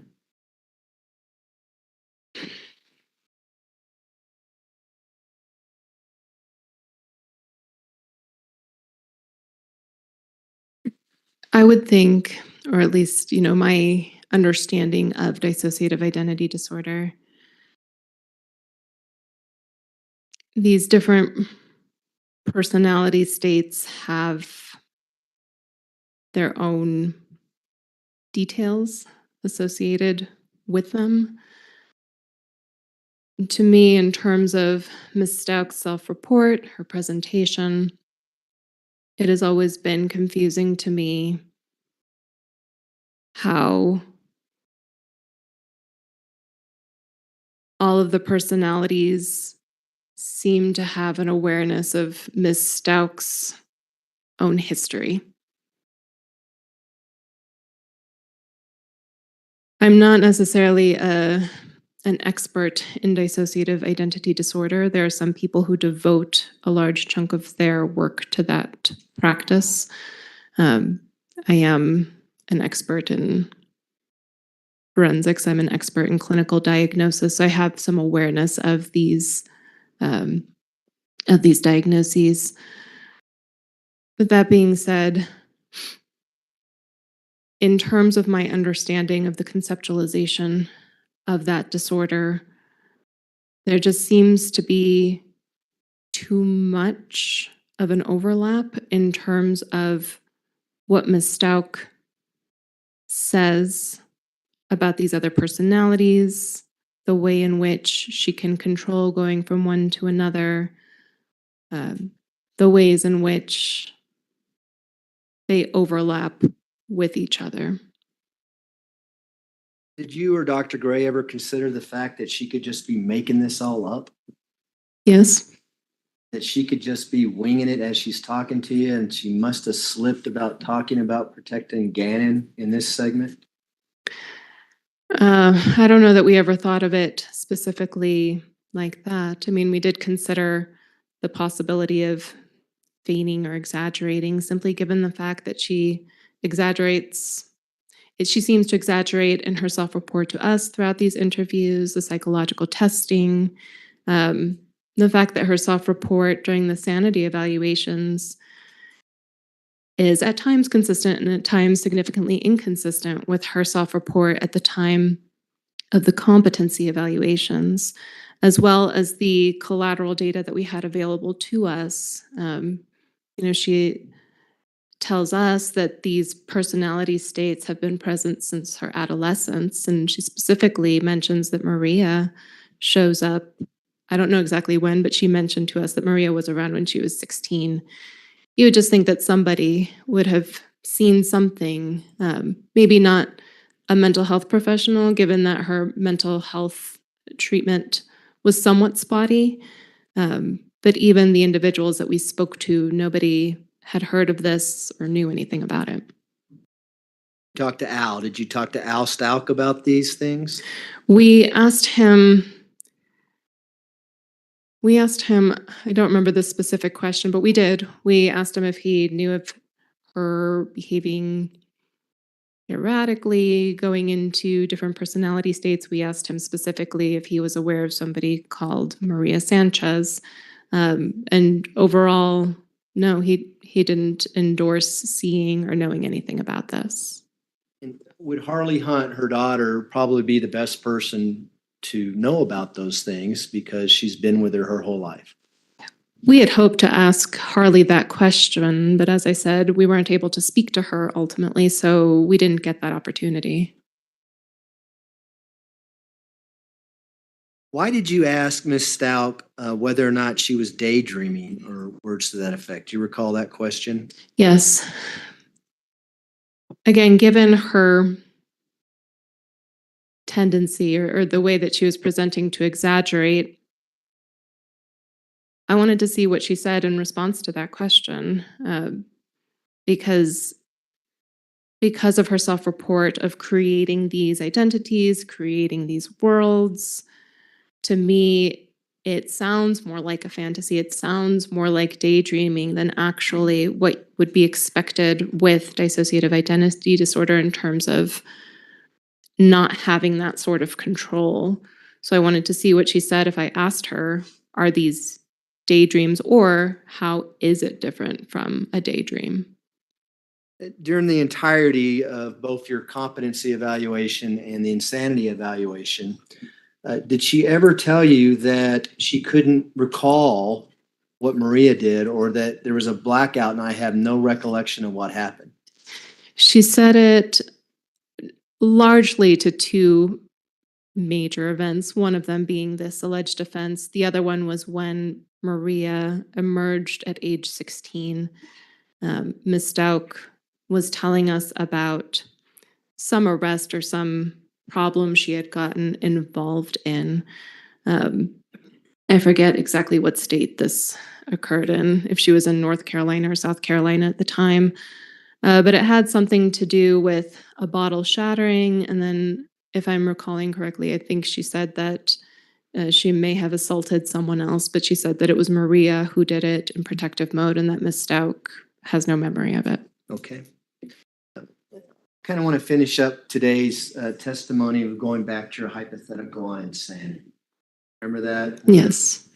The family member felt that he was going to power to change the world, and they wanted to kill that family member because he wanted to prevent that person from doing that. Sure. Yes. Close enough. In that hypothetical situation, would you expect the person who's charged with a crime, if they are truly legally insane, to make up stories about how the crime happened? No, I would expect more consistency from one report to another. Often when people are arrested, they're interviewed by police. I mean, sometimes they refuse to be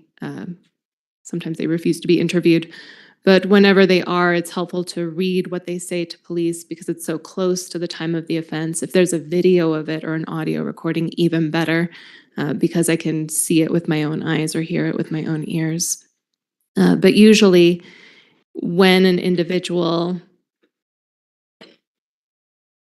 does ultimately meet the insanity defense, there's more consistency. There's documentation about a history. There's information enough to substantiate the claims and the self-report and what was occurring with that person at the time of the offense. And is that in large part because they didn't have the capacity to know that it was wrong, therefore they don't have the capacity not to admit to it? That makes sense? Say that. I think there's some double negatives in there. I'm trying to follow. Let's go to your hypothetical. Okay. Charged person or the person claiming to be insane says, I killed my family member because if I didn't, they would have changed the world. And nothing wrong with that. Mm-hmm.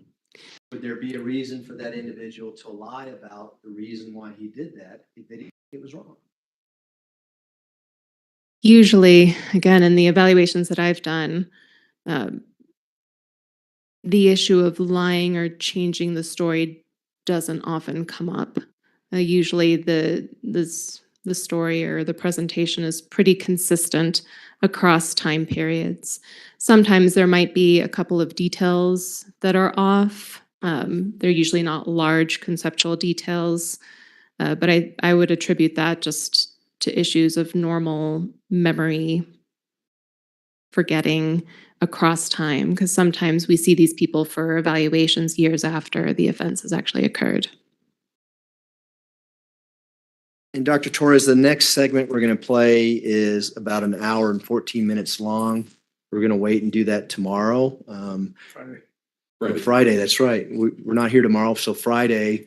But this is going to be, the next clip is where she describes the events leading to the death of Gannon and the events surrounding that, at least the first version events that she gives you. Okay, are you familiar with that part? Yes. I may remind you again on Friday, but that's where we'll start out Friday morning. So now's a good time to stop, Judge.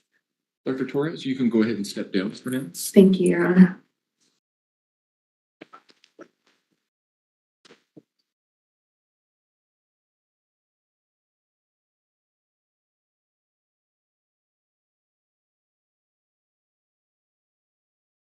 All right, ladies and gentlemen, we will have our evening break. Again, do not discuss the case among yourselves. Do not discuss the case with anyone else. Do not do your own independent research about any aspect of this case. Remember, you can still blog or communicate with others, just not about this case. You can't do any blogging about your jury experience or communication with other jurors. You can still watch TV and go on the internet. If anything regarding this case comes through your feed, change the channel or turn the page and do not give it any attention. Do not use any information from any other source concerning the facts or the law applicable to this case other than the evidence presented and the instructions that I give to you. We should be able to start right on time at 9 o'clock on Friday morning, so be where you need to be. As I said earlier, feel free to bring in jackets, blankets, those sorts of things, and we'll see what we can do about Friday. So with that, all right, for the jury, please.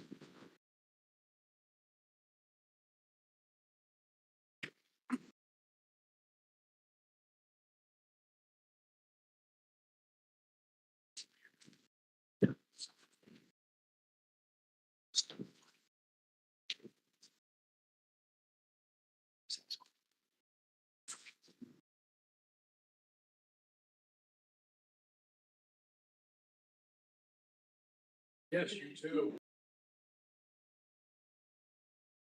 Thank you. You may all be seated. Record should reflect the jury has left the courtroom. Mr. Killimi, is the defendant prepared for courtesy advisement? Sure. Okay. All right. Prosecution, what felony convictions would you rely upon to impeach the defendant's credibility if she were to testify? I don't believe there are any, Judge. All right. Ms. STAUCH, how old are you, ma'am? All right. And how much education have you had? Okay. I've heard through the trial that you have a bachelor's, a master's,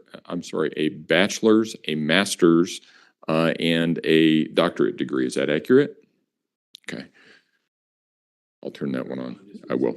Just for this one, yeah. That is, it's either 3 or 4.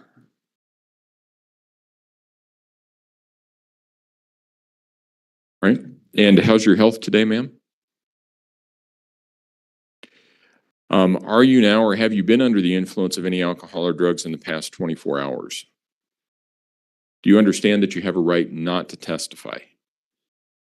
And that if you choose not to testify, then the jury can be instructed about that right and be told that the jury cannot infer your guilt from the fact that you remain silent, and it would still be the prosecution's burden to prove the elements of the case to the jury beyond a reasonable doubt. Do you understand, however, that you have a right to testify? Do you understand that if you want to testify, no one can prevent you from doing so? Do you also, do you further understand that if you choose to testify, you may be cross-examined by the prosecution concerning any matters which are relevant and material to this case? Do you also understand that juror questions may be submitted, but the same rules of law, evidence, and procedure that apply to juror question or that apply to lawyer questions will also apply to juror questions, and that improper juror questions will not be permitted. However, legally proper juror questions may be asked of you if you decide to testify. Essentially, you've seen that process of questions that have been submitted by jurors to other witnesses. You would be subject to that same process. Do you understand that? Do you understand that the decision to testify or not to testify is yours personally and only you can make this decision? Do you further understand, even though your attorney may disagree with your decision, that the decision is entirely yours and yours alone? Yes. Do you fully understand this advisement? Yes, sir. Is there anything further you wish for me to explain to you concerning your right to testify or not testify? No, sir. All right. I've given you this advisement because it's required under the law before you make a decision regarding whether you choose to testify or not. I'm not going to ask you about that now. You're entitled to see all of the evidence that's been brought against you by the prosecution. So we need to finish with their case first, but I also understand that we may be getting towards the end of that either by the end of this week or maybe be the beginning of next week. So I want to give you some time to think about it. I want to give you some time to talk to your attorneys about it. There's a lot of evidence in this case. There are a lot of things that you may need to consider before you make that decision. At some point, however, I will ask you the ultimate question. What is your decision? You don't need to tell me now, but I want you to think about that because at some point I'm going to ask you that question. Okay? Sir. All right.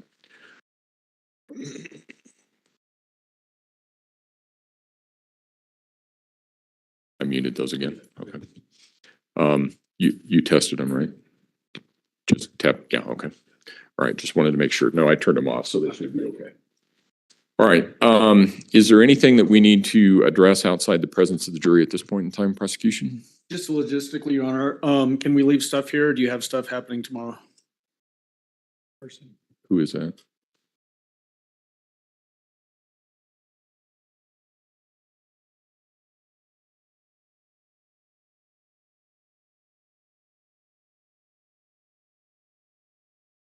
You can leave it here. Okay. Just clean a space off at the end of the corner of the table. So they've got some place to sit and some place to put something. But I don't think that really is going to take very long. It's more going to be, I think, in the form of argument than it's going to be a whole lot of presentation of anything else. Okay. And then what, the 10 o'clock is WebEx. So the other one is WebEx. And then the last one will be, where am I doing that? Mediation.